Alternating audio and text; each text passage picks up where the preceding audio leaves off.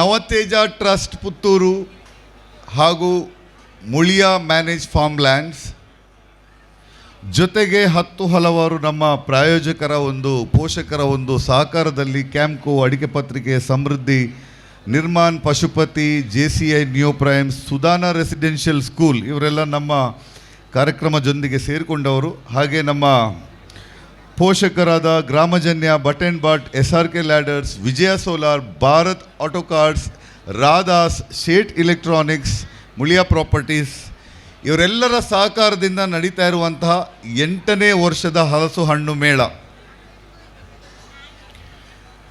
ನಮ್ಮ ಊರಿನಲ್ಲಿ ಒಂದು ಕಡೆ ಹಲಸಿನ ಹಣ್ಣಿನ ಮೌಲ್ಯ ಜನರಿಗೆ ಪರಿಚಯ ಮಾಡಿಕೊಡುವುದರೊಂದಿಗೆ ಅಥವಾ ಅದಕ್ಕೆ ಪ್ರಚಾರ ಕೊಡುವುದರೊಂದಿಗೆ ಇತರ ಹಣ್ಣು ಕೃಷಿ, ಬಹುಬೆಳೆ ಪದ್ಧತಿಯ ಬೇರೆ ಬೇರೆ ಹಣ್ಣು ಕೃಷಿಯ ಬಗ್ಗೆ ಕೂಡ ನಮ್ಮ ಊರಿನಲ್ಲಿ ಪ್ರೋತ್ಸಾಹ ಸಿಗಬೇಕನ್ನುವ ದೃಷ್ಟಿಯಲ್ಲಿ, ಅದರ ಬಗ್ಗೆ ಅರಿವು ಮೂಡಿಸಬೇಕು ಅನ್ನೋ ದೃಷ್ಟಿಯಲ್ಲಿ, ಹಾಗೆ ಅದರ ಜೊತೆಯಾಗಿ ಕೃಷಿ ಬೆಳವಣಿಗೆ ಆಗಬೇಕಂದ್ರೆ ಕೃಷಿಯಲ್ಲಿ ಉದ್ಯಮ ಬೆಳವಣಿಗೆ ಆಗಬೇಕು, ಕೃಷಿಯಲ್ಲಿ ಹಣ್ಣುಗಳ ಸಂಸ್ಕರಣೆ, ಮೌಲ್ಯವರ್ಧನೆ ಬೆಳವಣಿಗೆ ಆಗಬೇಕು. ಉದಾಹರಣೆಗೆ ನಮ್ಮ ಊರಿನಲ್ಲೇ ಈಗ ಹಲಸು ಹಣ್ಣು, ರಾಂಬುಟಾನ್, ಮ್ಯಾಂಗೋಸ್ಟಿನ್ ಈ ಥರ ಬೇರೆ ಬೇರೆ ಬೇರೆ ರೀತಿಯ ಹಣ್ಣು ಕೃಷಿ ಆಗ್ತಾ ಇರುವಾಗ ನಮ್ಮ ಊರಿನಲ್ಲೇ ಈಗಾಗಲೇ ನಿನ್ನೆ ಪಡ್ರೆಯವರು ಇದರ ಬಗ್ಗೆ ಚರ್ಚೆ ಕೂಡ ಮಾಡಿದ್ದಾರೆ. ನಮ್ಮ ಊರಿನಲ್ಲೇ ಬೇರೆ ಬೇರೆ ಅದಕ್ಕೆ ಸಂಬಂಧಪಟ್ಟ ಮೌಲ್ಯವರ್ಧನೆಯ ವ್ಯವಸ್ಥೆ ಕೂಡ, ಉದ್ಯಮಗಳು ಕೂಡ ಸೃಷ್ಟಿಯಾದರೆ ಖಂಡಿತವಾಗಿ ನಮ್ಮ ಊರಿನಲ್ಲಿ ಕೃಷಿ ಅಭಿವೃದ್ಧಿ ಆಗ್ತದೆ. ಈ ರೀತಿ ಸಮಗ್ರವಾದ ತೋಟಗಾರಿಕಾ, ಹಣ್ಣು ಆಧಾರಿತ ಸಮಗ್ರವಾದ ತೋಟಗಾರಿಕಾ ಕೃಷಿ ಅಭಿವೃದ್ಧಿ ಆಗಬೇಕು ಅನ್ನುವ ದೃಷ್ಟಿಯಲ್ಲಿ 9 ವರ್ಷ ಹಿಂದೆ ಪ್ರಾರಂಭವಾದ ಹಲಸು ಹಣ್ಣು ಮೇಳ ಈಗ 8ನೇ ಆವೃತ್ತಿ. ಕೊರೋನಾ ಟೈಮಲ್ಲಿ ಅದೊಂದು ಬ್ರೇಕ್ ಆಗಿದೆ, ಆದರೆ 8ನೇ ಸಲ ನಾವು ಈ ಸಲ ಆಯೋಜನೆ ಮಾಡ್ತಾ ಇರುವಂಥದ್ದು ಭಾಳಷ್ಟು ಖುಷಿಯಾಗಿದೆ. ಈ ನಿಟ್ಟಿನಲ್ಲಿ ನಮ್ಮ ಈ ಕಾರ್ಯಕ್ರಮದ 3 ದಿನದ ಕಾರ್ಯಕ್ರಮದಲ್ಲಿ ಬೇರೆ ಬೇರೆ ಮೇಳ ಅಥವಾ ಸ್ಟಾಲ್ ಅಥವಾ ಖಾದ್ಯ ಮೇಳ ಇದೆಲ್ಲ ಒಂದು ಕಡೆ ಆದರೆ, ನಮ್ಮ ಕೃಷಿಕ ಸಮುದಾಯಕ್ಕೆ ಅಥವಾ ಸಮಾಜಕ್ಕೆ ಪ್ರಚಲಿತ ಮತ್ತು ಪ್ರಸ್ತುತ ಕೃಷಿಯಲ್ಲಿ ಆಗಿರುವಂಥ ಬೆಳವಣಿಗೆಗಳ ಬಗ್ಗೆ ಎಲ್ಲರಿಗೂ ಮುಟ್ಟುವ ರೀತಿಯಲ್ಲಿ ನಾವು ಅನುಭವಿ ಕೃಷಿಕರು ಮತ್ತು ತಜ್ಞರು ಅಥವಾ ವಿಜ್ಞಾನಿಗಳನ್ನು ಸೇರಿಸಿ ಇವರ ಜೊತೆ ಚರ್ಚೆ, ಮಾತುಕತೆ ಮಾಡಿ ಎಲ್ಲರಿಗೂ ಉಪಯೋಗ ಆಗುವ ರೀತಿ ಆಗಬೇಕು ಅಂತ ಮಾಡಿಕೊಳ್ತಾ ಇರುವಂತಹ ಕಾರ್ಯಕ್ರಮ ಈ ಕೃಷಿ ಮಾತುಕತೆ, ಹಣ್ಣಿನೊಂದಿಗೆ ಸಂವಾದ. ಅದು ನಮ್ಮ ಕಾರಂತ್ ಸರ್ ಅವರ ಕವಿತಾ ರುಚಿಯಲ್ಲಿ ಕಾರ್ಯಕ್ರಮಕ್ಕೆ ಹೆಸರು ಆ ರೀತಿ ಕೊಟ್ಟಿದ್ದಾರೆ. ಬಟ್ ಮುಖ್ಯವಾಗಿ ಅದು ಕೃಷಿ ಮಾತುಕತೆ ಅಥವಾ ತೋಟಗಾರಿಕಾ ಮಾತುಕತೆ ಮತ್ತು ನಮಗೆ ಪ್ರಚಲಿತ ಮತ್ತು ಪ್ರಸ್ತುತವಾಗಿರುವಂಥ ಅಭಿವೃದ್ಧಿಪರ ವಿಚಾರಗಳನ್ನು ಕೃಷಿಯಲ್ಲಿ ಅದನ್ನು ಹಂಚಿಕೊಳ್ಳಿಕ್ಕಿರುವಂತಹ ವೇದಿಕೆ ಇದು. ಈ ಸಂದರ್ಭದಲ್ಲಿ ಈ ಸಲದ ಹಲಸು ಹಣ್ಣು ಮೇಳದಲ್ಲಿ ಹೀಗೆ ನಮ್ಮಲ್ಲಿ 3 ಜನ 3 ವಿಶೇಷ ವಿಷಯಗಳೊಂದಿಗೆ ಬಂದಿದ್ದಾರೆ. ಎಲ್ಲರೂ ಅವರವರ ವಿಷಯದಲ್ಲಿ ಬಹಳ ಅನುಭವ ಇರುವವರು ಮತ್ತು ಅದರ ಬಗ್ಗೆ ಒಳ್ಳೆಯ ರೀತಿಯಲ್ಲಿ, ಅಂದರೆ ಉತ್ತಮ ರೀತಿಯಲ್ಲಿ ಮಾತಾಡಬಲ್ಲರು. 3 ಜನರನ್ನು ಕೂಡ ನಮ್ಮ ಅಧ್ಯಕ್ಷರಾದ ಅನಂತ ಪ್ರಸಾದ್ ನೈತಾಳ್ಕ ಅವರು ವೇದಿಕೆಗೆ ಕರ್ಕೊಂಡು ಬರಬೇಕು ಅಂತ ಕೇಳ್ಕೊಳ್ತಾ ಇದ್ದೀವಿ. ಶ್ರೀ ಕೇಶವ ಪ್ರಸಾದ್ ಮುಳಿಯಾ, ಮುಖ್ಯಸ್ಥರು ಮುಳಿಯಾ ಸಂಸ್ಥೆ ಪುತ್ತೂರು. ಶ್ರೀ ಚಂದ್ರಶೇಖರ್ ತಾಳ್ತಜೆ, ಕಾಫಿ ಹಾಗೂ ಕೊಕ್ಕೋ ಬೆಳೆಗಾರರು ಮತ್ತು ಉದ್ಯಮಿ, ಉಪ್ಪಿನಂಗಡಿ. ಹಾಗೆ ಶ್ರೀ ಕೆನ್ಯೂಟ್ ಅರೋನಾ ಅವರು ಕೂಡ ಕೃಷಿಕರು. ಹಾಗೂ ಮುಖ್ಯವಾಗಿ ಈ ವರ್ಷದ ಟ್ರೆಂಡಿಂಗ್ ಏನಿದೆ, ಗೇರು ಹಣ್ಣಿನ ಮೌಲ್ಯವರ್ಧನೆ ಏನಿದೆ ಅದರ ರೂವಾರಿ ಅಂತಲೇ ಹೇಳ್ಬೋದು, ಪಯನೀರ್ ಇನ್ ಕ್ಯಾಶ್ಯೂ ಆ್ಯಪಲ್ ಪ್ರಾಸೆಸಿಂಗ್. 3 ಜನರು ಕೂಡ ಮತ್ತೊಮ್ಮೆ ನವತೇಜ ಮತ್ತು ಹಲಸು ಹಣ್ಣು ಮೇಳ 8ನೇ ಹಲಸು ಹಣ್ಣು ಮೇಳ ಪರವಾಗಿ ಸ್ವಾಗತ ಮಾಡ್ತಾ ಇದ್ದೀನಿ. ಹಾಗೆ ಅಧ್ಯಕ್ಷರಿಗೆ ನಮ್ಮ ಅತಿಥಿಗಳನ್ನು ಶಾಲು ಹಾಕಿ ಗೌರವಿಸಬೇಕು ಅಂತ ಕೂಡ ಕೇಳ್ಕೊಳ್ತಾ ಇದ್ದೀನಿ. ಇದೇ ಸಂದರ್ಭದಲ್ಲಿ ಸೇರಿರುವ ಹಲಸು ಹಣ್ಣು ಮೇಳ ಪ್ರೇಮಿಗಳು ಅಥವಾ ಅಭಿಮಾನಿಗಳು ದಯವಿಟ್ಟು 10-20 ನಿಮಿಷ ಮಟ್ಟಿಗೆ ವೇದಿಕೆ ಹತ್ರ ಬರಬೇಕು. ಈ ಸಭೆಗೆ ಬೆಳಕು ಕೊಡಬೇಕು ಅಂತ ಕೇಳ್ಕೊಳ್ತಾ ಇದ್ದೀನಿ. Requesting all participants of Halasu Hannu Mela who are interested in agri enterprise, progressive agriculture, and also fruit processing, ಕೃಷಿ ಉದ್ಯಮ, ಪ್ರಗತಿಪರ ಕೃಷಿ ಹಾಗೂ ಹಣ್ಣುಗಳಲ್ಲಿ ಮೌಲ್ಯವರ್ಧನೆ ಅವಕಾಶಗಳ ಬಗ್ಗೆ ಯಾರಿಗೆಲ್ಲ ಆಸಕ್ತಿ ಉಂಟು ದಯವಿಟ್ಟು ವೇದಿಕೆ ಹತ್ರ ಬನ್ನಿ. ಅದೇ ಸಮಯದಲ್ಲಿ ನಿಮಗೆಲ್ಲರ ಗಮನಕ್ಕೆ ಸುದ್ದಿ ಮೀಡಿಯಾ ಚಾನೆಲ್, ನಮ್ಮ ಮೀಡಿಯಾ ಪಾರ್ಟ್ನರ್ ಆದ ಸುದ್ದಿ ಏನು ಮೀಡಿಯಾ ಇದೆ ಅವರ ಮುಖಾಂತರ ಈ ಕಾರ್ಯಕ್ರಮವು ಅವರ ಚಾನಲಲ್ಲಿ ಕೂಡ ಲೈವ್ ಆಗಿ ಮತ್ತೆ ಮುಂದೆ ಕೂಡ ರೆಕಾರ್ಡೆಡ್ ಆಗಿ ಕೂಡ ಬರಲಿಕ್ಕಿದೆ. ಇದರ ಉದ್ದೇಶವೇ ಎಲ್ಲ ಕೃಷಿಕರಿಗೆ ಈ 3 ವಿಚಾರದಲ್ಲಿ ಪ್ರಗತಿಪರ ತೋಟಗಾರಿಕೆ, ಸಮಗ್ರ ತೋಟಗಾರಿಕೆ, ಹಣ್ಣು ಮತ್ತು ಈ ಹಣ್ಣು ಸಂಸ್ಕರಣೆ ಮತ್ತು ಮೌಲ್ಯವರ್ಧನೆ, ಅದರ ಜೊತೆ ಕೃಷಿಯಲ್ಲಿ ಉದ್ಯಮಶೀಲತೆ ಮತ್ತು ಅದರ ಜೊತೆ ಪರಿಸರದ ಒಂದು ಪ್ರಜ್ಞೆ, ಇದನ್ನು ಬೆಳವಣಿಸಲಿಕ್ಕೆ ಬೇಕಾಗಿ ಮಾಡ್ತಾ ಇರುವಂಥ ಈ ಕಾರ್ಯಕ್ರಮ. ಸೊ ಮುಂದುವರಿತಾ ನಾನು ನೇರವಾಗಿ ಸಂವಾದಕ್ಕೆ ಮುಂದುವರಿಸ್ತಾ ಇದ್ದೀನಿ. ಮತ್ತೊಮ್ಮೆ ನಮಸ್ತೆ ಎಲ್ರಿಗೂ. ಕೃಷಿ ಹಾಗೂ ಕೃಷಿ ಉದ್ಯಮ ಮಾತುಕತೆಗೆ ಸ್ವಾಗತ ಮಾಡ್ತಾ, ನಾನು ವೇಣುಗೋಪಾಲ್, ನವತೇಜ ಟ್ರಸ್ಟಿನ ಒಬ್ಬ ಸದಸ್ಯ ಹಾಗೂ ಪುತ್ತೂರಿನಲ್ಲಿ ನವನೀತ್ ಫಾರ್ಮ್ ನರ್ಸರಿ ಅನ್ನೋ ಸಂಸ್ಥೆಯನ್ನು ಕೂಡ ನಡೆಸ್ತಾ ಇದ್ದೀವಿ. ಮುಖ್ಯವಾಗಿ ನಮ್ಮ ಕೆಲಸ ತೋಟಗಾರಿಕೆಯಲ್ಲಿ ಅಥವಾ ಹಣ್ಣು ತೋಟಗಾರಿಕೆಯಲ್ಲಿ ಮತ್ತು ಸಮಗ್ರ ತೋಟಗಾರಿಕೆಯಲ್ಲಿ ಕೆಲಸ ಮಾಡುವಂಥದ್ದು. ಕಳೆದ ಸಾಧಾರಣ 40 ವರ್ಷದಿಂದ ಈ ವಿಷಯದಲ್ಲಿ ನಮ್ಮ ತಂದೆಯವರ ಸಮಯದಿಂದ ಇದನ್ನು ಮುಂದುವರಿಸ್ಕೊಂಡು ಬಂದು ಈಗ ಪುತ್ತೂರಿನಲ್ಲಿ ಮತ್ತು ಉಡುಪಿಯ ಹೆಬ್ರಿಯಲ್ಲಿ ನಾವು ನಮ್ಮ ಸಂಸ್ಥೆಯನ್ನು ಬೆಳೆಸ್ತಾ ಇದ್ದೇವೆ. ನಮ್ಮ 3 ಮುಖ್ಯ ವಿಷಯಗಳೇನೆಂದರೆ ಸಮಗ್ರ ತೋಟಗಾರಿಕೆ, ಪರಿಸರ ಪ್ರಜ್ಞೆ, ಅದರ ಜೊತೆ ಜೀವ ವೈವಿಧ್ಯತೆ. ಈ 3 ವಿಷಯಗಳ ಆಧಾರದಲ್ಲಿ ನಮ್ಮ ಕೆಲಸವನ್ನು ನಾವು ಮಾಡ್ತಾ ಇದ್ದೇವೆ. ಮುಂದುವರಿಸಿಕೊಂಡು ನಮ್ಮ ಇವತ್ತಿನ ಮುಖ್ಯ 3 ಅತಿಥಿಗಳೇನಿದ್ದಾರೆ ಅವರ ಸಂಕ್ಷಿಪ್ತವಾದ ಪರಿಚಯ ಮಾಡಿ, ಅದರ ನಂತರ ಅವರು ಯಾವ ವಿಷಯದಲ್ಲಿ ಇಲ್ಲಿದ್ದಾರೆ ಅವರ ವಿಷಯವನ್ನು ಹಂಚಿಕೊಳ್ಳಿಕ್ಕಿದ್ದಾರೆ. ಮತ್ತು ಅದರಲ್ಲಿ ಏನಾದರೂ ಪ್ರಶ್ನೆಗಳು ಅಥವಾ ಏನಾದರೂ ನಮಗೆ ಮಾತುಕತೆ ವಿಷಯವನ್ನು ನಾವು ಮುಂದುವರಿಸ್ಬೋದು. ಸೊ ಮೊದಲಿಗೆ ನಮ್ಮ ಜೊತೆ ಇದ್ದಾರೆ ಶ್ರೀ ಚಂದ್ರಶೇಖರ್ ತಾಲ್ಚದೆ ಸರ್. ನಿಮ್ಮನ್ನು 8ನೇ ವರ್ಷದ ಹಲಸು ಹಣ್ಣು ಮೇಳಕ್ಕೆ ಸ್ವಾಗತಿಸ್ತಾ ಇದ್ದೀವಿ. ಚಂದ್ರಶೇಖರ್ ಸರ್ ಉಪ್ಪಿನಂಗಡಿಯವರು. ಸಾಧಾರಣ 1987ರಿಂದ ಕೃಷಿಯಲ್ಲಿ ತೊಡಗಿಸಿಕೊಂಡಿದ್ದಾರೆ. ಹಾಗೆ ಒಂದು 50 ಎಕರೆಯಿಂದ ಹೆಚ್ಚಿನ ಪ್ರದೇಶದಲ್ಲಿ ಸಕ್ರಿಯವಾಗಿ ಇಷ್ಟು ವರ್ಷ ಕೃಷಿ ಮಾಡ್ತಾ ಇದ್ದಾರೆ. ಇವರ ಕೃಷಿಯಲ್ಲಿ ಏನೆಲ್ಲ ಇದೆ ಅಂದರೆ, ಅಡಿಕೆ ಅಂತೂ ನಮ್ಮ ಊರಿನಲ್ಲಿ ಖಂಡಿತ ಇರುವಂಥದ್ದು, ತೆಂಗು ಇದೆ, ರಬ್ಬರ್ ಇದೆ, ಕಾಳುಮೆಣಸು ಇದೆ.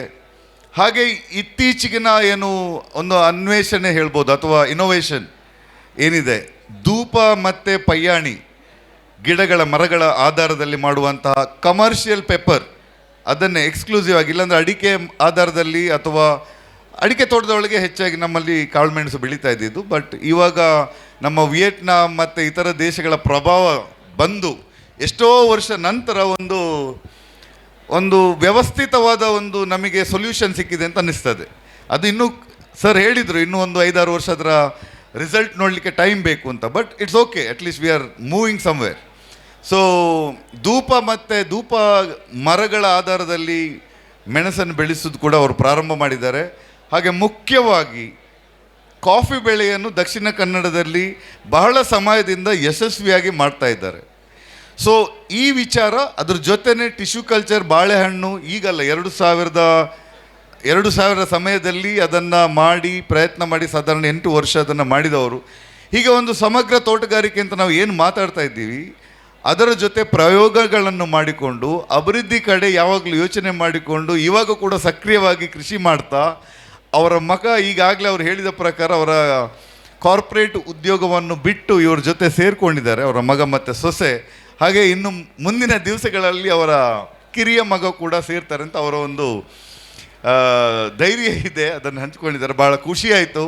ಖಂಡಿತವಾಗಿ ನಮ್ಮ ಪ್ರದೇಶಕ್ಕೆ ಅದು ಒಂದು ರೀತಿಯ ಸ್ಫೂರ್ತಿ.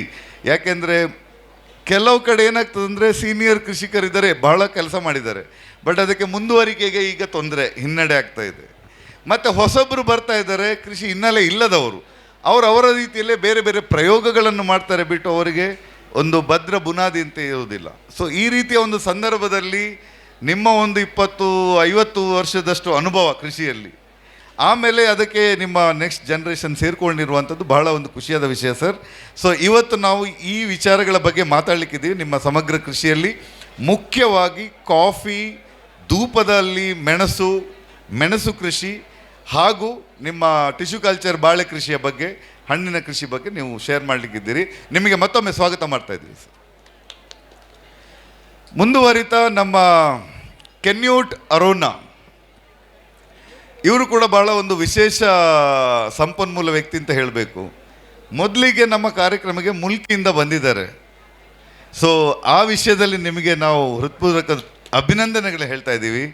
ಕೃಷಿಯ ಬಗ್ಗೆ ಒಂದು ಮಾತುಕತೆ, ಅವ್ರಿಗೇನು ಲಾಭ ಇಲ್ಲ ಇಲ್ಲಿ, ಆದರೆ ಕೃಷಿಯ ಬಗ್ಗೆ ಮಾತುಕತೆ ಮತ್ತು ನಿಮ್ಮ ಏನು ಪ್ರಯೋಗ ಇದೆ ಅದು ಇವಾಗ ಉದ್ಯಮ ಆಗಿದೆ, ಅದು ಇವತ್ತು ನೀವು ಬೇರೆಯವ್ರ ಜೊತೆ ಹಂಚಿಕೊಂಡು ಅದು ಇನ್ನೂ ಎಷ್ಟೋ ಮಂದಿಗೆ ಉಪಯೋಗ ಆಗಲಿ ಅನ್ನೋ ದೃಷ್ಟಿಯಿಂದ ಅವರನ್ನು ಇವಾಗ ಕರೆದಾಗ ಅವರು ಸ್ವೀಕಾರ ಮಾಡಿ ಬಂದಿದ್ದಾರೆ. ಇತ್ತೀಚಿನ ವರ್ಷದಲ್ಲಿ ಅಂದರೆ ಈ ವರ್ಷದಲ್ಲಿ ನಮಗೆ ಗೇರು ಹಣ್ಣಿನ ಮೌಲ್ಯವರ್ಧನೆ ಮತ್ತು ಜ್ಯೂಸ್, ಮುಖ್ಯವಾಗಿ ಶ್ರೀಪಡ್ರೆ ಅವರು ಮತ್ತು ಅಡಿಕೆ ಪತ್ರಿಕೆ ಒಂದು ಕಾರ್ಬಾರಿಂದ ಈಗ ಅದು ಬಹಳ ಪ್ರಚಾರ ಆಯಿತು ಈ ವರ್ಷ. ನಮ್ಮಲ್ಲಿ ಕೂಡ ಮರಿಕೆ ಸಾವಯವ ಮಳಿಗೆಯಲ್ಲಿ ಅದು ಸಿಗ್ತದೆ ಮತ್ತು ಅವರ ಸ್ಟಾಲ್ ಕೂಡ ಇದೆ. ಕುರುವೇರಿ ಅವರು ಕೂಡ ನಮ್ಮ ಹತ್ರನೇ ಬಂದಿದ್ದರು. ಬಟ್ ಇವರೆಲ್ಲ ಮಾಡಲಿಕ್ಕೆ ಮುಂಚೆ DCR ಗೇರು ನಿರ್ದೇಶನಾಲಯ ಅವರು, ಗೇರು ಬೆಳೆ ನಿರ್ದೇಶನಾಲಯ ಪುತ್ತೂರವರು ಅದರ ತಂತ್ರಜ್ಞಾನ ಕೂಡ ಪ್ರೆಸೆಂಟ್ ಮಾಡಿ ಬೇಕಾದಷ್ಟು ತರಬೇತಿ ಕೂಡ ಕೊಟ್ಟಿದ್ದಾರೆ. ಆದರೆ ಯಾರು ಕೂಡ ಅದನ್ನು ಉದ್ಯಮ ರೀತಿಯಲ್ಲಿ ಕೈಗೊಂಡಿರಲಿಲ್ಲ.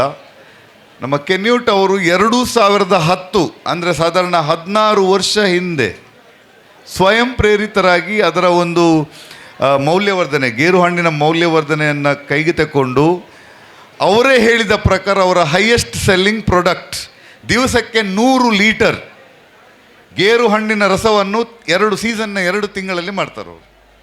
And his top selling product ಅವರು ಹೇಳಿದ ಪ್ರಕಾರ ಅವರು ಅದರ ಬಗ್ಗೆ ಹೇಳಲಿಕ್ಕಿದ್ದಾರೆ. ಅದು ಹೊರತುಪಡಿಸಿ ಗೇರಿನ ಸಿರಪ್ ಆಗಿರ್ಬೋದು ಮತ್ತು ಜಾಮ್ ಆಗಿರ್ಬೋದು, ಹಾಗೆ ವೈನ್ ಆಗಿರ್ಬೋದು, ಇದನ್ನು ಕೂಡ ಮಾಡ್ಕೊಂಡು ಬರ್ತಾ ಇದ್ದಾರೆ ಕಳೆದ 15 ವರ್ಷದಿಂದ.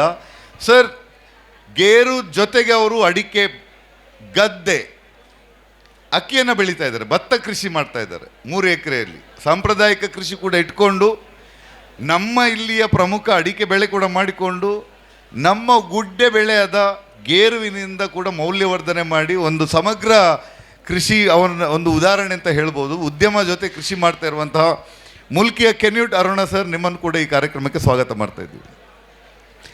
ಹಾಗೆ ಇವತ್ತಿನ ನಮ್ಮ ಮುಖ್ಯ ಅತಿಥಿಯಾಗಿರ್ಬೋದು ಅಥವಾ ಮುಖ್ಯ ಮಾತುಗಾರರಾಗಿದ್ದಾರೆ ನವತೇಜ ಟ್ರಸ್ಟ್.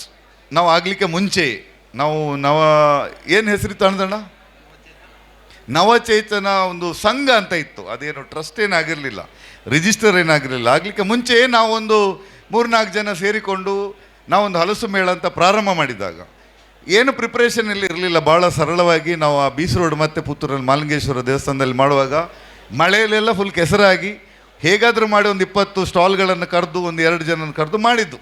ಬ್ಯಾನರ್ ಒಂದು ಇರ್ತಿತ್ತು ಅಷ್ಟೇ ಬಿಟ್ಟು, ಮತ್ತು ಪ್ರತಿ ದಿವಸ ಏನಾಗ್ತದೆ ಅಂತ ಓವತ್ತೆ ನಮಗೆ ಗೊತ್ತಾಗ್ತಾ ಇದ್ದಿದ್ದು. ಆ ಮಟ್ಟದಲ್ಲಿ ಶುರು ಮಾಡಿದ್ರಿಂದ ಇವತ್ತು 8ನೇ ವರ್ಷ ಅಥವಾ 9ನೇ ವರ್ಷ 8ನೇ ಪ್ರಸ್ತುತಿವರೆಗೆ ನಮಗೆ ನಿರಂತರವಾಗಿ ಒಂದು ಪ್ರೇರಣೆ ಮಾತ್ರ ಅಲ್ಲ, ಪ್ರೋತ್ಸಾಹ ಕೊಡ್ತಾ ಬರ್ತಾ ಇರುವಂಥದ್ದು ಮುಳಿಯ ಸಂಸ್ಥೆ. ಕೇಶವ ಪ್ರಸಾದ್ ಸರ್, ನಿಮ್ಮ ವಿಚಾರ ಹೇಳಲಿಕ್ಕೆ ಮುಂಚೆ ನಿಮ್ಮ ಈ ಏನು ಸಪೋರ್ಟ್ ಇದೆ, ಖಂಡಿತವಾಗಿ ನಮ್ಮ ಈ ಕಾರ್ಯಕ್ರಮ, ಅದರಲ್ಲೂ ಮುಖ್ಯವಾಗಿ ನಾವು ಈಗಾಗಲೇ ಹಂಚಿಕೊಂಡ ರೀತಿ ನಮ್ಮ ಕಾರ್ಯಕ್ರಮದ ಉದ್ದೇಶ ನಮ್ಮ ಪ್ರದೇಶದಲ್ಲಿ ನಮ್ಮ ಸಾಂಪ್ರದಾಯಿಕ ಬೆಳೆಯಾದ ಹಣ್ಣಾದ ಹಲಸು, ಅದರ ಜೊತೆ ಇತರ ಹಣ್ಣು ಬೆಳೆಗಳ ಜೊತೆಗೆ ಸಮಗ್ರ ಕೃಷಿ, ಬಹುಬೆಳೆ ಕೃಷಿ, ಏಕಬೆಳೆ ಅಡಿಕೆ ಮತ್ತು ಅದರ ತೊಂದರೆಗೆ ಸಿಲುಕಿ ಕೃಷಿಕರು ಬಾಕಿಯಾಗುವ ಬದಲು ಸಮಗ್ರ ತೋಟಗಾರಿಕೆ ಮತ್ತು ಹಣ್ಣು ಬೆಳೆ ಆಧಾರಿತ ಬಹುಬೆಳೆ ಕೃಷಿಗೆ ಏನು ನಾವು ಒಂದು ಪ್ರೋತ್ಸಾಹ ಕೊಡಬೇಕು ಅಂತ ಈ ಕಾರ್ಯಕ್ರಮ ಮಾಡ್ತಾ ಇದ್ದೀವಿ. ಆ ಒಂದು ಉದ್ದೇಶಕ್ಕೂ ಕೂಡ ನಿಮ್ಮ ಪ್ರೋತ್ಸಾಹ ನಮಗಿರುವಂಥದ್ದು, ಬರೀ ಈ ಮೇಳಕ್ಕೆ ಮಾತ್ರ ಅಲ್ಲ ಸರ್. ಸೊ ನಿಮಗೆ ನಾವು ನಮ್ಮ ನವತೇಜ ಟ್ರಸ್ಟ್ ಮತ್ತು ಇದರೆಲ್ಲರ ಪರವಾಗಿ ನಿಮಗೆ ನಾವು ಅಭಿನಂದನೆ ಸಲ್ಲಿಸ್ತಾ ಇದ್ದೀವಿ. ಹಾಗೆ ಇವತ್ತಿನ ವೇದಿಕೆಯಲ್ಲಿ ಕೇಶವ ಪ್ರಸಾದ್ ಮುಳಿಯ ಸರ್ ಏನು ಮಾತಾಡಲಿಕ್ಕಿದ್ದಾರೆ ಅಂದರೆ ಬಹಳ ಒಂದು ವಿನೂತನವಾದ ಒಂದು ಕಾನ್ಸೆಪ್ಟ್ ಹೇಳ್ಬೋದು. ಇಲ್ಲಿ ರಿಯಲ್ ಎಸ್ಟೇಟ್ ಮತ್ತು ಕೃಷಿಯನ್ನು ಒಟ್ಟಿಗೆ, ಅವರು ಕೂಡ ಕೃಷಿಕರೇ, ಟ್ರೆಡಿಷನಲಿ ಸಾಂಪ್ರದಾಯಿಕವಾಗಿ ಅವರು ಕೃಷಿಕ ಫ್ಯಾಮಿಲಿಯಲ್ಲೇ ಬಂದವರು. ಸೊ ಈ ರಿಯಲ್ ಎಸ್ಟೇಟ್ ಏನಿದೆ, ಭೂ ವ್ಯವಹಾರ ಉದ್ಯಮ ಏನಿದೆ, ಅದರ ಜೊತೆ ಕೃಷಿಯನ್ನು ಸಂಯೋಜನೆ ಮಾಡ್ತಾ ಇರುವಂಥ ಮ್ಯಾನೇಜ್ ಫಾರ್ಮ್ಸ್ ಇವಾಗ ನಮ್ಮ ದಕ್ಷಿಣ ಕನ್ನಡ ಅಥವಾ ಈ ಕರಾವಳಿ ಪ್ರದೇಶದಲ್ಲಂತೂ ಪ್ರಥಮ ಬಾರಿಗೆ ಇಲ್ಲಿ ಇಂಟ್ರೊಡ್ಯೂಸ್ ಮಾಡ್ತಾ ಇರುವಂಥ ಒಂದು ಹೆಮ್ಮೆ. ಮುಳಿಯ ಕೇಶವಣ್ಣಂದು ಮತ್ತು ಮುಳಿಯ ತಂಡದವ್ರದ್ದು ಸಂಸ್ಥೆದು.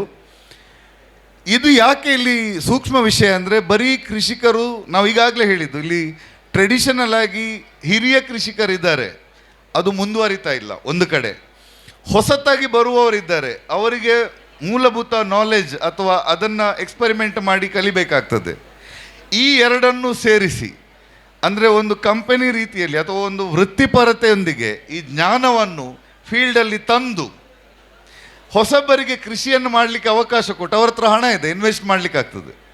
ಸೊ ಅವರು ಇನ್ವೆಸ್ಟ್ ಮಾಡುವಂಥದ್ದು, ಅವರು ಕಳೆದು ಪ್ರಯೋಗ ಮಾಡೋ ಬದಲು ಅನುಭವಿ ತಜ್ಞರನ್ನು ಸೇರಿಸಿಕೊಂಡು ಒಂದು ಸಂಸ್ಥೆಯಾಗಿ ಅಂಥ ವ್ಯವಸ್ಥೆಯನ್ನು ಸೃಷ್ಟಿ ಮಾಡಿ ಅದನ್ನೇ ಒಂದು ಉದ್ಯಮ ರೀತಿಯಲ್ಲಿ ಮಾಡಿ, ಮತ್ತು ಅದರಲ್ಲಿ ಯಾರು ಇನ್ವೆಸ್ಟ್ ಮಾಡ್ತಾರೆ, ಹೂಡಿಕೆ ಮಾಡ್ತಾರೆ, ಅವರಿಗೆ ಕೂಡ ದೀರ್ಘಕಾಲದಲ್ಲಿ ಬೆಳವಣಿಗೆ ಮಾತ್ರ ಅಲ್ಲ, ದೀರ್ಘಕಾಲದಲ್ಲಿ ಅವರಿಗೆ ಅದರ ಫಲ ಕೂಡ ಅನುಭವಿಸುವಂಥದ್ದು. ಈ ಎರಡು, ಇದು ಕೂಡ ಒಂದು ಸಮಗ್ರತೆಯಲ್ಲಿದೆ, ಇಂಟಿಗ್ರೇಟೆಡ್ ಸಿಸ್ಟಮ್. ಈ ರೀತಿ ರಿಯಲ್ ಎಸ್ಟೇಟ್ ಮತ್ತು ಕೃಷಿಯನ್ನು ಸೇರಿಸಿ ಮಾಡಿರುವಂಥ ಒಂದು ಆವಿಷ್ಕಾರ ಏನಿದೆ, ಅದರ ಬಗ್ಗೆ ಈಗಾಗಲೇ ಅವರು ಕೆಲವು ಕಡೆ ಇಲ್ಲಿ ಪುತ್ತೂರು, ಸುಳ್ಯ, ಬಂಟ್ವಾಳ ಮತ್ತು ಮಂಗಳೂರು ಪ್ರದೇಶದಲ್ಲಿ ಈ ಯೋಜನೆಗಳನ್ನು ಮಾಡ್ತಾ ಇದ್ದಾರೆ. ಅದು ಹೇಗೆ ವರ್ಕ್ ಆಗ್ತದೆ ಅನ್ನೋ ದೃಷ್ಟಿಯಲ್ಲಿ ಅವರು ಮಾತಾಡ್ಕೊಳ್ಳಿಕ್ಕಿದ್ದಾರೆ. ಸರ್, ಕೇಶವ್ ಸರ್, ನಿಮ್ಮನ್ನು ಕೂಡ ಸ್ವಾಗತ ಮಾಡ್ತಾ ಇದ್ದೀನಿ. ಸೊ ಹೀಗೆ ಇನ್ನು ಮುಂದೆ ಹೋಗ್ತಾ ಒಬ್ಬೊಬ್ಬರಾಗಿ ಅವರ ವಿಚಾರಗಳನ್ನು ನಮ್ಮ ಜೊತೆ ಹಂಚ್ಕೊಳ್ಳಿಕ್ಕಿದ್ದಾರೆ. ಅವರ ಮಾತುಕತೆ ಆದಮೇಲೆ ಏನಾದರೂ ಪ್ರಶ್ನೆಗಳಿದ್ದರೆ ನಾವು ಎಕ್ಸ್ಚೇಂಜ್ ಮಾಡ್ಕೊಳ್ತೀವಿ. ಸೊ ಮೊದಲಿಗೆ ಚಂದ್ರಶೇಖರ್ ತಾಲ್ತದೆ ಸರ್, ನಿಮಗೆ ಅವಕಾಶ. ವೇದಿಕೆಯಲ್ಲಿ ಆಸೀನರಾಗಿರುವಂಥ ಸಮಾಜಮುಖಿ ವಿವಿಧ ಕಾರ್ಯಗಳನ್ನು ಮಾಡಿ ಯಶಸ್ವಿಗೊಳಿಸುತ್ತಿರುವಂಥ ಆತ್ಮೀಯರು, ಮಾರ್ಗದರ್ಶಕರಾದಂಥ ಮುಳಿಯ ಕೇಶವಣ್ಣವರೇ, ಹಾಗೂ ಗೇರು ಕೃಷಿಯಲ್ಲಿ ಅದ್ಭುತ ಸಾಧನೆ ಮಾಡಿದ ಮೂಲ್ಕಿಯವರಾದಂಥ ಕೆನ್ನೂರಿನವರೇ, ಹಾಗೂ ಎಲ್ಲ ಕೃಷಿಕ ಬಂಧುಗಳೇ, ಕೃಷಿ ಈ ಹಲಸು ಮೇಳದಲ್ಲಿ ಹಣ್ಣಿನ ಬಗ್ಗೆ ಒಂದು ನಾವು ಡಿಸ್ಕಷನ್ ಅಂತೇಳಿ ಇವತ್ತಿನ ಕಾರ್ಯಕ್ರಮ ಇದೆ. ಹಣ್ಣಿಗೂ ಕಾಫಿಗೂ ಅಥವಾ ಹಣ್ಣಿಗೂ ಪೆಪ್ಪರಿಗೂ, ಹಣ್ಣಿಗೂ ಧೂಪಗೂ ಬಹಳ ನಿಕಟ ಸಂಬಂಧ ಅಂತ ಇಲ್ಲ. ಆದರೂ ನಮಗೆ ಕೃಷಿಕರಾದ್ದರಿಂದ ನಾವೆಲ್ಲ ಅಡಿಕೆ ಕೃಷಿಕರಾಗಿದ್ದೇವೆ. ಈಗ ಅಡಿಕೆಗೆ ಭಾಳಷ್ಟು ಸಮಸ್ಯೆಗಳು ಎದುರಾಗ್ತಾ ಇದೆ. ನಮ್ಮ ಕೃಷಿ ಪದ್ಧತಿಯಿಂದ ಇರ್ಬೋದು. ಈಗ ಮೊದಲು ನಾವು ಅಡಿಕೆಗೆ ನಾವು ಪರಂಪರಾಗತವಾದಂಥ ಸೊಪ್ಪು, ಬೂದಿ ಇತ್ಯಾದಿ ಮನೆಯ ವಸ್ತುಗಳು, ಕೃಷಿ ತ್ಯಾಜ್ಯಗಳ ಅಥವಾ ಪ್ರಾಣಿ ತ್ಯಾಜ್ಯಗಳನ್ನು ಹಾಕಿ ಕೃಷಿ ಮಾಡ್ತಿದ್ದೆವು. ಬದಲಾದ ಕಾಲಘಟ್ಟದಲ್ಲಿ ನಮಗೀಗ ಸೊಪ್ಪು ಸಿಗ್ತಾ ಇಲ್ಲ, ಅಥವಾ ಸಿಕ್ಕಿದರೂ ಅದು ವರ್ಕ್ ಆಗ್ತಾ ಇಲ್ಲ. ಆದ್ದರಿಂದ ನಮ್ಮ ಕೃಷಿ ಪದ್ಧತಿ ವ್ಯತ್ಯಾಸ ಆಯಿತು. ನಾವು ಸಾವಯವದಿಂದ ರಾಸಾಯನಿಕಕ್ಕೆ ಸ್ವಲ್ಪ ಹೊರಳಿದೆವು. ಇದೇನು ಇಷ್ಟಪಟ್ಟು ಯಾರೂ ಹೊರಳಿದ್ದಲ್ಲ. ನಮಗೆ ಸಾವಯವ ಪದ್ಧತಿಯಲ್ಲಿ ಮಾಡಲಿಕ್ಕೆ ಬೇಕಾದ ಒಳಸುರಿಗಳು ಸಿಕ್ಕದೇ ಇರುವುದರಿಂದ, ಅಥವಾ ರೇಟ್ ವೈಸ್ ನೋಡಿದರೆ ಅಥವಾ ಉತ್ಪಾದನಾ ವೆಚ್ಚ ನೋಡಿದರೆ ನಮಗೆ ರಾಸಾಯನಿಕ ಕೃಷಿ ಸ್ವಲ್ಪ ಕಡಿಮೆ ಅಂತೇಳಿ ಆಗುವುದರಿಂದ, ಇನ್ನೊಂದು ಸಾವಯವ ರೀತಿಯಲ್ಲೇ ಬೆಳೆದ ಕೃಷಿಗೆ ಸರಿಯಾದ ಎಲ್ಲರಿಗೂ ಮಾರ್ಕೆಟ್ ಇಲ್ಲ. ಈಗ ಸಾವಯವ ರೀತಿಯಲ್ಲಿ ಬೆಳೆದ ಉತ್ಪನ್ನಕ್ಕೂ ಒಂದೇ ರೇಟು, ರಾಸಾಯನಿಕ ಹಾಕಿ ಉತ್ಪನ್ನ ಮಾಡಿದ್ದಕ್ಕೂ ಒಂದೇ ರೇಟು. ಈ ಜಿಜ್ಞಾಸೆಯಲ್ಲಿರುವಾಗ ರೈತ ಸಹಜವಾಗಿ ಏನಾಗ್ತದೆ, ಸುಲಭ ಯಾವುದು ಅಂಥೇಳಿ ರಾಸಾಯನಿಕಕ್ಕೆ ಹೋದ. ಈ ರಾಸಾಯನಿಕಕ್ಕೆ ಹೆಚ್ಚು ಹೋದ್ದರಿಂದ ನಾವಿವತ್ತು ಅಡಿಕೆ ಸೇರಿದಂತೆ ಬೇರೆ ಬೇರೆ ಬೆಳೆಗಳಲ್ಲಿ ನಾವು ಬಹಳ ರೋಗಗಳನ್ನು, ಹೊಸ ಹೊಸ ರೋಗಗಳನ್ನು, ಸಮಸ್ಯೆಗಳನ್ನು ಕಂಡುಕೊಂಡೆವು. ನಾವು ಈ ಸಮಸ್ಯೆಗಳು, ರೋಗಗಳು ಬಂದ ಕಾರಣ ಅದಕ್ಕೆ ನಾವು ಸಾವಯವ ಪದ್ಧತಿಯ ಬೇವಿನ ಎಣ್ಣೆ ಅಥವಾ ಬೇರೆ ಬೇರೆ ಪದಾರ್ಥಗಳನ್ನು ಅಥವಾ ಸಿಂಪರಣೆ ಮಾಡಿದರೆ ಇವತ್ತು ಅದು ಹತೋಟಿ ಆಗದ ಪರಿಸ್ಥಿತಿವರೆಗೆ ನಾವು ತಲುಪಿದೆವು. ಆದ್ದರಿಂದ ನಾವು ರಾಸಾಯನಿಕಕ್ಕೆ ಬೇರೆ ಬೇರೆ ಕ್ರಿಮಿನಾಶಕಗಳು, ಕೀಟನಾಶಕಗಳನ್ನು ಹೋದವು. ಇದು ಮುಂದುವರಿತೀನಿ. ಇದನ್ನೀಗ ತಹಬಂದಿಗೆ ತರಲಿಕ್ಕೆ ಬಹಳ ಕಷ್ಟ ಇದೆ. ಈ ಹಿನ್ನೆಲೆಯಲ್ಲಿ ನಮ್ಮ ಕೃಷಿ ಪದ್ಧತಿ ಬದಲಾದ ಹಿನ್ನೆಲೆಯಲ್ಲಿ ನಮಗೆ ರೋಗಗಳು ಬಂದ ಕಾರಣ ಅಡಿಕೆಗೂ ಕೂಡ ಬೇರೆ ಬೇರೆ ರೋಗಗಳು ಬಂತು. ಅದು ಸದ್ಯದ ಪರಿಸ್ಥಿತಿಯಲ್ಲಿ ಅದು ನಿವಾರಣೆ ಆಗುವ ಹಂತ ಇಲ್ಲದ ಕಾರಣ ನಾವು ಪರ್ಯಾಯವಾಗಿ ಬೇರೆ ಬೆಳೆಗಳತ್ತ ನಾವು ಈಗ ಯೋಚನೆ ಮಾಡುವಂಥ ಕಾಲಘಟ್ಟ ಬಂದಿದೆ. ನಾವೀಗ ಅಡಿಕೆಗೆ ಪರ್ಯಾಯವಾಗಿ ಅಥವಾ ಉಪಬೆಳೆಯಾಗಿ ಯೋಚನೆ ಮಾಡಿದಾಗ ನಮ್ಮ ದಕ್ಷಿಣ ಕನ್ನಡ ಜಿಲ್ಲೆಯಲ್ಲಿ ಕಾಫಿ ಭಾಳ ಚೆನ್ನಾಗಿ ಬೆಳೀತಾ ಇದೆ. ಸುಮಾರು ಒಂದು 25-30 ವರ್ಷದ ಕಾಫಿ ಬೆಳೆದ ಅನುಭವದ ಹಿನ್ನೆಲೆಯಲ್ಲಿ ನನ್ನ ಮಾತು ಏನಂತಂದರೆ, ತುಂಬ ಜನರಿಗೆ ಕಾಫಿ ನಮಗೆ ಯಾರಿಗೂ ಹೊಸತಲ್ಲ, ಪ್ರತಿಯೊಬ್ಬರ ಕೃಷಿ ಭೂಮಿಯಲ್ಲೂ 4, 6, 8, 10 ಕಾಫಿ ಗಿಡಗಳು ಮೊದಲಿಂದಲೇ ಇತ್ತು. ಆದರೆ ಅದನ್ನು ಪ್ರೂನಿಂಗ್ ಮಾಡೋದು, ಅದರ ಬೆಳೆಸೋದು ಅಥವಾ ಬೆಳೆಸಿದ ಕಾಫಿಯನ್ನು ಮಾರ್ಕೆಟ್ ಮಾಡೋದು ಇಲ್ಲಿ ಇತ್ಯಾದಿ ಸಮಸ್ಯೆಯಿಂದ ಒಟ್ಟಿಗೆ ಆ ಸಮಯದಲ್ಲಿ ಅಡಿಕೆಗೆ ಒಳ್ಳೆ ರೇಟ್ ಇದ್ದರಿಂದ ನಾವು ಇದಕ್ಕೆ ತಲೆ ಹಾಕದೆ ನಮಗೆ ಕಾಫಿ ಬೆಳೆ 1, 2, 4 ಗಿಡ ಇದ್ದರೂ ಕೂಡ ಅದನ್ನು ಸರಿಯಾಗಿ ನಾವು ನೋಡದ ಹಂತಕ್ಕೆ ತಲುಪಿದೆವು. ಆ ಹಿನ್ನೆಲೆಯಲ್ಲಿ ನೋಡಿದರೆ ಕಾಫಿ ಪುನಃ ನಾ ಬರ್ತೇನೆ. ದಕ್ಷಿಣ ಕನ್ನಡ ಜಿಲ್ಲೆಯಲ್ಲಿ ಕಾಫಿ ಭಾಳ ಅತ್ಯುತ್ತಮವಾದ ಈ ಪ್ರದೇಶದಲ್ಲಿ ಕಾಫಿ ಬೆಳೀತದೆ. ಕಾಫಿ ತುಂಬ ಜನರಿಗೆ ಉಂಟು. ಕಾಫಿ ಬೆಳೆದ್ರೆ ಅದಕ್ಕೆ ಮಾರ್ಕೆಟ್ ಎಲ್ಲಿ, ಅದಕ್ಕೆ ಏನು ರೇಟ್ ಇದೆ ಅಂತೇಳಿ. ನಮಗೇನು ನಾವು ಘಟ್ಟದ ತಳಭಾಗದಲ್ಲಿದ್ದೇವೆ. ನಮಗೇನೊಂದು 70 ಕಿಲೋಮೀಟ್ರ್ ಹೋದರೆ ಈ ಕಡೆ ಮಡಿಕೇರಿ ಇದೆ, ಅಥವಾ ಒಂದು 80-75 ಕಿಲೋಮೀಟ್ರ್ ಸಕಲೇಶ್ಪುರ ಇದೆ, ಮೂಡಿಗೆರೆ ಇದೆ, ಅಲ್ಲೆಲ್ಲ ಕಾಫಿ ಬೆಳೆಯುವ ಏರಿಯಾ. ನಮ್ಮ ಕಾಫಿಯನ್ನು ಅಲ್ಲಿ ತಗೊಂಡು ಹೋದರೆ ಅಲ್ಲಿಯ ಕಾಫಿಗೆ ಯಾವ ರೇಟ್ ಇದೆ ಅದೇ ರೇಟ್ ನಮಗೆ ಸಿಗ್ತದೆ. ಅದು ನಾನು ಸ್ಪಷ್ಟಪಡಿಸುವೇನಂತಂದರೆ, ಭಾಳಷ್ಟು ಜನರಿಗಿದೆ ನಮ್ಮ ಕಾಫಿಗೆ ರೇಟ್ ಇಲ್ಲ ಅಂತೇಳಿ. ಖಂಡಿತ ಇಲ್ಲ. ಅಲ್ಲಿಯ ಕಾಫಿಗಿಂತ ಬೇಕಾದರೆ 2 ರೂಪಾಯಿ ನಮ್ಮ ಕಾಫಿಗೆ ರೇಟೇ ಜಾಸ್ತಿ ಸಿಗ್ತದೆ. ಆದ್ದರಿಂದ ಕಾಫಿಗೆ ಮಾರ್ಕೆಟ್ ಇಲ್ಲ ಅಂತ ಹೇಳುವಂಥದ್ದು ಆ ಅಭಿಪ್ರಾಯವನ್ನು ಅಥವಾ ಆ ಅನಿಸಿಕೆಯನ್ನು ಮೊದಲು ನಾವು ತೆಗೆದುಹಾಕೋಬೇಕು. ತಿರುಗಿ ಕಾಫಿ ವಿಷಯಕ್ಕೆ ಬಂದರೆ, ಕಾಫಿಯಲ್ಲಿ ನಾನು ಸೂಕ್ಷ್ಮವಾಗಿ ಹೇಳ್ತೇನೆ, ಆಮೇಲೆ ಆಸಕ್ತಿ ಇದ್ದವರು ಡಿಸ್ಕಷನ್ ಅದನ್ನು ಕೇಳ್ಬೋದು. ಕಾಫಿಯಲ್ಲಿ ಮುಖ್ಯ 2 ಪ್ರಭೇದಗಳಿವೆ, ಒಂದು ರೋಬಸ್ಟ, ಒಂದು ಅರೇಬಿಕಾ. ನಾವು ಕಾಫಿ ನೆಡುವ ಮೊದಲೇ ನಮ್ಮ ಪ್ರದೇಶಕ್ಕೆ ಯಾವ ಪ್ರಭೇದದ ಕಾಫಿ ಆಗ್ತದೆ ಅಂತೇಳಿ ನೋಡಿ ನಾವು ಕಾಫಿ ನೆಡಬೇಕಷ್ಟೆ. ಈಗ ನಾವು ಅರೇಬಿಕಾ ಆಗುವ ಜಾಗದಲ್ಲಿ ರೋಬಸ್ಟ್ ಆಗೋದಿಲ್ಲ, ರೋಬಸ್ಟ ಬೆಳೆಯುವ ಜಾಗದಲ್ಲಿ ಅರೇಬಿಕಾ ಆಗೋದಿಲ್ಲ. ಅಂದರೆ ನೆರಳು, ಅರೇಬಿಕಾ ಕಾಫಿಗೆ ನೆರಳು ಸ್ವಲ್ಪ ಜಾಸ್ತಿ ಬೇಕು, ರೋಬಸ್ಟಕ್ಕೆ ತುಂಬ ನೆರಳಿದ್ರೆ ರೋಬಸ್ಟ ಆಗೋದಿಲ್ಲ. ಉದಾಹರಣೆಗೆ ನಾವು ಈಗ 9x9ಗೆ ಒಂದು ಅಡಿಕೆ ಗಿಡ ನೆಟ್ಟು ಒಂದು 10 ವರ್ಷ 12 ವರ್ಷದ ಒಳಗಿನ ಕಾಫಿ ಅಡಿಕೆ ತೋಟದೊಳಗೆ ರೋಬಸ್ಟ್ ಆಗೋದಿಲ್ಲ. ಹಳೆ ತೋಟದೊಳಗೆ ರೋಬಸ್ಟ್ ಆಗ್ತದೆ. ಈ ನಿಮ್ಮ ಅಷ್ಟು ಹತ್ತಿರದಕ್ಕೆ ಅರೇಬಿಕಾ ಒಳ್ಳೆಯದು. ತಿರುಗಿ ಅರೇಬಿಕಾದಲ್ಲಿ ಸ್ವಲ್ಪ ಈಗ ಹೇಳಬಾರ್ದಾಗೆ, ಆದರೂ ಈಗ ನಮಗೆ ಈ ಮಂಗಳ ಇತ್ಯಾದಿ ಸ್ವಲ್ಪ ಕಷ್ಟದಾಯಕ ಅಂಥೇಳಿ ಅನಿಸಿದೆ.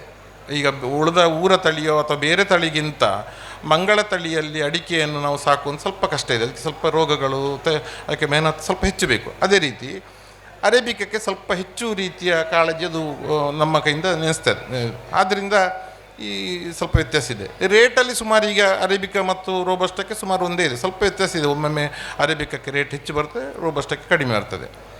ಹಾಗೆ ನಾವು ಮೊದಲು ತಳಿ ಯಾವುದು ಅಂತೇಳಿ, ನಮ್ಮ ತೋಟಕ್ಕೆ ಯಾವುದು ಅಂತೇಳಿ ಸೂಕ್ತ ಆಲೋಚನೆ ಮಾಡಿ ಕಾಫಿ ನೆಡುವಂಥದ್ದು. ನೆಡಲಿಕ್ಕೆ ಅದನ್ನು ಮತ್ತು ಸಾಕಣೆ ರೋಗಗಳು ಅಂಥದ್ದೇನು ಸಮಸ್ಯೆಗಳಿಲ್ಲ. ಅದು ನೆಟ್ಟು ಒಂದು 4 ಫೀಟ್ ಆಗುವ ತುದಿ ಚೂಟುವುದು, ಆಮೇಲೆ ಅದು ಕಂಬರೆಕ್ಕೆ ಅಡ್ಡರೆಕ್ಕೆಗಳನ್ನೆಲ್ಲ ತೆಗೆಯುವುದು. ಅದೇನು 2 ವರ್ಷ ಆಗುವಾಗ ಕಾಫಿ ಹೂ ಬರ್ತದೆ. ಸ್ವಲ್ಪ ನಾವು ಹೂ ಬರುವ ಸಮಯದಲ್ಲಿ ಸ್ವಲ್ಪ ಅದಕ್ಕೆ ಜಾಗ್ರತೆ ಬೇಕು. ಈ ಕಾಫಿಗೆ ಡಿಸೆಂಬರು ವರೆಗೆ ನೀರು ಬೀಳಬಾರ್ದು. ಅದಕ್ಕೆ ಸ್ವಲ್ಪ ಅದಕ್ಕೆ ಒತ್ತಡ ಸಿಗಬೇಕು, ಸ್ಟ್ರೆಸ್ ಸಿಗಬೇಕು. ಆಗ ಡಿಸೆಂಬರ್ ನಂತರ ಅದಕ್ಕೆ ನೀರು ಹಾಕಿದ ಕೂಡಲೇ ಕಾಫಿ ಹೂ ಅರಳುತ್ತದೆ.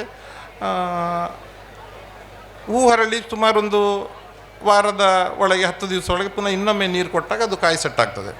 ಅದೇನು ದೊಡ್ಡ ಸಂಗತಿ ಏನಿಲ್ಲ. ಕಾಫಿ ಬೆಳೆಯುವ, ಅದು ಬೆಳೆದಂತೆ ನಮಗೆ ಅದರ ಅನುಭವ ಬರ್ತದೆ.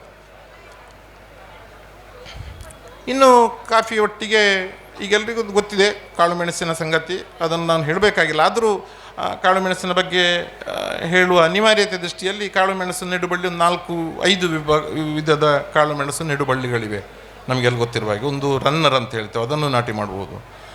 ಅಥವಾ ಟಾಪ್ ಶೂಟ್ ಅಂತೇಳಿ ಅದನ್ನು ನಾಟಿ ಮಾಡ್ಬೋದು. ಅಥವಾ ಬೇರು ಬರಿಸಿದ ತೊಟ್ಟ ಗಿಡ ಅದನ್ನು ನಾಟಿ ಮಾಡೋದು.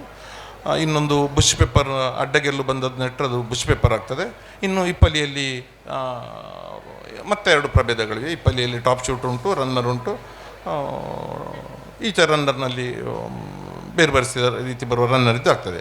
ಈ ಥರ 4 ವಿಧದ ನೆಡುಬಳ್ಳಿಗಳಿವೆ.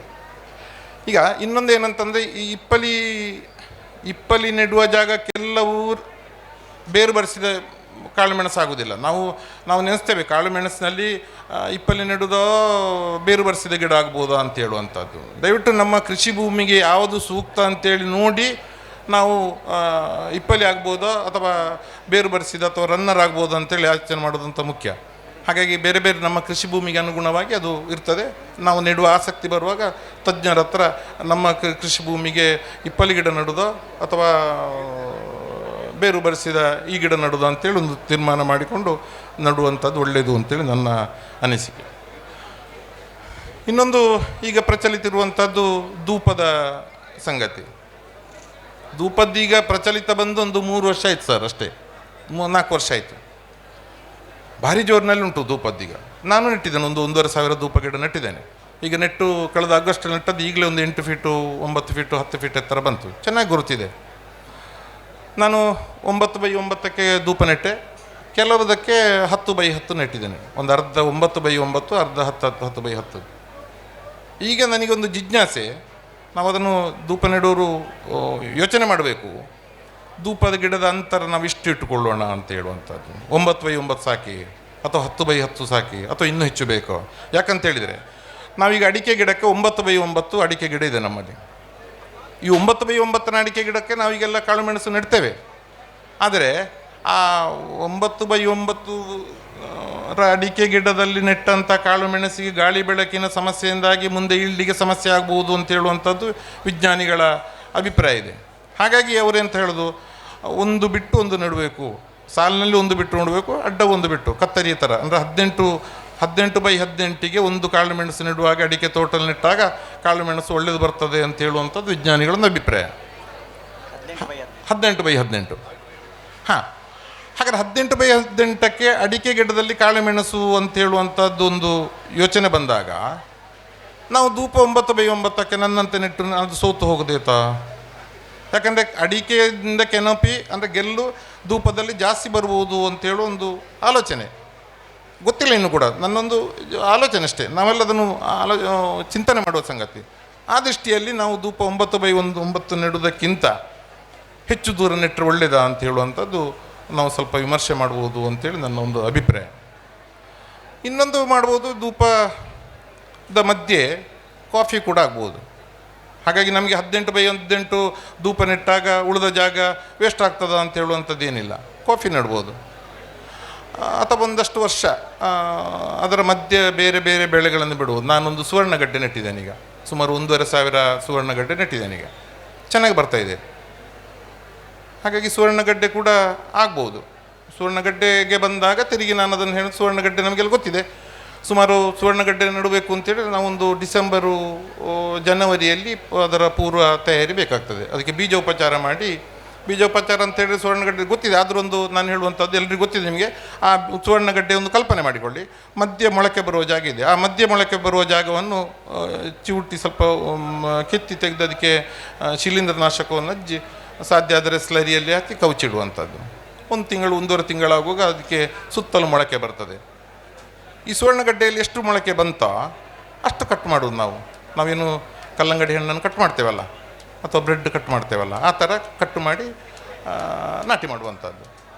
ಅಂದರೆ ಸುವರ್ಣಗಡ್ಡೆಯ ಬೀಜ ನನ್ನ ಒಂದು ಅನುಭವದ ಪ್ರಕಾರ ಕನಿಷ್ಠ ಅರ್ಧ ಕಿಲೋ ಆದರೂ ಬೇಕೇ ಬೇಕು ತೂಕ. ಅರ್ಧ ಕಿಲೋದ ತೂಕ ಇದ್ದರೆ ಸುಮಾರು ಒಂದು 5 ಕಿಲೋದ ತೂಕದ ಗಡ್ಡೆ ಆಗ್ತದೆ ಸರಿಯಾಗಿದ್ದರೆ. ಆದರೂ ಸಾಮಾನ್ಯವಾಗಿ ನಾವು 1 ಕಿಲೋ, ಕನಿಷ್ಠ 1 ಕಿಲೋದ ಬೀಜ, ತೂಕದ ಬೀಜ ಆದರೂ ನೆಡಬೇಕು ಅಂತೇಳೋದು ನಾನು. ಯಾಕಂದ್ರೆ ನಾನೊಂದು 2000ನೇ ಇಸವಿಯಲ್ಲಿ ದೊಡ್ಡ ಮಟ್ಟದಲ್ಲಿ ನೆಟ್ಟಿದ್ದೇನೆ. ಆ ಹಿನ್ನೆಲೆಯಲ್ಲಿ ಇನ್ನೊಂದು ಸುವರ್ಣಗಡ್ಡೆಯಲ್ಲಿ ನಾವೆಲ್ಲ ಯೋಚನೆ ಮಾಡಬೇಕಂತಂದರೆ 20 ಕಿಲೋ 25 ಕಿಲೋ 30 ಕಿಲೋದ ತೂಕದ ಸುವರ್ಣಗಡ್ಡೆ ಆಗ್ತದೆ. ನನಗಾಗಿ ಆಯಿತು 30 ಕಿಲೋದ ಸುವರ್ಣಗಡ್ಡೆ. 30 ಕಿಲೋದ ಸುವರ್ಣಗಡ್ಡೆ ಆದರೆ ಸರ್ ಅದನ್ನು ಮತ್ತೆ ದೇವಸ್ಥಾನಕ್ಕೆ ಕೊಡಬೇಕಷ್ಟೇ. ಯಾಕಂದರೆ ಯಾವುದೇ ಅಂಗಡಿಯವರು ನಿಮಗೆ ಒಂದು 5 ಕಿಲೋ 6 ಕಿಲೋ 7 ಕಿಲೋ ಮ್ಯಾಕ್ಸಿಮಮ್ 10 ಕಿಲೋದ ಸುವರ್ಣಗಡ್ಡೆ ತಗೊಳ್ತಾರೆ. ಆನಂತರ ಅಂಗಡಿಯವರು ತಗೊಳ್ಳೋದಿಲ್ಲ. ಹಾಗೆ ನಾವು ದೊಡ್ಡ ಸುವರ್ಣಗಡ್ಡೆ ಆಯಿತು ಅಂತೇಳಿ ಅವನಿಗೆ ಸೋಲೆ, ಅವನಿಗೆ ಅದು. ಹಾಗೆ ಆ ಹಿನ್ನೆಲೆ ಇದೆ. ಆದ್ದರಿಂದ ನೆಡುಗಡ್ಡೆ ಇದೆಯಲ್ಲ ಬೀಜ, ನೀವು 1 ಕಿಲೋಕ್ಕಿಂತ ಹೆಚ್ಚಿನ ಗಡ್ಡೆ ನೆಟ್ಟರೆ ಅದು ಸುವರ್ಣಗಡ್ಡೆ, ದೊಡ್ಡ ಸುವರ್ಣಗಡ್ಡೆ ಆಗ್ತದೆ. ಮತ್ತು ಧರ್ಮಸ್ಥಳ ಕಟೀಲಿಗ ದೇವಸ್ಥಾನ ಕೊಟ್ಟು ಸೇವೆ ಮಾಡಬೇಕಾಗ್ತದೆ. ಇದು ಸುವರ್ಣಗಡ್ಡೆಯ ಸಂಗತಿ ಆಯಿತು. ಇನ್ನೊಂದು ಬಾಳೆ ನೆಡ್ಬೋದು. 2000 ಇಸವಿಯಲ್ಲಿ ಟಿಶ್ಯೂ ಕಲ್ಚರ್ ಬಾಳೆ ನೆಟ್ಟಿದ್ದೇನೆ, ದೊಡ್ಡ ಮಟ್ಟಿನಲ್ಲಿ ನೆಟ್ಟಿದ್ದೇನೆ. ಒಂದು 2000-3000 ಆಗ ಕೋಡೆಸ್ ಕಂಪನಿಯಿಂದ ಟಿಶ್ಯೂ ಕಲ್ಚರ್ ತಂದು ನೆಟ್ಟಿದ್ದೇನೆ. ಈ ಟಿಶ್ಯೂ ಕಲ್ಚರ್ ಬಾಳೆ ಯಾವುದು ಸ್ಟಾಲ್ ಇರ್ಲಿಕ್ಕೆ ಸಾಕು, ಬೇಸರ ಪಡಬೇಡಿ ಯಾರು ಬಂದವರು. ಟಿಶ್ಯೂ ಕಲ್ಚರ್ನ ನಾವು ಬಾಳೆಯ ಆಯ್ಕೆ ನನ್ನ ಒಂದು ಅನಿಸಿಕೆ ಪ್ರಕಾರ ವ್ಯತ್ಯಾಸ ಇದ್ದರೆ ನಾನು ತಿದ್ದುಪಡಿ ಮಾಡಿಕೊಳ್ತೇನೆ. ಈ ನೆಟ್ಟು ಪಾಟಿನ ಸಣ್ಣದಿರ್ತದೆ, ಲ್ಯಾಬಿಂದ ತೆಗೆದು ಸಣ್ಣ ಗಿಡ ಇರ್ತದೆ, ಅದನ್ನು ಪ್ಲಾಸ್ಟಿಕ್ ತೊಟ್ಟೆ ಬ್ಯಾಗಲ್ಲಿ ಬೆಳೆಸಿ 45ರಿಂದ 50 ದಿವಸ ಒಳಗೆ ನಾಟಿ ಮಾಡಬೇಕು ಸರ್ ನಾವು. ಅಂತ 60 ದಿವಸ ಒಳಗೆ ನಾಟಿ ಮಾಡಬೇಕು. ಈ ಪ್ಲಾಸ್ಟಿಕ್ ತೊಟ್ಟೆಯಲ್ಲಿ 60 ದಿವಸಕ್ಕಿಂತ ಹೆಚ್ಚು ಬೆಳೆದ ಗಿಡ ಇದ್ದರೆ ನಮಗೆ ನೋಡಲಿಕ್ಕೆ ದೊಡ್ಡ ಗಿಡ ಅಂತೇಳಿ ಆಗ್ತದೆ, ಅದು ನೆಡಲು ಸೂಕ್ತ ಅಲ್ಲ. ಯಾಕಂದರೆ ಇದೆಲ್ಲ ಟೆಂಪರರಿ ಕ್ರಾಪ್. ನಾವೀಗ ತರಕಾರಿ ಇರ್ಬೋದು, ಅಥವಾ ಈಗ ಉದಾಹರಣೆಗೆ ನಮಗೆ ಭತ್ತ ಗೊತ್ತಾಗ್ತದೆ. ಭತ್ತ ನೇಜಿ ಅದು ಬೆಳೆದ್ರೆ ಅದು ಉತ್ಪತ್ತಿ ಕಡಿಮೆ ಬರೋದು, ಯಾಕಂದರೆ ಅದರ ಆಯುಸ್ಸು ಕಡಿಮೆ. ಹಾಗೆಯೇ ಬಾಳೆಯನ್ನು ಸಣ್ಣ ಆ ಪ್ಯಾಕೆಟಲ್ಲಿ ಒಂದು 2 ತಿಂಗಳು 3 ತಿಂಗಳು 4 ತಿಂಗಳಿನ ತೊಟ್ಟೆಯಲ್ಲಿ ತಗೊಂಡು ಹೋದರೆ ಅದು ಬೆಳವಣಿಗೆ, ಅದರ ಸಮಯಕ್ಕೆ ಬೆಳವಣಿಗೆ ಇಲ್ಲದೆ ನಾವು ನೆನೆಸಿದ ಹಾಗೆ ಬರುವುದಿಲ್ಲ. ಇದೊಂದು ಸೂಕ್ಷ್ಮತೆ. ಆದರೂ ನಾವು ತಗೊಂಡು ಹೋಗುವ. ಈಗ ಸ್ಯಾಂಪಲ್ಗೆ 10 ಗಿಡ 15 ಗಿಡ ತಗೊಂಡು ಹೋಗ್ಬೋದು ಸರ್. ದೊಡ್ಡ ಮಟ್ಟದಲ್ಲಿ ನಾವು ನೆಡುವಾಗ ಈ ತುಂಬ ಬೆಳೆದ ಟಿಶ್ಯೂ ಕಲ್ಚರ್ ಬಾಳೆ ಒಳ್ಳೆಯದಲ್ಲ ಅಂತ ಹೇಳುವಂಥದ್ದು ನನ್ನ ಇವತ್ತಿನ ಅನಿಸಿಕೆ. ಅಥವಾ ಅದಕ್ಕೆ ಏನಾದ್ರು ಇದ್ದರೆ ನಾನು ಅದನ್ನು ಅಪ್ಡೇಟ್ ಆಗಲಿಕ್ಕೆ ನಾನು ತಯಾರಿದ್ದೇನೆ. ನಾನು ಇದು ಬಾಳೆ. ಇನ್ನೊಂದು ಬಾಳೆಯಲ್ಲಿ ನಾನೊಂದು ಹೇಳೋದೇನಂತಂದರೆ, ಈ ಬಾಳೆ ಅದು ಬೆಳವಣಿಗೆ ಸರಿ ಇದೆ ಅಂತೇಳಿ ಗೊತ್ತಾಗೋದು ಹೇಗೆ ಅಂತೇಳಿದರೆ, 6 ದಿವಸಕ್ಕೊಂದು ಎಲೆ ಬರಬೇಕದು. 6 ದಿವಸಕ್ಕೆ 5ರಿಂದ 6 ದಿವಸಕ್ಕೊಂದು ಎಲೆ ಬರ್ತಾ ಇದೆ ಅಂತೇಳಿ ಆದರೆ ಅದಕ್ಕೆ ಗೊಬ್ಬರಗಳು ಬೇಕಾದ ಪೋಷಕಾಂಶಗಳು ಸರಿ ಇದೆ ಅಂತೇಳಿ ಲೆಕ್ಕ. ಈಗ ನೆಟ್ಟು ಬಾಳೆಗಡ್ಡೆಯೋ ಅಥವಾ ಟಿಶ್ಯೂ ಯಾವುದಾದ್ರು ನೆಟ್ಟು ಒಂದು 5ರಿಂದ 5 ಎಲೆ ಬರೋವರೆಗೆ ಅದರಷ್ಟಕ್ಕೆ ಬಿಟ್ಟುಬಿಡಿ. ಬಿಟ್ಟುಬಿಟ್ರೆ ಅದು ನಾವು ಇಷ್ಟು ಸ್ಪೀಡ್ ಬೇಕು ಅಂತೇಳಿ ನೆನೆಸೋದಾಗೋದಿಲ್ಲ. ರೂಟ್ ಡೆವಲಪ್ ಆಗಲಿಕ್ಕೆ ಟೈಮ್ ಬೇಕು. 5 ಎಲೆ ಅಥವಾ 6 ಎಲೆ ಬಂದ ನಂತರ 5 ದಿವಸಕ್ಕೊಂದು, ಅಂತೂ 6 ದಿವಸಕ್ಕೊಂದು, ವಾರಕ್ಕೊಮ್ಮೆ ಎಲೆ ಬರಲಿಲ್ಲ ಅಂತೇಳಿದರೆ ಅದಕ್ಕೆ ಗೊಬ್ಬರ ಪೋಷಕಾಂಶಗಳು ಸರಿ ಇಲ್ಲ ಅಂತೇಳಿ ಲೆಕ್ಕ. ನಾವು ಬಾಳೆ ಕೃಷಿಕರು ಮಾಡುವಾಗ ನಾವು ಹಿತ್ತಲಲ್ಲಿ ಬಾಳೆ ಇದೆ ಅದನ್ನು ನೋಡ್ಕೊಳ್ಳೋಣ, ನಾಳೆಯಿಂದ ನೋಡ್ಕೊಳ್ಳೋಣ, ಒಂದು ಗುರ್ತ ಮಾಡಿಕೊಳ್ಳೋಣ, ಒಂದು ಆಸಕ್ತಿ ಅದು ಎಷ್ಟು ಬೆಳವಣಿಗೆ ಇದೆ ಅಂತೇಳಿ. ಹಾಗಾಗಿ 4ರಿಂದ 5 ದಿವಸ ಸಂಪೂರ್ಣ ಸಮಯದಲ್ಲಿ ಅಂದರೆ ಗಿಡ ದೊಡ್ಡ ಆಗಿ ಒಂದು 5 ಎಲೆ ಬರುವವರೆಗೆ ಅಷ್ಟು ಆ ಬೆಳವಣಿಗೆ ಇರೋದಿಲ್ಲ ಸರ್. ಯಾಕಂದರೆ ಆಮೇಲೆ ಒಂದು 5 ಎಲೆ ಗಿಡ ನೆಟ್ಟು 5 ಎಲೆ ಬರುವವರೆಗೆ ಸ್ಲೋ ಇರ್ತದೆ, ಯಾಕಂದರೆ ಅದ್ರ ರೂಟ್ ಡೆವಲಪ್ ಆಗಿರೋದಿಲ್ಲ. ಒಂದು ಬೆಳವಣಿಗೆ ಸ್ಟಾರ್ಟ್ ಆದ ನಂತರ 5 ದಿವಸಕ್ಕೊಂದು ಎಲೆ ಬರಬೇಕು. ಅದೇ ಕಾಳುಮೆಣಸಿಗೆ ನಮಗೆಲ್ಲ ಗೊತ್ತು, ವಾರಕ್ಕೊಂದು ಎಲೆ ಬರಬೇಕು, ಅದೆಲ್ಲ ಗೊತ್ತಿರುವ ವಿಚಾರ ಅಲ್ಲ. ಈ ಕಾಳುಮೆಣಸಲ್ಲಿ ಹಾಗೆ ವಾರಕ್ಕೊಂದು ಎಲೆ ಬರಲಿಲ್ಲ ಅಂತೇಳಿದ್ರೆ ಅದಕ್ಕೆ ಪೋಷಕಾಂಶಗಳು ಕಡಿಮೆ ಇದೆ ಅಂತೇಳಿ. ಹಾಗೆ ನಮಗೆ ನಮ್ಮ ಯಾವುದೇ ಬೆಳೆಗಳು ಎಲ್ಲವೂ ಆ ಥರ ಪ್ರತಿಯೊಂದು ಗಿಡಗಳಿಗೂ ಸಸ್ಯಗಳಿಗೂ ಅದರ ಬೆಳವಣಿಗೆ ಹಂತಗಳು ಹೇಗೆ ಅಂತ ನೋಡಲಿಕ್ಕೆ ಅದರ ಎಲೆಯ ಬೆಳವಣಿಗೆಯನ್ನು ನಾವು ಅದನ್ನು ಸ್ವಲ್ಪ ಅಭ್ಯಾಸ ಮಾಡಿದರೆ ನಾವು ಇನ್ನೊಬ್ಬರ ಹತ್ರ ಗೊಬ್ಬರ ಕಡಿಮೆ ಆಯಿತು ಹೆಚ್ಚಾಯಿತು ಏನಾಯಿತು ಅಂತ ಬೇಕಾಗಿಲ್ಲ. ಇದೆಲ್ಲ ನಾವು ಸ್ವಲ್ಪ ಕೃಷಿ ಮಾಡುವ ಮೊದಲೇ ಅದರ ಬೆಳವಣಿಗೆ ಯಾವ ರೀತಿ ಇರ್ತದೆ ಅಂತ ಹೇಳುವಂಥದ್ದು ನಾವೊಂದು ಅಭ್ಯಾಸ ಮಾಡಿಕೊಳ್ಳೋದು ಒಳ್ಳೆಯದು. ಇದು ಬಾಳೆ ಹಿನ್ನೆಲೆ. ಇನ್ನೊಂದು ಬಾಳೆಯಲ್ಲಿ ಈಗ ನೇಂದ್ರ ಬಾಳೆ ನೆಟ್ಟರೆ ಹೆಚ್ಚು ಅಂದರೆ 2 ಗೊನೆ ಅಥವಾ 3 ಗೊನೆ ತೆಗಿಲಿಕ್ಕೆ ಆಗ್ತದೆ. ಈ ಗ್ರ್ಯಾಂಡ್ ನೈನು ವಿಲಿಯಮ್ ರೋಬಸ್ಟವ ನೆಟ್ಟರೆ ಬಾಳೆಯಲ್ಲಿ ಪಚ್ಚೆ ಬಾಳೆ ನೆಟ್ಟರೆ ನಾನು 8 ಗಡ್ಡೆವರೆಗೆ ನೆಟ್ಟಿದ್ದೇನೆ. ಅಂದರೆ ಶುರುವಿನ ಅದು 1 ವರ್ಷ ಅಂದರೆ 7 ತಿಂಗಳು 8 ತಿಂಗಳಲ್ಲಿ ಕೊನೆ ಆಗ್ತದೆ, ಮತ್ತು 2-2.5 ತಿಂಗಳಲ್ಲಿ ಗೊನೆ ಕಡಿತದೆ. ಈ ಗೊನೆ ಹಾಕಿ ಅದು 30 ಅಂತ ಹೇಳ್ತೇವೆ. ಗೊನೆ ಅದು ಹೊರಗೆ ಬಂದ ಕೂಡಲೇ 1 ಗಡ್ಡೆಯನ್ನು ಬಿಟ್ಟರೆ ಮತ್ತಿನ 6 ತಿಂಗಳಿನಲ್ಲಿ ಅದಾಗ್ತದೆ. ಅದು ಗೊತ್ತಿರೋ ವಿಚಾರ, ಅದೇನು ಸಂಗತಿ ಅಲ್ಲ. ಸ್ವಲ್ಪ ಈ ಬಾಳೆಗೆ ನಿಮಿಟೋಡಿನ ಸಮಸ್ಯೆ ಇದೆ, ಅದಕ್ಕೆ ಹರಳಿಂಡಿ ಹೆಚ್ಚು ಪ್ರಯೋಜನ ಆಗಿದೆ ನನಗೆ. ಇದು ಬಾಳೆ ವಿಚಾರ ಬಂತು. ಪೆಪ್ಪರ್ ಆಯಿತು, ಧೂಪ ಆಯಿತು. ರಬ್ಬರ್ನಲ್ಲಿ ಕೂಡ ಪೆಪ್ಪರು ನೆಡಬಹುದು ಅಂತ ಹೇಳೋ ಸಂಗತಿ. ಈಗ ರಬ್ಬರ್ ಟ್ಯಾಪಿಂಗ್ ಮಾಡುವ ಜಾಗ ನಮಗೆ ಗೊತ್ತಿದೆ, ರಬ್ಬರ್ ಕೃಷಿಕರಿಗೆ ಗೊತ್ತಿದೆ. ಆ ಮಧ್ಯೆ ಸ್ವಲ್ಪ ಜಾಗ ಇರ್ತದೆ, ಸುಮಾರು ಒಂದು 4 ಫೀಟು ಎತ್ತರವರೆಗೆ ಕೆಳಗೆ ಮೆಣಸಿನ ಬಳ್ಳಿಯನ್ನು ಆ ಟ್ಯಾಪಿಂಗ್ ಮಾಡದ ಜಾಗ ಅಥವಾ ಟ್ಯಾಪಿಂಗ್ ಸಿಲಕದ ಜಾಗ ಮಧ್ಯದಲ್ಲಿ ಮೇಲೆವರೆಗೆ ಒಂದು 4 ಫೀಟು ಎತ್ತರವರೆಗೆ ಹೋಗಿಸಿ ಆ ನಂತರ ನಾವು ಅದನ್ನು ಅಡ್ಡ ಗೆಲ್ಲು ಬರುವಾಗ ಮಾಡಿದರೆ ರಬ್ಬರ್ನಲ್ಲಿ ಕೂಡ ಕಾಳುಮೆಣಸು ಬೆಳಿಬೋದು, ಟ್ಯಾಪಿಂಗ್ ಕೂಡ ಮಾಡ್ಬೋದು. ಈ ಸಂಗತಿಯನ್ನು ಕೂಡ ರಬ್ಬರ್ನಲ್ಲಿಯೂ ಕೂಡ ಕಾಳುಮೆಣಸು ಆಗ್ತದೆ, ತೊಂದರೆ ಇಲ್ಲ. ತೆಂಗಿಗೂ ಹಾಗೆ. ತೆಂಗಿಗೆ ಇದೆಲ್ಲ ನಾನು ಹೇಳೋದೇನಂತಂದರೆ ಹಂದಿಗಳದ್ದು, ಮಂಗಗಳದ್ದು, ಕಾಡು ಪ್ರಾಣಿಗಳದ್ದು ಉಪದ್ರ ಇಲ್ಲದ ಜಾಗದಲ್ಲಿ ಆಗ್ತದೆ. ದೇವರ ದಯದಲ್ಲಿ ನನಗೆ ಅದು ಮಂಗಗಳದ್ದು ಒಂದು 300 ತೆಂಗಿನ ಮರ ಉಂಟು ನನಗೆ. ಒಂದು ಸಮಯದಲ್ಲಿ ಆ 300 ತೆಂಗಿನ ಮರ ಇದ್ದರೂ ಕೂಡ ಮನೆಯ ಉಪಯೋಗಕ್ಕೆ ಅಲ್ಲಿಂದ ಅಲ್ಲಿಗೆ ಬರ್ತಿತ್ತು. ನಮ್ಮ ದೊಡ್ಡ ಸಂಸಾರ, 4 ಜನ ಅಕ್ಕಂದಿರಿದ್ದಾರೆ, 2 ಜನ ಅಣ್ಣಂದಿರಿದ್ದಾರೆ, ಅವರಿಗೆಲ್ಲ ಕೊಡಲಿಕ್ಕೆ ತೆಂಗಿನಕಾಯಿ ಕಷ್ಟ ಆಗ್ತಿತ್ತು. ಮತ್ತು ಈಗ ಮಂಗಗಳ ಉಪದ್ರ ಇಲ್ಲ. ನನಗೆ ಮಂಗಗಳ ಉಪದ್ರ ಇಲ್ಲದ್ದು ಏನಂತಂದರೆ, ನಾನು ಕಾಲೇಜಿಗೆ ಹೋಗುವ ದಿನದಲ್ಲಿ ನಾನು NCCಯ C ಸರ್ಟಿಫಿಕೇಟ್ ಅಂಡರ್ ಆಫೀಸರ್ ಆಗಿದ್ದೆ. ಬಂದೂಕಿನ ಹೇಗೆ ಚಲಾವಣೆ ಮಾಡಬೇಕು ಅಂತ ತರಬೇತಿ ಆಗಿತ್ತು, ಬಂದೂಕು ಲೈಸೆನ್ಸ್ ಕೂಡ ಸಿಕ್ಕಿತ್ತು. ಆ ದೃಷ್ಟಿಯಲ್ಲಿ ನನಗೆ ಮಂಗಗಳು ಇಲ್ಲ ಸರ್. ಮುಂದಿನದು ಹೇಗೆ ಆಯಿತು ಅಂತ ನೀವು ಕೇಳಿಬಿಡಿ, ನಾನು ಹೇಳಲಿಕ್ಕೂ ಕಷ್ಟ ಆಗ್ತದೆ. ಈ ಹಿನ್ನೆಲೆಯಲ್ಲಿ ಈ ಕಾಡು ಪ್ರಾಣಿಗಳ ಉಪದ್ರ ಇಲ್ಲದಾಗ ಇದೆಲ್ಲವೂ ಕೃಷಿ ಸಾಧ್ಯ. ಆಗ್ತದೆ. ಆದರೂ ಹಂದಿಗಳು ಬರದಾಗೆ ಅದಕ್ಕೆ ಬೇರೆ ಬೇರೆ ಈಗ ಹೊಸ ಹೊಸ ಸಂಗತಿಗಳೆಲ್ಲ ಬಂದಿದೆ. ಅದನ್ನು ಕೂಡ ನಮಗೆ ಆಸಕ್ತಿ ಸ್ವಲ್ಪ ಹೆಚ್ಚು ಶ್ರಮ ವಹಿಸಿದರೆ ಮಾಡ್ಬೋದು ಅಂತ ಹೇಳುವ ಸಂಗತಿ.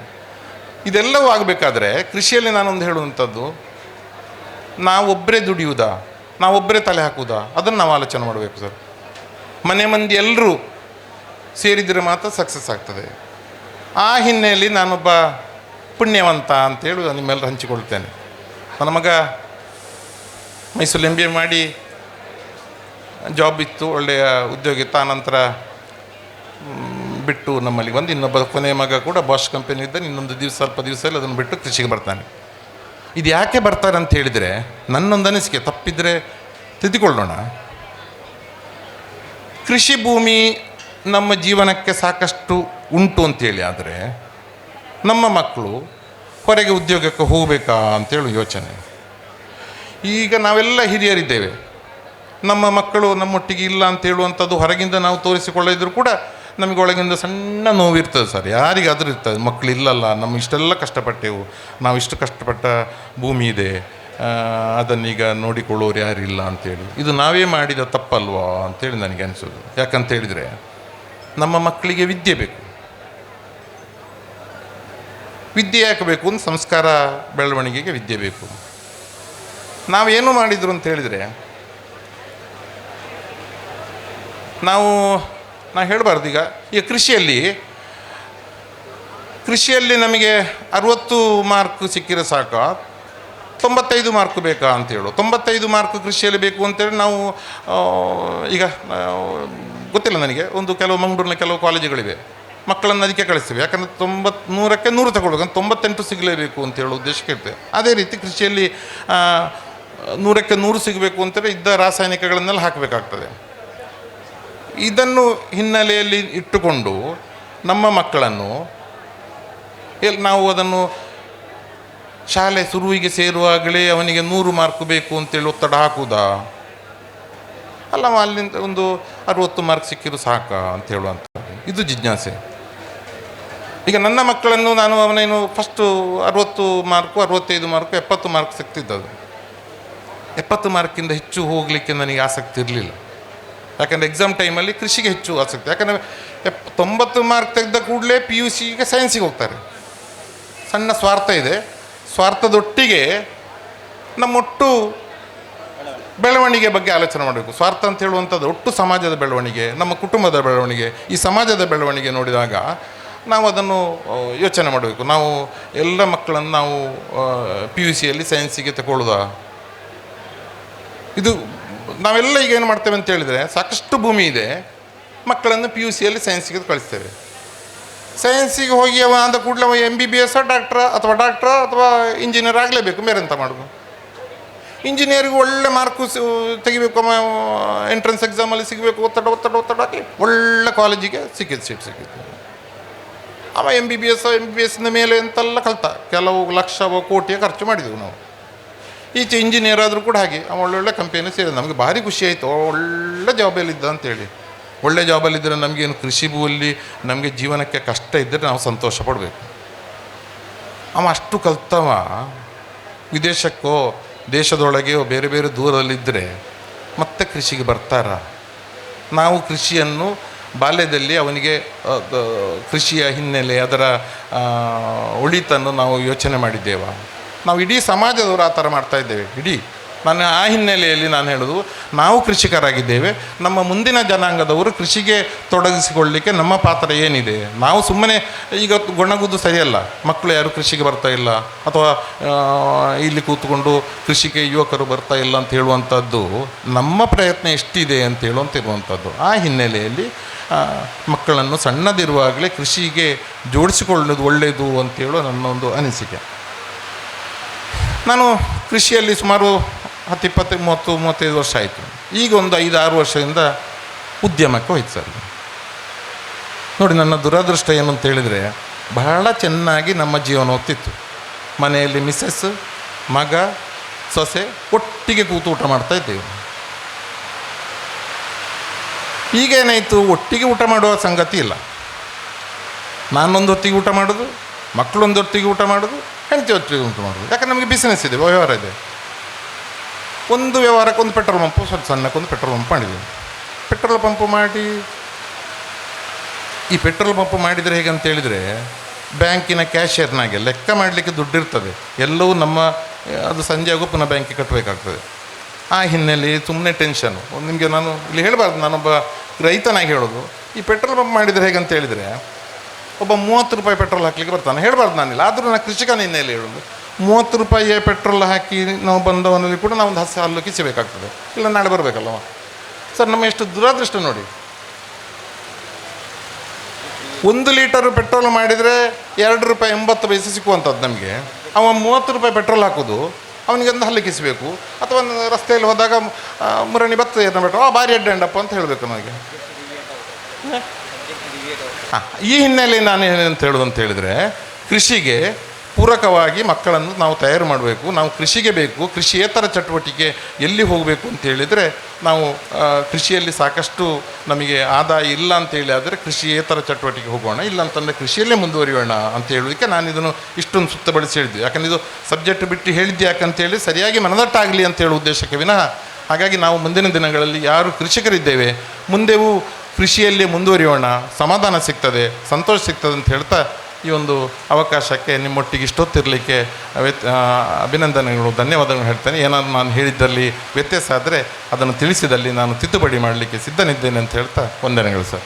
ಥ್ಯಾಂಕ್ ಯು ಸರ್, ಧನ್ಯವಾದಗಳು ನಿಮಗೆ. ಬಹಳ ವಿಸ್ತೃತ ಮತ್ತು ವಿಶೇಷ ರೀತಿಯಲ್ಲಿ ನಿಮ್ಮ ಅಭಿಪ್ರಾಯಗಳನ್ನು ಮತ್ತು ಅನುಭವಗಳನ್ನು ಹಂಚಿಕೊಂಡಿದ್ದೀರಿ. ಖಂಡಿತವಾಗಿ ನಾನು ಕೂಡ ಕಾರ್ಪೊರೇಟ್ ಜಾಬ್ಗೆ ಹೋಗಿ ಆ ಕಾಲೇಜಲ್ಲಿರುವಾಗ ಅದೇ ಕನಸು. ನಿಮ್ಮ 90% ನನಗಿರಲಿಲ್ಲ, ಬಟ್ ನಮ್ಮ ಹಿನ್ನೆಲೆಯಲ್ಲಿ 90% ಕನಸನ್ನು ಪುಷ್ ಮಾಡಿ ನಾವಂತೂ 60% ಮಕ್ಕಳು, ಆದರೆ 90%ನ ಕನಸು ನಮ್ಮ ತಲೆಗೆ ಹಾಕಿ ಈ ವೈಸ್ ಪ್ರೆಸಿಡೆಂಟ್ ಆಗಬೇಕು, CEO ಆಗಬೇಕು ಅಂತಂದರೆ ಕಂಪನಿಗಳಲ್ಲಿ ಓಡಿ ಅರ್ಧ ದಾರಿಯಲ್ಲಿ ಅದು ಸಾಕಾಗಿ ಬಂದು ಕೃಷಿಗೆ ಬಂದವರು. ಸಹಜವಾಗಿ ಆಸಕ್ತಿ ಮೇಲೆ ಕೃಷಿಗೆ ಬಂದು ಈಗ ಸಾಧಾರಣ 12-15 ವರ್ಷ ಆಯಿತು. ಅದರ ನಂತರದ 15 ವರ್ಷದ ಒಂದು ಅನುಭವ ಏನಿದೆ ಅದನ್ನು ನಾವು ಎಂಜಾಯ್ ಮಾಡ್ತಾಯಿದ್ದೇವೆ. ಟೋಟಲ್ ಅದರಲ್ಲಿ ನಷ್ಟ ಆಗಿದೆ, ಲಾಭ ಆಗಿದೆ, ಮೇಲೆ ಬಂದಿದೆ, ಕೆಳಗೆ ಬಂದಿದೆ, ಇದರಲ್ಲಿ ಎಂಜಾಯ್ಮೆಂಟ್ ಇದೆ, ಅಂದರೆ ನೆಮ್ಮದಿ ಇದೆ ಮತ್ತು ಸಂತೋಷ.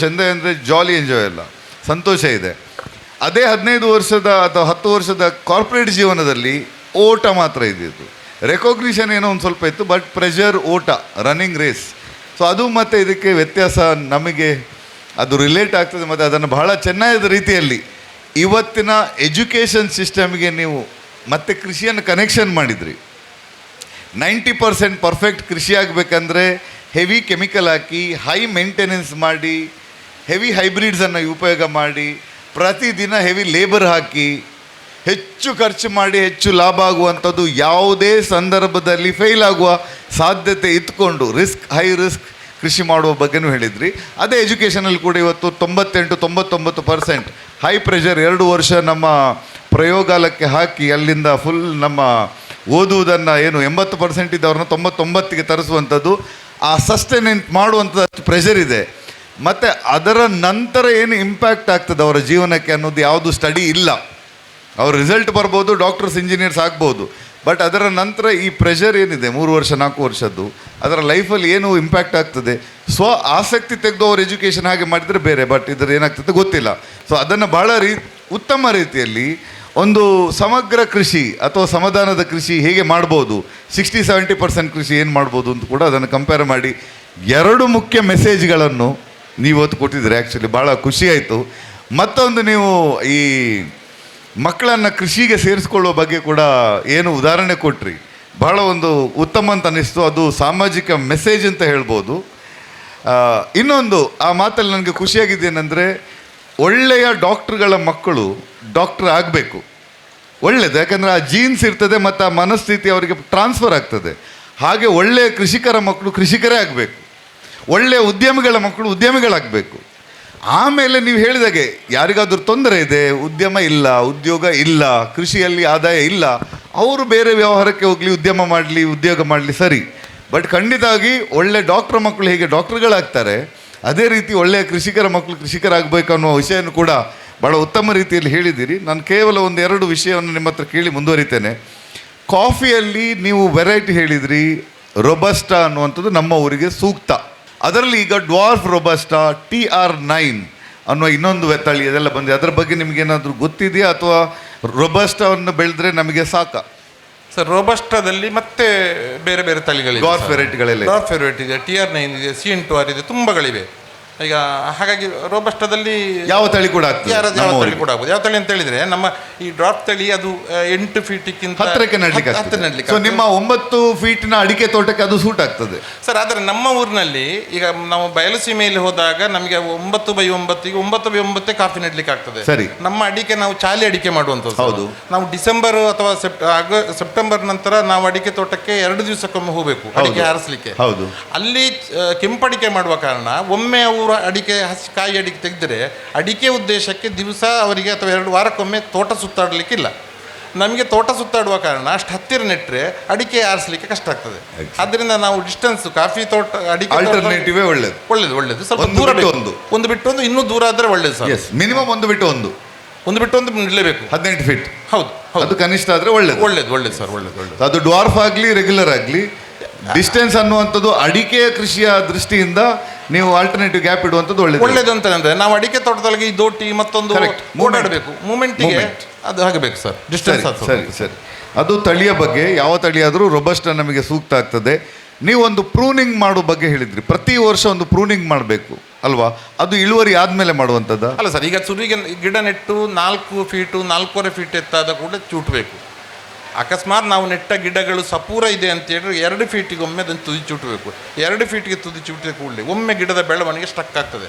ಆಗ ಅಡ್ಡ ಬೆಳೀತದೆ, ಸ್ವಲ್ಪ ದಪ್ಪ ಕಾಂಡ ತೋರ ಬೆಳೀತದೆ. 4.25 ಫೀಟ್ ಎತ್ತೋಗ ತುದಿ ಚೂಟಬೇಕು. ಆ ನಂತರ ಅದರಲ್ಲಿ ಕಂಬರಕ್ಕೆ ಬರ್ತದೆ, ಅಂದರೆ ಸೈಡಿನ ಮೇಲೆ ಬರುವ ಮದರ್ ಶೂಟ್ಸ್, ಆ ಮೇಲೆ ಬರೋದನ್ನು ತೆಗಿತಾ ಬೇಕು.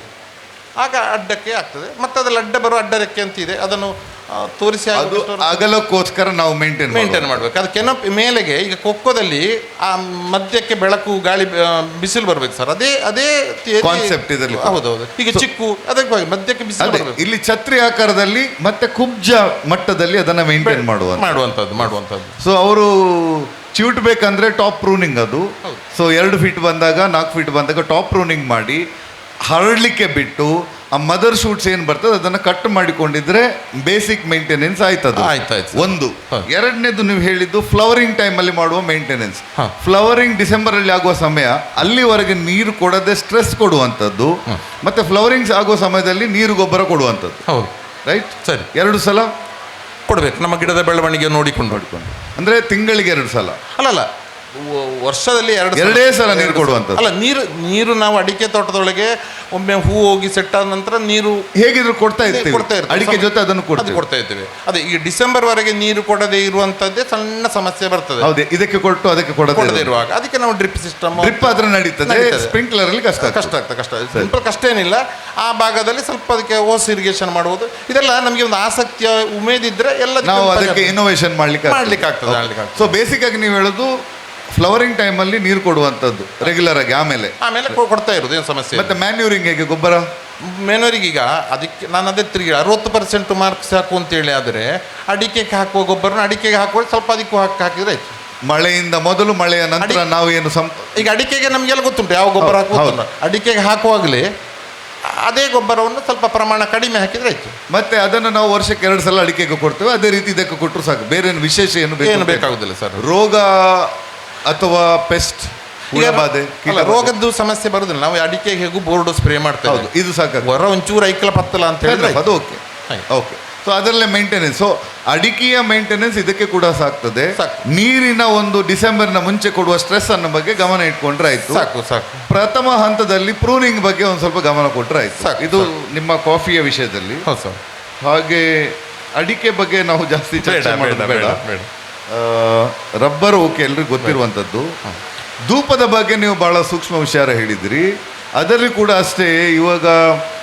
ಇವಾಗ ಒಂದು ಕಾಲ ಏನಂದ್ರೆ ಟ್ರೆಂಡ್. ಯೂಟ್ಯೂಬ್ ಮತ್ತೆ ರೀಲ್ ನೋಡಿದ ತಕ್ಷಣ ಲಕ್ಷ ಗಳಿಸಿರಿ ಅಂತ ಒಂದು ಯೂಟ್ಯೂಬ್ ಬಂದ್ರೆ ಮತ್ತೆಲ್ಲ ಆ ಕಡೆ ಓಟ. ನಾವು ನರ್ಸರಿ ಅವರು ಸಾಧಾರಣ 40 ವರ್ಷದಿಂದ ನಮ್ಮ ತಂದೆ ಕಾಲದಿಂದ ನರ್ಸರಿ ಮಾಡೋದು. ನಮಗೆ ಅದು ಗೊತ್ತಾಗ್ತದೆ ಈಗ ಏನು ಟ್ರೆಂಡ್ ಬಂತು ಅಂತ. ವೆನಿಲಾ ಟ್ರೆಂಡ್, ರಂಬುಟಾನ್ ಟ್ರೆಂಡ್, ಮತ್ತೆ ನಿಮ್ಮ ಧೂಪದ ಟ್ರೆಂಡ್, ಪಯ್ಯಾಣಿ ಟ್ರೆಂಡ್ ಎಲ್ಲ ಬರೋದು ಯೂಟ್ಯೂಬಿಂದ ಹೆಚ್ಚಿನದ್ದು. ಸೊ ಈಗ ಧೂಪದ ಟ್ರೆಂಡ್ ಆಗ್ತಾ ಉಂಟು. ಮತ್ತೆ ಜನರಿಗೆ ಇವತ್ತು ಲಕ್ಷವೇ ನೀವು ಹೇಳಿದ 60% ಕೃಷಿಯಲ್ಲಿ ಯಾರಿಗೂ ಇಂಟ್ರೆಸ್ಟ್ ಇಲ್ಲ, 90%ಲ್ಲೂ ಇಂಟ್ರೆಸ್ಟ್ ಇಲ್ಲ. ಯೂನಿವರ್ಸಿಟಿಯಲ್ಲಿ ಪೇಪರನ್ನು ಲೀಕ್ ಮಾಡಿಸಿ ಹೇಗೆ ಎಕ್ಸಾಮ್ 100% ಹೊಡಿಬೇಕು ಅನ್ನುವಂಥ ದೃಷ್ಟಿಯಲ್ಲಿ ಕೃಷಿ ಆಗ್ತಾ ಉಂಟು. ಅಂದರೆ ಅವರಿಗೆ ಲಕ್ಷ ಮಾತ್ರ. ಆಗ ಏನು ಮಾಡ್ತಾ ಇದ್ದಾರೆ, ಸರ್ 6 ಫೀಟಿಗೆ ಆಗ್ತದಾ, 3 ಫೀಟಿಗೆ ನಡ್ಲಿಕ್ಕೆ ಆಗ್ತದಾ, ತೆಂಗು 6 ತಿಂಗಳಲ್ಲಿ ಕಾಯಿ ಬಿಡ್ತದ, ಇಂಥದ್ದು ಕೇಳುವವರು ಬರ್ತಾರೆ. ಸೊ ಈ ದೃಷ್ಟಿಯಲ್ಲಿ ನೀವು ಬಹಳ ಒಂದು ಸೂಕ್ಷ್ಮ, ಯಾಕಂದರೆ ಈಗ ಟ್ರೆಂಡಲ್ಲಿ ಧೂಪವನ್ನು ಎಲ್ಲರೂ ಮಾಡ್ತಾರೆ. ಹಾಗಿರುವಾಗ ಅವರು ಈ ವಿಷಯದ ಬಗ್ಗೆ ಗಮನ ಕೊಡೋದಿಲ್ಲ. 10 ವರ್ಷ ಆದಮೇಲೆ, 8 ವರ್ಷ ಆದಮೇಲೆ ಅದರ ಕೆನಪಿ ದೊಡ್ಡದಾದಾಗ, ನೆರಳು ಜಾಸ್ತಿ ಆದರೆ ಅಥವಾ ಒಂದಕ್ಕೊಂದು ತಾಂಟಿಕೊಂಡ್ರೆ, ಅದೇ ಅಡಿಕೆಯ ಲಾಜಿಕ್ ತಂತ್ರಜ್ಞಾನವೇ ಹೇಳ್ತದೆ, ಒಂದು ಬಿಟ್ಟು ಒಂದು ಅಡಿಕೆಗೆ ನೀವು ಬೆಳೆಸು ಬಿಡಿ.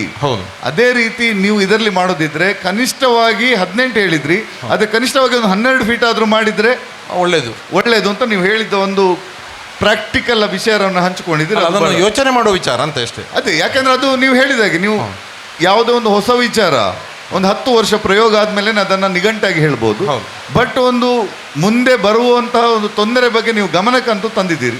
ಸೊ ಈ ವಿಷಯವನ್ನು ಗಮನಕ್ಕೆ ತಗೊಳ್ಬೋದು ಅಂತ ಅನ್ನಿಸ್ತು ಪೆಪ್ಪರಲ್ಲಿ, ಧೂಪದ ವಿಷಯದಲ್ಲಿ. ಮತ್ತೆ ನಿಮಗೆ ಮೆಣಸಿನಲ್ಲಿ ಯಾವ ತಳಿಗಳನ್ನು ಬೆಳೆಸ್ತಾ ಇದ್ದೀರಿ sir? ಮೆಣಸಿನಲ್ಲಿ P1 Panniyur variety P1 ಇಲ್ಲೆಲ್ಲ ಸಾಧಾರಣ ಅದೇ ಅಂತ. ತಿರುಗಿ ಅದರ ವಿಷಯ ಬರಬೇಕಾದ್ರೆ ಎಲ್ಲ ಕಡೆಗೆ P1 ಆಗೋದಿಲ್ಲ ಸರ್. ನೆರಳು ಪ್ರದೇಶಕ್ಕೆ P1 ಅಷ್ಟು ಸೂಕ್ತ ಅಲ್ಲ. ನನ್ನಲ್ಲಿ P5 ಇದೆ, ಅದು ನೆರಳಿನಲ್ಲಿ P5 ಅಥವಾ P2 ಚೆನ್ನಾಗಿ ಬರ್ತಾ ಇದೆ. ನನ್ನ ತೋಟ ನೋಡ್ಬೋದು, P1 ನೆಟ್ಟದ್ದು ಉಂಟು, P5 ಇದೆ, ಚೆನ್ನಾಗಿ ಬರ್ತಾ ಇರೋದು P5 ನೆರಳಿನಲ್ಲಿ. ಇನ್ನೊಂದು ವಿಜಯ ಅಂತ ಇದೆ, ಬೇರೆ ಕುಂಭಕಲ್ಲು ತುಂಬ ಇದೆ ಸರ್. ಸೊ ಮುಖ್ಯವಾಗಿ ಇಲ್ಲಿ ಸರಳವಾಗಿ ಹೇಳೋದಿದ್ರೆ ನಾವು ಕೃಷಿಕರಿಗೆ ಕನ್ಫ್ಯೂಸ್ ಮಾಡೋದಿಲ್ಲ, ಸುಲಭ ಮಾಡಿಸುವಂಥದ್ದು. ಬಿಸಿಲು ಬೀಳುವ ಪ್ರದೇಶದಲ್ಲಿ P1 ಪಣಿಯೂರು 1, ನೆರಳು ಹೆಚ್ಚಿರುವಲ್ಲಿ ಸರ್ ನೆರಳಿಗೆ ಆಗುವಂತ ತಳಿ P2 ಉಂಟು, P5 ಅನ್ನ ನಾವು ಸಾಧಾರಣ ಮಾತಲ್ಲಿ ಹೇಳುದಿದ್ರೆ ಒಂದು ತಳಿಯನ್ನು ಹೇಳಬೇಕು ಅಂತಿದ್ರೆ P5 ಹೇಳ್ಬೋದು. ಸೊ ಸಾಧಾರಣ ಎಲ್ಲ ಕೃಷಿಗೆ ಪಣಿಯೂರು 1 ನಾವು ಮಾಡಬಹುದು. ಹಾಗಾಗಿ ನಾವು ಪಣಿಯೂರು ಒಳ್ಳೆ ಮೆಣಸು ನೆಡುವಾಗ ನಮ್ಮ ಕೃಷಿ ಭೂಮಿ ಹೇಗುಂಟು ಅಂತ ನೋಡಿ ನಾವು ಗಿಡ ತರುವ. P1 ತಂತು ಅಂತ ಒಟ್ಟು P1 ಖಂಡಿತ ಬೇಡ. ಯಾವುದೇ ತಳಿ ಆಗಲಿ ಸರ್, ಮೆಣಸಾಗಲಿ ಯಾವ ಬೇರೆ ತಳಿ ಆದರೂ ಕೂಡ ನಾವು ಯಾವ ನಮ್ಮ ಪರಿಸ್ಥಿತಿ ಉಂಟೋ ಅದಕ್ಕೆ ಬೇಕಾದ ತಳಿಯನ್ನು ತರಬೇಕು ನಾವು. ಉದಾಹರಣೆಗೆ ನಾನು ಹೇಳಿದಲ್ಲ, ಈಗ ಮೆಣಸಲ್ಲಿ ನಮ್ಮದು ತುಂಬ ಕತ್ತಲೆ ಇರುವ ಜಾಗ ಅಂತೇಳಿ ಆದರೆ ಅದಕ್ಕೆ P1 ಬೇಡ, ಅದಕ್ಕೆ P5. ಸೊ ಖಂಡಿತವಾಗಿ ಒಬ್ಬ ರೈತ ಆದವ ಮುಖ್ಯ ಬಿಸಿಲು ಹೆಚ್ಚು, ಡ್ರೈನೇಜ್ ಚೆನ್ನಾಗಿರುವ ಜಾಗೆಯಲ್ಲಿ ಪಣಿಯೂರು 1, ನೆರಳು ಜಾಸ್ತಿ ಆದಲ್ಲಿ ನೀರಿನ ಪಸೆ ಕೂಡ ಜಾಸ್ತಿ ಇರ್ತದೆ, ಅಲ್ಲಿ ಪಣಿಯೂರು 5. ಮತ್ತೆ ಅವರ ಸ್ವತಃ ಪ್ರಯೋಗಕ್ಕೆ ಎಲ್ಲ 10-15 ವೆರೈಟಿಗಳುಂಟು, ಅದನ್ನು ಸ್ವಲ್ಪ ಹಾಕೊಳ್ಬೋದು ಖಂಡಿತವಾಗಿ. ಮತ್ತೆ ಧೂಪದಲ್ಲಿ ಕೂಡ ಚೆನ್ನಾಗಿ ಬರ್ತದೆ, ಬೆಳವಣಿಗೆ ಅಂತೂ ಬರ್ತದೆ, ತೊಂದರೆ ಇಲ್ಲ. ಧೂಪ 1 ವರ್ಷದಲ್ಲಿ ಬೆಳೀತದೆ, 1ನೇ ವರ್ಷದಲ್ಲೇ ನಿಮಗೆ ಮೆಣಸನ್ನು ಬಿಡ್ಲಿಕ್ಕೆ ಆಗ್ತದೆ. ಇಷ್ಟು ವಿಷಯವನ್ನು ನಾವು ಇದರಲ್ಲಿ ಪಡ್ಕೊಳ್ಬೋದು. ಓಕೆ. ಹಾಗೆ ಕಾಫಿ ಬಗ್ಗೆ, ವೆರೈಟಿಗಳ ಬಗ್ಗೆ, ಮತ್ತು ಇದು ಹೇಗೆ ಸುಧಾರಣೆ ಬಗ್ಗೆ ಹೇಳಿದಿರಿ, ಧೂಪ ಕೃಷಿ ಬಗ್ಗೆ ಹೇಳಿದಿರಿ, ಟಿಶ್ಯೂ ಕಲ್ಚರ್ ಬಾಳೆ ವಿಷಯದಲ್ಲಿ ನಾನು ನಿಮ್ಮ ಹತ್ರ ಕಂಪ್ಲೀಟ್ ಸಹಮತ. ಯಾಕಂದರೆ ಸಾಧಾರಣ 2010ರಲ್ಲಿ ನಾನು ಕೂಡ ಒಂದು 10,000 ಬಾಳೆಹಣ್ಣು ಟಿಶ್ಯೂ ಕಲ್ಚರ್ ಮಾಡಿದ್ದೆ ಪುಣಚದಲ್ಲಿ. ಸೊ ಮಾಡಿ ಅದರಲ್ಲಿ ನಾವು ಗಮನ ಕೊಟ್ಟಿದ್ದು ನೀವು ಹೇಳಿದ ರೀತಿಯಲ್ಲಿ ಒಂದು ಟಿಶ್ಯೂ ಕಲ್ಚರ್. ಬಟ್ ಅದರಲ್ಲಿ ನಾವು ಒಂದು ನೋಡಿದ್ದೇನೆಂದರೆ ಟಿಶ್ಯೂ ಕಲ್ಚರ್ ಲ್ಯಾಬಿನ ಬಗ್ಗೆ ಕೂಡ ನಾವು ಜಾಗೃತಿ ಮಾಡಬೇಕು. ಅವರ ಮದರ್ ಪ್ಲಾಂಟ್ ಎಲ್ಲಿರ್ತದೆ ಅಥವಾ ಯಾವ ರೀತಿ ಇರ್ತದೆ ಅಂತ ನಾವು ಮುಳಿಯ ಸರ್ ಅವ್ರಿಗೆ ಗೊತ್ತುಂಟು. ಕೆಲವು ಅವರು ಸಿಲೆಕ್ಷನ್ ಮಾಡೋದಿಲ್ಲ, ಆಮೇಲೆ ಸ್ವಲ್ಪ ಡ್ಯಾಮೇಜ್ಡ್ ಪ್ಲಾಂಟ್ಸ್ ಕೂಡ ಬರ್ತದೆ, ಅದು ಮತ್ತೆ ಬರ್ತದೆ. ಅದರ ಬಗ್ಗೆ ನಾವು ಜಾಗೃತಿ ಮಾಡಬೇಕು. ಐ ಥಿಂಕ್ ಮತ್ತೆ ನೀರು, ಬಾಳೆಗೆ ಕೂಡ ನೀರನ್ನು ನಿರಂತರವಾಗಿ ಬೇಸಿಗೆ ಕಾಲದಲ್ಲಿ ಕೊಡುವಂಥದ್ದು, ಸಾಯಿಲ್ ಮಾಯಿಶ್ಚರ್ ಮೇಂಟೈನ್ ಮಾಡುವಂಥದ್ದು. ಗೊಬ್ಬರವನ್ನು ನೀವು ಏನು ಅದಕ್ಕೆ ಬಾಳೆಗೆ ಏನು ಹೇಳ್ತೀರಿ? ಆಗ 2000 ಇಸವಿ ಸರ್ ನಾನು ಆಗ ಸಾವಯವದ ಬಗ್ಗೆ ಭಾರಿ ಒಲವಿತ್ತು. ಹೌದು, ಆಗ ರಾಸಾಯನಿಕನದ್ದು ಕಡಿಮೆ ಇತ್ತು. ಹೌದು, ಅದಕ್ಕೆ ಮೇನು ನಾನು ಶುರುವಿಗೆ ಸ್ವಲ್ಪ ಫ್ಯಾಕ್ಟಂಪಾಸ್ ಹಾಕಿದ್ದೆ. ಬ್ರ್ಯಾಂಡ್ ನೇಮ್ ಹೇಳಬಾರ್ದು, 20 ಹಾಕಿದ್ದೆ. ಆನಂತರ ನಾನು ಅದಕ್ಕೆ ಹರಳಿಂಡಿ ಮತ್ತು ಬೇವಿನ ಹಿಂಡಿಯನ್ನೇ ಹಾಕ್ತಿದ್ದದ್ದು. 2 ವರ್ಷಕ್ಕೆ 3 ಸಲ ಹಾಕ್ತಿದ್ದೆ. ಅಂದರೆ ಸ್ವಲ್ಪ ನೆಟ್ಟು ಅದಕ್ಕೆ ಮಣ್ಣು ಕೊಡುವಂಥದ್ದು, ಮತ್ತು ಪುನಃ ಮತ್ತೊಮ್ಮೆ ಹಾಕುವಂಥದ್ದು. ಈ ಪುನಃ ಬಾಳೆಗಡ್ಡೆ ಗೊನೆ ಕಡ್ದ ನಂತರ ಅದರಲ್ಲಿ ಎಕ್ಸ್ಟ್ರಾ ಸಕ್ಕರ್ಸ್ ಇರ್ತದೆ, ಅದನ್ನೆಲ್ಲ ತೆಗೆಯುವುದು, ಒಂದು ಇಟ್ಟುಕೊಳ್ಳೋದು. ಆ ತೆಗೆದ ನಂತರ ಗುಂಡಿರ್ತದೆ, ಅದಕ್ಕೆ ಪುನಃ ಕಹಿಬೇವಿನ ಹಿಂಡಿ ಹರಳಿಂಡಿ ಹಾಕಿದಾಗ ನಿಮಿಟೋಡು ಬರೋದಿಲ್ಲ, ಅದು ಒಳ್ಳೆ ಗೊಬ್ಬರ ಅಷ್ಟೇ.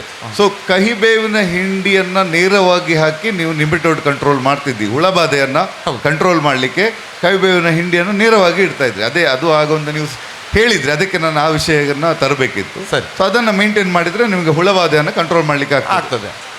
ಓಕೆ. ಸೊ ಈ ರೀತಿ ನಾವು ನೀರು, ಗೊಬ್ಬರ, ಮತ್ತು ಹುಳಬಾಧೆ, ಸ್ಪೇಸಿಂಗ್ ಬಗ್ಗೆ ಮಾತಾಡಿದ್ವಿ ಈಗಾಗಲೇ.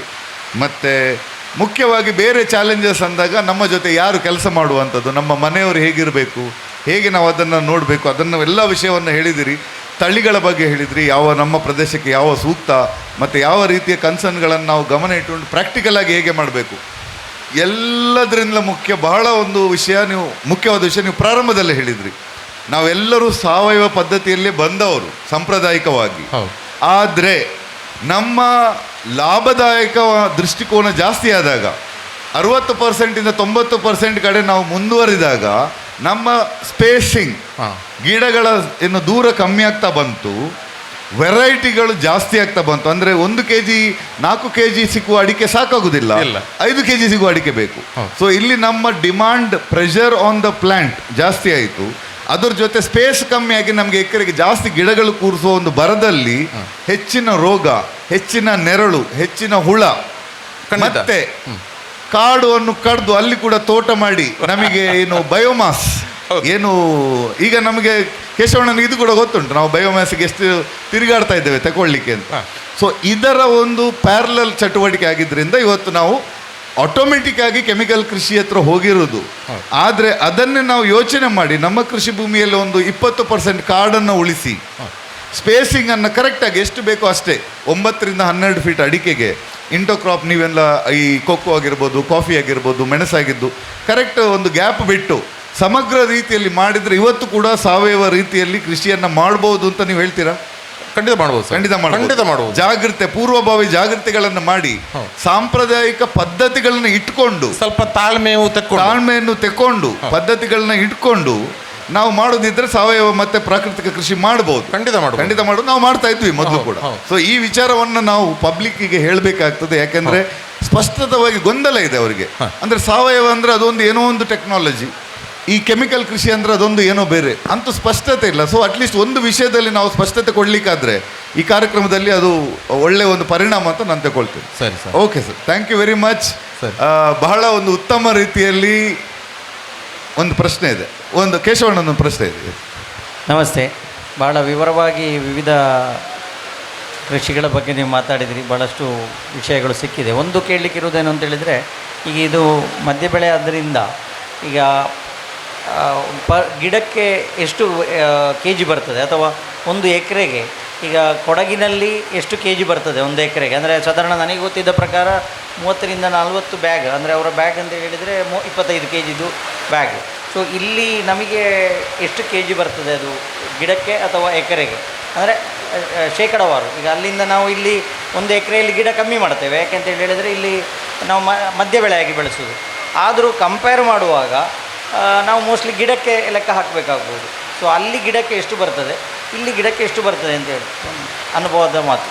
ಸರ್, ನಾನು 60 ಮಾರ್ಕ್ ಶಾಲೆಗೆ ಸೇರುವಾಗಲೇ ಶುರುವಿಗೆ 35 ಮಾರ್ಕ್ ಇದ್ದವ, ಮತ್ತು ಎಲ್ಲರೂ ಒತ್ತಡ ಹೇಳಿ 50 ಮಾರ್ಕ್ 60 ಮಾರ್ಕಿನಲ್ಲಿ ಇದ್ದದ್ದು ನಾನು. ಹಾಗೆ ನನ್ನ ಕಾಫಿ ಬೆಳೆ ಕೂಡ ನನ್ನ 60 ಮಾರ್ಕಿನವ ಸರ್. ನಾನು ಅಲ್ಲ, ನನ್ನ ಗಿಡದಲ್ಲಿ ಒಣಗಿದ ನಂತರ ಚೆರಿ ಒಂದು ಗಿಡದಲ್ಲಿ 5 ಕಿಲೋವರೆಗೆ ಸಿಗ್ತದೆ, 3 ರಿಂದ 5 ಕಿಲೋವರೆಗೆ ಚೆರಿ ಒಣಗಿದ್ದು ಸಿಗ್ತದೆ ಸರ್. ನಾನು ಅದನ್ನು ಹೆಚ್ಚು ತೆಗಿಬೋದು ಬಹುಶಃ. ಬಹಳ ಒಂದು ಇಂಪಾರ್ಟೆಂಟ್ ಈಲ್ಡ್ ಹೇಳಿದ್ರಿ.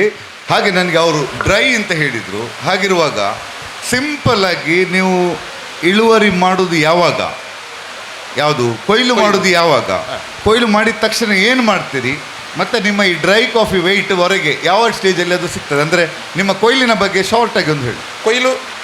ಕೊಯ್ಲು ನಮ್ಮಲ್ಲಿ ವರ್ಷಕ್ಕೆ 3 ಸಲ 4 ಸಲ ಮಾಡಬೇಕಾಗ್ತದೆ. ಕಾಫಿ ಬೆಳೆಯುವ ಏರಿಯಾದಲ್ಲಿ ಬಹುಶಃ 2 ಸಲ 1 ಸಲ ಮಾಡಿದರೆ ಸಾಕಾಗ್ತದೆ. ನಮ್ಮಲ್ಲಿ ಯಾಕಂತೇಳಿ ನಮ್ಮಲ್ಲಿ ಸ್ಪ್ರಿಂಕ್ಲರ್ ನೀರಾವರಿ ಇರುವ ಕಾರಣ, ಫ್ಲವರಿಂಗ್ ಅನ್ಸೀಸನ್ನೆಲ್ಲ ಆಗುವ ಕಾರಣ, ಹೆಚ್ಚು ಸಲ ಫ್ಲವರಿಂಗ್ ಆಗುವ ಕಾರಣ, ಬೇರೆ ಬೇರೆ ಅವಧಿಯಲ್ಲಿ ಫ್ಲವರಿಂಗ್ ಆಗುವ ಕಾರಣ, ಅದು ಕಾಯಿ ಕಟ್ಟುವುದು ಅದರ 3 ತಿಂಗಳಿನ ಅವಧಿ ಇರುವ ಕಾರಣ ಹಾರ್ವೆಸ್ಟ್ ಕೂಡ 3 ತಿಂಗಳಿನಲ್ಲಿ ಮಾಡಬೇಕಾಗ್ತದೆ. ಇದು ಸಣ್ಣ ಸಮಸ್ಯೆ ಇದೆ. ಹಾಗಾಗಿ ನಾವು ಅದನ್ನು ಕೊಯ್ಯೋದು ಒಂದು 3 ರಿಂದ 4 ಸಲ ಕೊಯ್ಯಬೇಕಾಗ್ತದೆ. ಕೊಯ್ದ ನಂತರ 4 ರಿಂದ 5 ಬಿಸಿಲು ಸಾಕಾಗ್ತದೆ.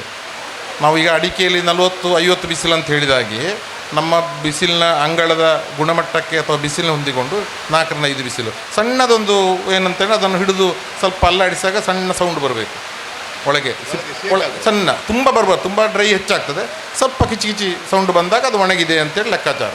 ಮತ್ತೆ ಅದನ್ನು ವೈಜ್ಞಾನಿಕವಾಗಿ ಲೀಟರ್ ವೆಯ್ಟ್ ಹೋದಲ್ಲಿ ಇದು ನಮಗೆ ಬೇಡ. ಅದು ಈಗ ಅದು ಸಾಮಾನ್ಯವಾಗಿ ಹಾಗೆ ಸಾಮಾನ್ಯ ನಮಗೆ, ಯಾಕೆ ನಾವು ಬಹಳ ಪ್ರಾರಂಭ ಲೆವೆಲಲ್ಲಿ ಇದ್ದೇವೆ ಕಾಫಿಯಲ್ಲಿ. ಸೊ ಮೂಲಭೂತ ನಮ್ಗೆ ಗೊತ್ತಾಗುವಂಥದ್ದು ಈಲ್ಡ್ ತಿಂಗಳು ಯಾವುದು, ಸಾಧಾರಣ ತಿಂಗಳು ಯಾವಾಗಿಂದ ಯಾವಾಗಿನವರೆಗೆ ಕೊಯ್ಲು ಹೌದು. ಕೊಯ್ಲು ಸಾಧಾರಣ ನವಂಬರ್ನಲ್ಲಿ ಅಕ್ಟೋಬರ್ನಿಂದ ಶುರು ಆಗ್ತದೆ. ಈಗ ನನ್ನದು ಈ ವರ್ಷ ಬೇಗ ಶುರುಬಹುದು, ಯಾಕಂದರೆ ಒಂದು ಬೇಗ ಹೂ ಹೋಗಿದೆ. ಸೊ ನಾನು ಆಗಸ್ಟಲ್ಲೇ ಸೆಪ್ಟೆಂಬರ್ನಲ್ಲೇ ಕೊಯ್ಲು ಮಾಡಬೇಕಾಗಿತ್ತು. ನಾನು ಸೆಪ್ಟೆಂಬರಿಂದ ಹೋದರೆ ನಿಮ್ಮ 3 ಸಲ ಅಂತ ಹೇಳಿದ್ರೆ ಎಲ್ಲಿವರೆಗೆ? ಸಾಧಾರಣ ಡಿಸೆಂಬರ್ವರೆಗೆ ಹೋಗ್ತದೆ. ನವಂಬರ್ ಡಿಸೆಂಬರ್ ಜನವರಿಗೆ ಮುಗಿತದೆ, ಜನವರಿ ಪೂರ್ತಿ ಮುಗಿತದೆ. ಓಕೆ, ಏನಿದ್ರು ಸೆಪ್ಟೆಂಬರ್ ಟು ಡಿಸೆಂಬರ್, ಹೌದು, 3 ಮಂತ್ಸ್ 3 ಕೊಯ್ಲು. ಹೌದು, ಒಂದು ಎವರೇಜ್ ಆಗಿ ನಾವು ತಗೊಳ್ತಿದ್ವಿ. ಸರಿ. ಸೊ 3 ತಿಂಗಳಲ್ಲಿ 3 ಕೊಯ್ಲು. ಆಮೇಲೆ ಕೊಯ್ಲಿನ ನಂತರ ಒಳ್ಳೆ ಕೆಂಪಾಗಿ ಹಣ್ಣಾಗಿದ್ದ ಕಾಯಿಯನ್ನು ನಾವು ಕೊಯ್ಯುವಂಥದ್ದು. ಹೌದು, ಅದನ್ನು ನಾವು ನಮ್ಮ ಅಂಗಳದಲ್ಲಿ ತಂದು ಅಟ್ಲೀಸ್ಟ್ 5 ದಿವಸ, 4 ರಿಂದ 5 ದಿವಸ ಕ್ಲಿಯರ್ ಸನ್ ಡ್ರೈಯಿಂಗ್. ಆ ತಿಂಗಳಲ್ಲಿ ಅಂತೂ ಒಳ್ಳೆ ಬಿಸಿಲು ಇರ್ತದೆ, ಈ ರೀತಿಯ ತೊಂದರೆ ಏನಿರೋದಿಲ್ಲ. 4 ರಿಂದ 5 ದಿವಸ ಅದನ್ನು ಒಣಗಿಸಿ ಆ ಒಳಗಡೆ ಬೀಜದ ಶಬ್ದ ಬರುವಷ್ಟು ಮಾಡಿ ನಾವು ನೇರ ಮಾರುವಂಥದ್ದು. ಅದರ ಜಾಸ್ತಿ ನಾವು ಪ್ರೊಸೆಸಿಂಗ್ ಬಗ್ಗೆ ಯೋಚನೆ ಮಾಡಬೇಕು ಅಂತಿಲ್ಲ. ಧನ್ಯವಾದಗಳು sir, thank you very much. ನಾವು ಹಾಗೆ ಮುಂದುವರಿಸಿದ ನಮ್ಮ ಗೇರು ಹಣ್ಣು ಮೌಲ್ಯವರ್ಧನೆಯ ಕೆನ್ಯೂಟ್ ಅವರಿಗೆ ಈಗ ಅವಕಾಶ. ಸಾಧಾರಣ 15 ವರ್ಷದಿಂದ ಗೇರು ಹಣ್ಣು ಮೌಲ್ಯವರ್ಧನೆ ಮಾಡಿಕೊಂಡು ದಿನಕ್ಕೆ 100 ಲೀಟರ್ನಷ್ಟು ಗೇರು ಹಣ್ಣಿನ ಜ್ಯೂಸನ್ನು ಮುಲ್ಕಿ ಮತ್ತು ಮುಲ್ಕಿ ಪರಿಸರದಲ್ಲಿ ದಿನಕ್ಕೆ 100 ಲೀಟರ್ ಗೇರು ಹಣ್ಣಿನ ಜ್ಯೂಸನ್ನು ಮುಲ್ಕಿ ಮತ್ತು ಮುಲ್ಕಿ ಪರಿಸರದಲ್ಲಿ ಸೀಸನ್ ಉದ್ದಕ್ಕೆ ಮಾರ್ತಾ ಇದ್ದು 15 ವರ್ಷದಿಂದ. ಇದು ಯಾಕೆಂದರೆ ನಮ್ಮಲ್ಲಿ ಗೇರು ಹಣ್ಣು ವೇಸ್ಟ್ ಆಗುವ ರೀತಿ ನೋಡಿದರೆ ಎಷ್ಟು ರೇಟ್ಗೆ ಮಾರ್ತೀರಿ ಸರ್ ನೀವು? ಒಂದು ಮಾತು, ಎಷ್ಟು ರೇಟಿಗೆ ಮಾರ್ತೀರಿ ಗೇರು ಹಣ್ಣು ಜ್ಯೂಸ್? ಈಗ 80 ರೂಪಾಯಿ ಲೀಟರಿಗೆ 100 ಲೀಟರ್ನಾಗೆ ಸಾಧಾರಣ 2 ತಿಂಗಳು ಮಾರ್ತಾ ಇದ್ದಾರೆ. ಅದರಲ್ಲಿ 80% ಅವರದೇ ಗೇರು ಹಣ್ಣು, ಹೊರಗಡೆ ತಂದಲ್ಲ. ಹಾಗಿರುವಾಗ ಗೇರು ಹಣ್ಣು ಎಷ್ಟು ವೇಸ್ಟ್ ಆಗ್ತಾ ಇದೆ, ಯಾರ್ಯಾರ ಗುಡ್ಡೆಯಲ್ಲಿ ಗೇರು ಹಣ್ಣು ಹಾಳಾಗ್ತದೆ, ಅವರಿಗೆಲ್ಲ ಒಂದು ಕಿವಿ ಮಾತು. ಆ ವಿಷಯದಲ್ಲಿ ಇವತ್ತು ಮುಲ್ಕಿಯಿಂದ ಕೆನ್ಯೂಟ್ ಅರೋನ್ ಅವರು ನಮ್ಮ ಜೊತೆ ಬಂದಿದ್ದಾರೆ. 15 ವರ್ಷದಿಂದ ಹೆಚ್ಚಿನ ಸಮಯ ಅವರು ಕೃಷಿ ಮಾಡ್ತಾ ಇರುವಂಥವ್ರು. ಗದ್ದೆ ಕೃಷಿ ಜೊತೆ ಅಡಿಕೆ, ಗೇರು ಎಲ್ಲ ಕೃಷಿ ಮಾಡ್ತಾ ಇದ್ದಾರೆ. ಅವರು ಕೂಡ ನಿಮ್ಮ ಮಾತನ್ನೇ ಹೇಳ್ತಾ ಇದ್ದಾರೆ, ಫ್ಯಾಮಿಲಿ ಎಲ್ಲ ಸೇರಿಕೊಂಡು ನಾವು ಕೃಷಿ ಮಾಡೋದು ಅಂತ. ಅವರು ಗೇರು ಹಣ್ಣಿನ ಮೌಲ್ಯವರ್ಧನೆ ಬಗ್ಗೆ, ನಿಮ್ಮ ಕೆಲಸ ಬಗ್ಗೆ, ನಿಮ್ಮ ಅನುಭವ ಬಗ್ಗೆ ಹೇಳಬೇಕು ಸರ್. Thank you. ವೇದಿಕೆಯಲ್ಲಿರುವ ಗಣ್ಯರಿಗೆಲ್ಲರಿಗೂ ನಮಸ್ಕರಿಸ್ತಾ, ಈ ಒಂದು ಅವಕಾಶ ಕೊಟ್ಟ ನಮ್ಮ ನವತೇಜ ಪುತ್ತೂರು ಸಂಘಟನೆಯವರಿಗೂ ಹಾಗೂ ಇತರ ಸಂಘಟನೆಯವರಿಗೆ ನನ್ನ ಧನ್ಯವಾದಗಳು. ನಾನು ಸಾಧಾರಣವಾಗಿ ಎಲ್ಲ ಬೆಳೆಗಳನ್ನು ಬೆಳಿತೇನೆ, ಲಾರ್ಜ್ ಸ್ಕೇಲಲ್ಲೆಲ್ಲ, ಸ್ಮಾಲ್ ಸ್ಕೇಲಲ್ಲಿ. ಆದರೂ ಗೇರು ಹಣ್ಣು ಸಾಧಾರಣ ನಮ್ಮಲ್ಲಿ 3 ಎಕರೆ ಇತ್ತು. ಇತ್ತೀಚೆಗೆ ಏನಂದರೆ ಕಾಂಡ ಕೊರೆಯುವ ಹುಳು ಬಂದು ಸ್ವಲ್ಪ ಮರಗಳು ಕಮ್ಮಿ ಆಗಿವೆ. ಆದರೆ ಏನಾಗಿದೆ ಅಂದರೆ, ನಾನು ಒಂದು 2008 2009 ಆ ಟೈಮಲ್ಲಿ ಒಂದು ಟೂರಿಗೆ ಹೋದಾಗ ಕೇರಳಕ್ಕೆ, ಅಲ್ಲಿ ನನಗೆ ಗೇರು ಹಣ್ಣಿದು ಜ್ಯೂಸು ಕುಡಿಲಿಕ್ಕೆ ಸಿಕ್ಕಿತು. ಆ ಟೈಮಲ್ಲಿ ನನಗೊಂದು ಐಡಿಯಾ ಬಂತು, ನಮಗೆ ಯಾಕೆ ಇಲ್ಲಿ ಮಾಡಬಾರ್ದು ಅಂತ ನಾನು ಒಂದು ಕೃಷಿ ವಿಜ್ಞಾನ ಕೇಂದ್ರಕ್ಕೆ ಹೋದೆ. ಆವಾಗ 2010ರಲ್ಲಿ ನಮಗೆ ಕೃಷಿ ವಿಜ್ಞಾನ ಕೇಂದ್ರದವರು ಸ್ವಲ್ಪ ಗೇರು ಹಣ್ಣು ಜ್ಯೂಸ್ ಮಾಡಲಿಕ್ಕೆ ಕಲಿಸಿದರು. ಅದರ ನಂತರ 2011ಕ್ಕೆ ನಾನು ಇದಕ್ಕೆ ಹೋದೆ, ನಮ್ಮ ಬ್ರಹ್ಮವರಕ್ಕೆ ಹೋದಾಗ ಅಲ್ಲಿ ನಾನು ಗೇರು ಹಣ್ಣಿನ ಜಾಮ್ ಹಾಗೂ ಹಲ್ವಾ ಮಾಡಲಿಕ್ಕೆ ಕಲಿತೆ. ಅದರ ನಂತರ ಸ್ಲೋಲಿ ಎಲ್ಲ ಒಂದೊಂದೇ ಪ್ರಾಡಕ್ಟ್ ಮಾಡಲಿಕ್ಕೆ ಸ್ಟಾರ್ಟ್ ಮಾಡಿದೆ.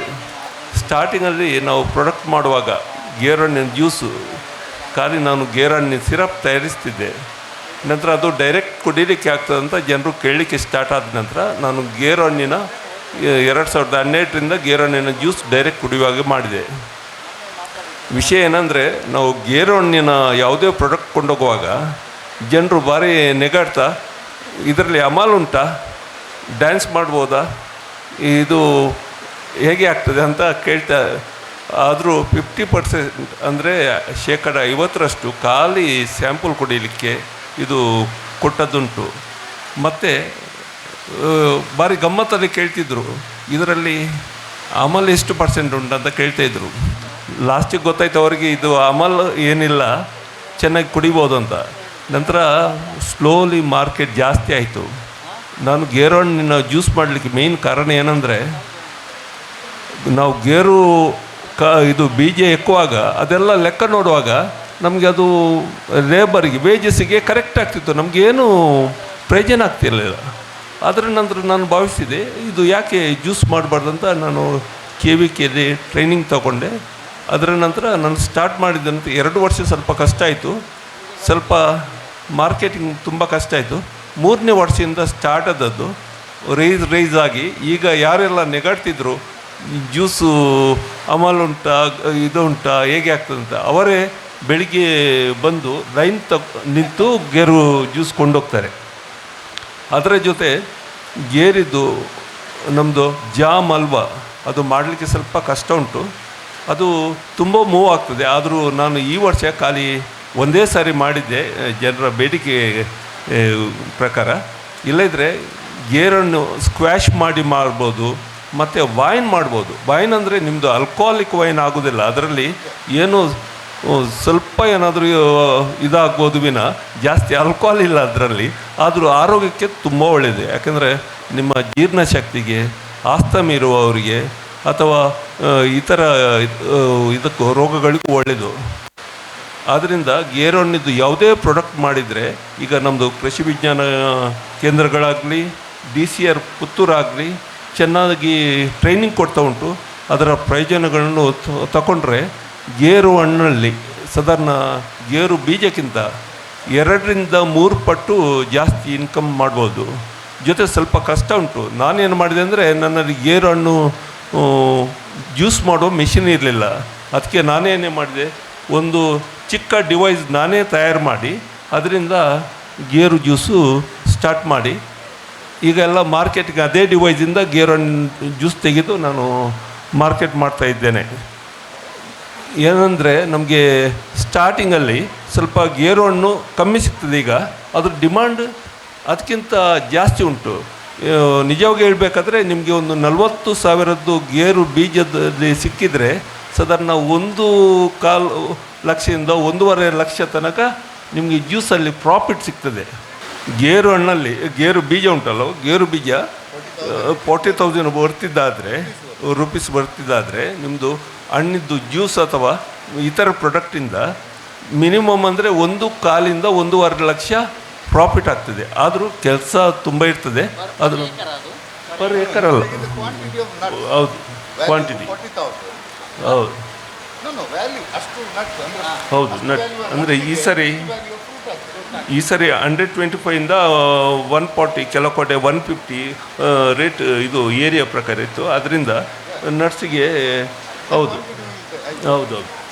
ಆದರೂ ನಮಗೆ ಇಲ್ಲದಿದ್ದರೆ ಅದು ನಮ್ಮದು ಗೇರು ಬೀಜ ಉಂಟಲ್ಲ, ನಾವೇ ಎಕ್ಕಿದ್ರೆ ಆಗ್ತದೆ, ಇಲ್ಲದಿದ್ದರೆ ಅದು ವೇಜಸ್ ಕೊಡಲಿಕ್ಕೆ ಸಾಕಾಗೋದಿಲ್ಲ. ಅದರ ಜೊತೆಗೆ ನನಗೆ ಶಾಲೆ ಮಕ್ಕಳು, ಈ ಕಾಲೇಜ್ ಮಕ್ಕಳೆಲ್ಲ ಕೆಲಸಕ್ಕೆ ಬರ್ತಾರೆ. ಹೌದು, ಅದರ ಜೊತೆಗೆ ಏನಾಗ್ತದೆ ಅಂದರೆ ಅವರಿಗೂ ಇದು ಜ್ಯೂಸ್ ಮಾಡಿದಾಗೆ ಆಗ್ತದೆ, ಕಲಿತಾಗೂ ಆಗ್ತದೆ, ಅವರಿಗೂ ಖರ್ಚಿಗೆ ಹಣ ಆಗ್ತದೆ. ಜೊತೆಗೆ ಈ ಕೃಷಿಯಲ್ಲಿ ಬಂದರೂ ಜೀವನ ಮಾಡ್ಬೋದು ಅಂತ ಒಂದು ಅವರು ಕಲಿತಾರೆ. ಜೊತೆಗೆ ನನ್ನಲ್ಲಿ ಸ್ವಲ್ಪ ಲೋಕಲ್ ಪೈನಾಪಲ್ ಉಂಟು. ಅದೇನು ಮಾಡ್ತೇನೆ ನಾನು, ಪೈನಾಪಲ್ ಮಾರಿದರೆ ನಮಗೆ 8ರಿಂದ 10 ರೂಪಾಯಿ ಕೇಳುವವರಿಲ್ಲ. ನಾನು ಅದನ್ನು ಜ್ಯೂಸ್ ಮಾಡಿ ಮಾರಿದಾಗ ಒಂದು ಪೈನಾಪಲ್ಗೆ ಮಿನಿಮಮ್ 100 ರೂಪೀಸ್ ಬೀಳ್ತದೆ. ಹೌದು. ಮತ್ತು ಮಾವಿನ ಹಣ್ಣು ಸಹ ಹಾಗೆಯೇ. ಆದರೂ ಈ ಸರಿ ಮಾವಿನ ಹಣ್ಣಿದ್ದು ಜ್ಯೂಸ್ ಮಾಡಲಿಕ್ಕೆ ನನಗೆ ಟೈಮ್ ಸಿಗಲಿಲ್ಲ, ಅಂದರೆ ಈ ಥರ ಕೆಲಸ ಇದರಿಂದ. ಆದರೂ ನಾವು ಯಾವುದೋ ವ್ಯಾಲ್ಯೂಡೇಡ್ ಪ್ರಾಡಕ್ಟ್ ಮಾಡ್ತೇವ, ಆವಾಗ ನಮ್ಮದು ಇನ್ಕಮ್ 3ರಿಂದ 4 ಪಾಲು ಜಾಸ್ತಿ ಆಗ್ತದೆ. ಆದ್ದರಿಂದ ರೈತರು ಜಾಸ್ತಿ ವ್ಯಾಲ್ಯೂಡೇಡ್ ಪ್ರಾಡಕ್ಟ್ ಮಾರಿದರೆ ತುಂಬ ಉಪಯೋಗ ಉಂಟಂತ ನನ್ನೊಂದು ಅನಿಸಿಕೆ. ನನಗೆ ಇದೊಂದು ಅವಕಾಶ ಮಾಡಿಕೊಟ್ಟದಕ್ಕೆ ಧನ್ಯವಾದಗಳು. ಬಹಳ ಸಂಕ್ಷಿಪ್ತವಾಗಿ ಆದ್ರೂ ಬಹಳ ಉಪಯುಕ್ತ ಮತ್ತು ಬಹಳ ಮಹತ್ವದ ಮಾಹಿತಿಯನ್ನು ನೀಡಿದಿರಿ. ಯಾಕೆಂದರೆ ಈವನ್ ನಮ್ಮ ಚಂದ್ರಶೇಖರ್ ಸರ್ ಕೂಡ ಹೇಳಿದ್ದು, ಕೃಷಿಯಲ್ಲಿ ಬರೀ ಕೃಷಿ ಅಲ್ಲ, ಅದರ ಕೃಷಿಯಲ್ಲಿ ಬೇರೆ ಉದ್ಯಮ ಮಾಡಿದ ತೊಂದರೆ ಏನಂತ ಹೇಳಿದರು. ಬಟ್ ನನ್ನ ಪ್ರಕಾರ ಕೃಷಿಯಲ್ಲೇ ಉದ್ಯಮ ಮಾಡಿದರೆ, ಮನೆಯಲ್ಲೇ ಇದ್ದುಕೊಂಡು ಉದ್ಯಮ ಮಾಡಿದರೆ, ಬೇರೆ ಉದ್ಯಮದ ಬದಲು ಕೃಷಿಯಲ್ಲಿ ಏನು ಉದ್ಯಮ ಮಾಡ್ಬೋದು ಅನ್ನೋ ದೃಷ್ಟಿ ನೋಡಿದರೆ ಅದು ಬಹಳ ಒಂದು ಪ್ರಸ್ತುತ ವಿಷಯ ಮತ್ತು ಫ್ಯೂಚರಿಸ್ಟಿಕ್, ಪ್ರೋಗ್ರೆಸಿವ್, ಪ್ರಗತಿಪರ ವಿಷಯ ಅಂತಂದು ನೆನೆಸ್ಕೊಂಡು ಅದನ್ನು ಭಾಳ ಉತ್ತಮ ರೀತಿಯಲ್ಲಿ ಸ್ವಂತ ಅನುಭವದಲ್ಲಿ ಅವರು ಹೇಳ್ತಾ ಇದ್ದಾರೆ. ಅವ್ರು ಹೇಳಿದ ಪ್ರಕಾರ, ಯಾಕಂದರೆ ನಾವು ಗೇರು ನರ್ಸರಿ ಅವರು ಸರ್ ಸಾಧಾರಣ 30 ವರ್ಷದಿಂದ ಭಾರತಾದ್ಯಂತ ಗೇರು ಗಿಡ ನಡೆಸಿದ್ದೇವೆ. ಅದರ ಕೆಲಸ ಬಗ್ಗೆ ಕೂಡ ಸುಮಾರು ಚರ್ಚೆ ಆಗ್ತಾ ಇದೆ. ಮತ್ತು ಅದರ ಬಗ್ಗೆ ನಾವು ಕೂಡ ಇವನ್ ಗೇರು ಉತ್ಪಾದಕ ಸಂಸ್ಥೆ ಜೊತೆ ಕೆಲಸ ಮಾಡ್ತೇವೆ, ಕ್ಯಾಶ್ಯೂ ಫ್ಯಾಕ್ಟ್ರಿ ಅಸೋಸಿಯೇಷನ್ ಜೊತೆ. 30-40% ಇನ್ಕಮ್ ಅದರ ಲೇಬರಿಗೆ ಹೋಗ್ತದೆ. ನಮ್ಮ ಪ್ರಕಾರ ಜಾಸ್ತಿ ಹೋಗ್ತದೆ. ಜಾಸ್ತಿ ಅಂದರೆ ಅದು ಮೋಸ್ಟ್ಲಿ ಆ ಊರಿನ ಮೇಲೆ ಡಿಪೆಂಡ್ ಆಗ್ತದೆ. ಅವರು ಎಷ್ಟು KG ಹೆಕ್ತಾರೆ ಮತ್ತು ನಿಮ್ಮ ಊರಿನ ಸಂಬಳ ಎಷ್ಟು ಉಂಟು ಅದರ ಮೇಲೆ ಡಿಪೆಂಡ್ ಆಗ್ತದೆ. ಸೊ ಅಂತೂ ಎವರೇಜ್ ಆಗಿ ಒಂದು 40-50% ಸಾಮಾನ್ಯ ಸರಾಸರಿ ನೋಡೋದಿದ್ರೆ ಬರೀ ಲೇಬರಿಗೆ ಆಗ್ತದೆ. ಉಳಿದದ್ದು ಬೆಳೆಯ ಖರ್ಚು ಉಂಟು, 6 ವರ್ಷ 8 ವರ್ಷ ಸಾಕುವ ಖರ್ಚು ಉಂಟು, ವೈಟಿಂಗ್ ಕಾಸ್ಟ್ ಇದೆ, ಆಮೇಲೆ ಅವರಿಗೆ ಲಾಭ ಆಗಬೇಕಲ್ಲ. ಸೊ ಖಂಡಿತವಾಗಿ ಗೇರು ಬೆಳೆಯಲ್ಲಿ ಪ್ರೋತ್ಸಾಹ ಯಾರಿಗೆ ಆಗೋದಿಲ್ಲ ಅಂದರೆ ಇದು ಕಾರಣಕ್ಕೋಸ್ಕರ ಇನ್ಕಮ್ ಕಮ್ಮಿ ಅಂತ. ಆದರೆ ಅವರ ಲೆಕ್ಕ ಏನು ಹೇಳಿದರು, ಇದನ್ನು ನಾವು ಪರ್ ಏಕರ್ ಲೆಕ್ಕ ಮತ್ತೆ ಮಾಡುವ. 40,000 ರೂಪಾಯಿ ವರ್ತಿನ ಕ್ಯಾಶ್ಯೂ ನಟ್ಸ್, ಅಂದರೆ ಪ್ರತಿ ನಟ್ಟಿಗೆ ಒಂದು ಹಣ್ಣು ಬರ್ತದೆ. ಸೊ 40,000 ರೂಪಾಯಿಯ ಕ್ಯಾಶ್ಯೂ ನಟ್ ಏನಿದೆ ಅದಕ್ಕೆ ಅದರ ಹಣ್ಣುಗಳನ್ನು ಪ್ರೊಸೆಸ್ ಮಾಡಿದರೆ 1-1.25 ಲಕ್ಷದಷ್ಟು ಇನ್ಕಮ್ ಮೌಲ್ಯವರ್ಧನೆಯಲ್ಲಿ, ಹಣ್ಣಿನ ಮೌಲ್ಯವರ್ಧನೆಯಲ್ಲಿ ಬರ್ತದೆ ಅಂತ ಹೇಳುವಂಥದ್ದು. ಕುರುವೇರಿ ಅವರು ಕೂಡ ಈ ಮಾತನ್ನು ಖಚಿತಪಡಿಸಿದ್ದಾರೆ.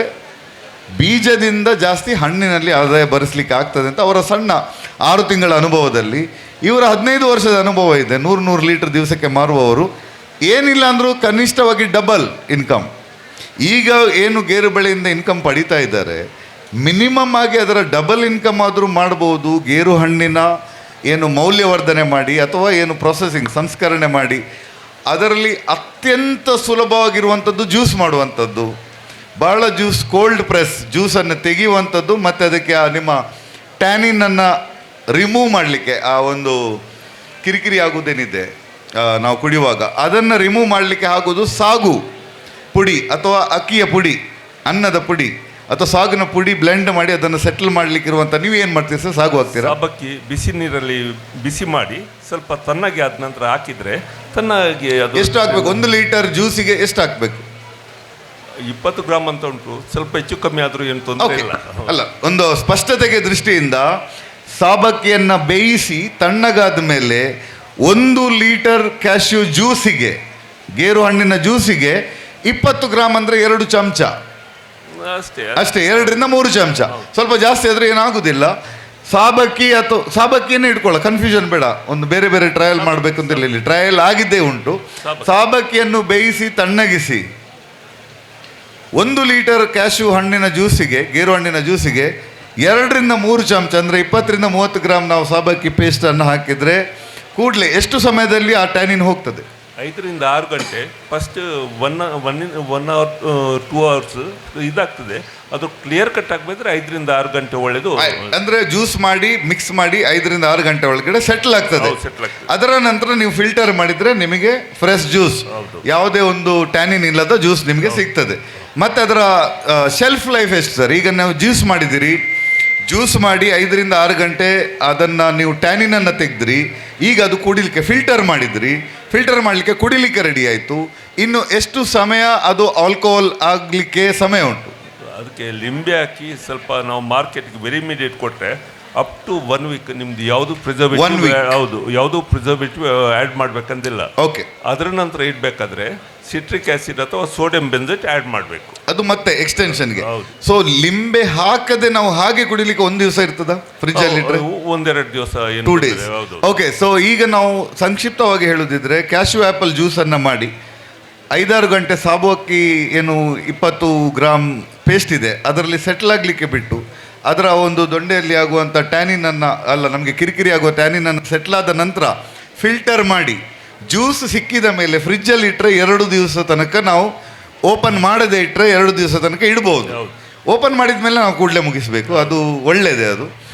ಅಥವಾ ನೀವು ಲೆಮನ್ ಜ್ಯೂಸ್ ಹಾಕಿದರೆ ಅದಕ್ಕೆ 1 ವಾರ ತನಕ ಇಡ್ಬೋದು. ಸಾಧಾರಣ ಮಟ್ಟದಲ್ಲಿ ನಮಗೆ ಇಷ್ಟು ಮಾಡಿದರೆ ಸಾಕು.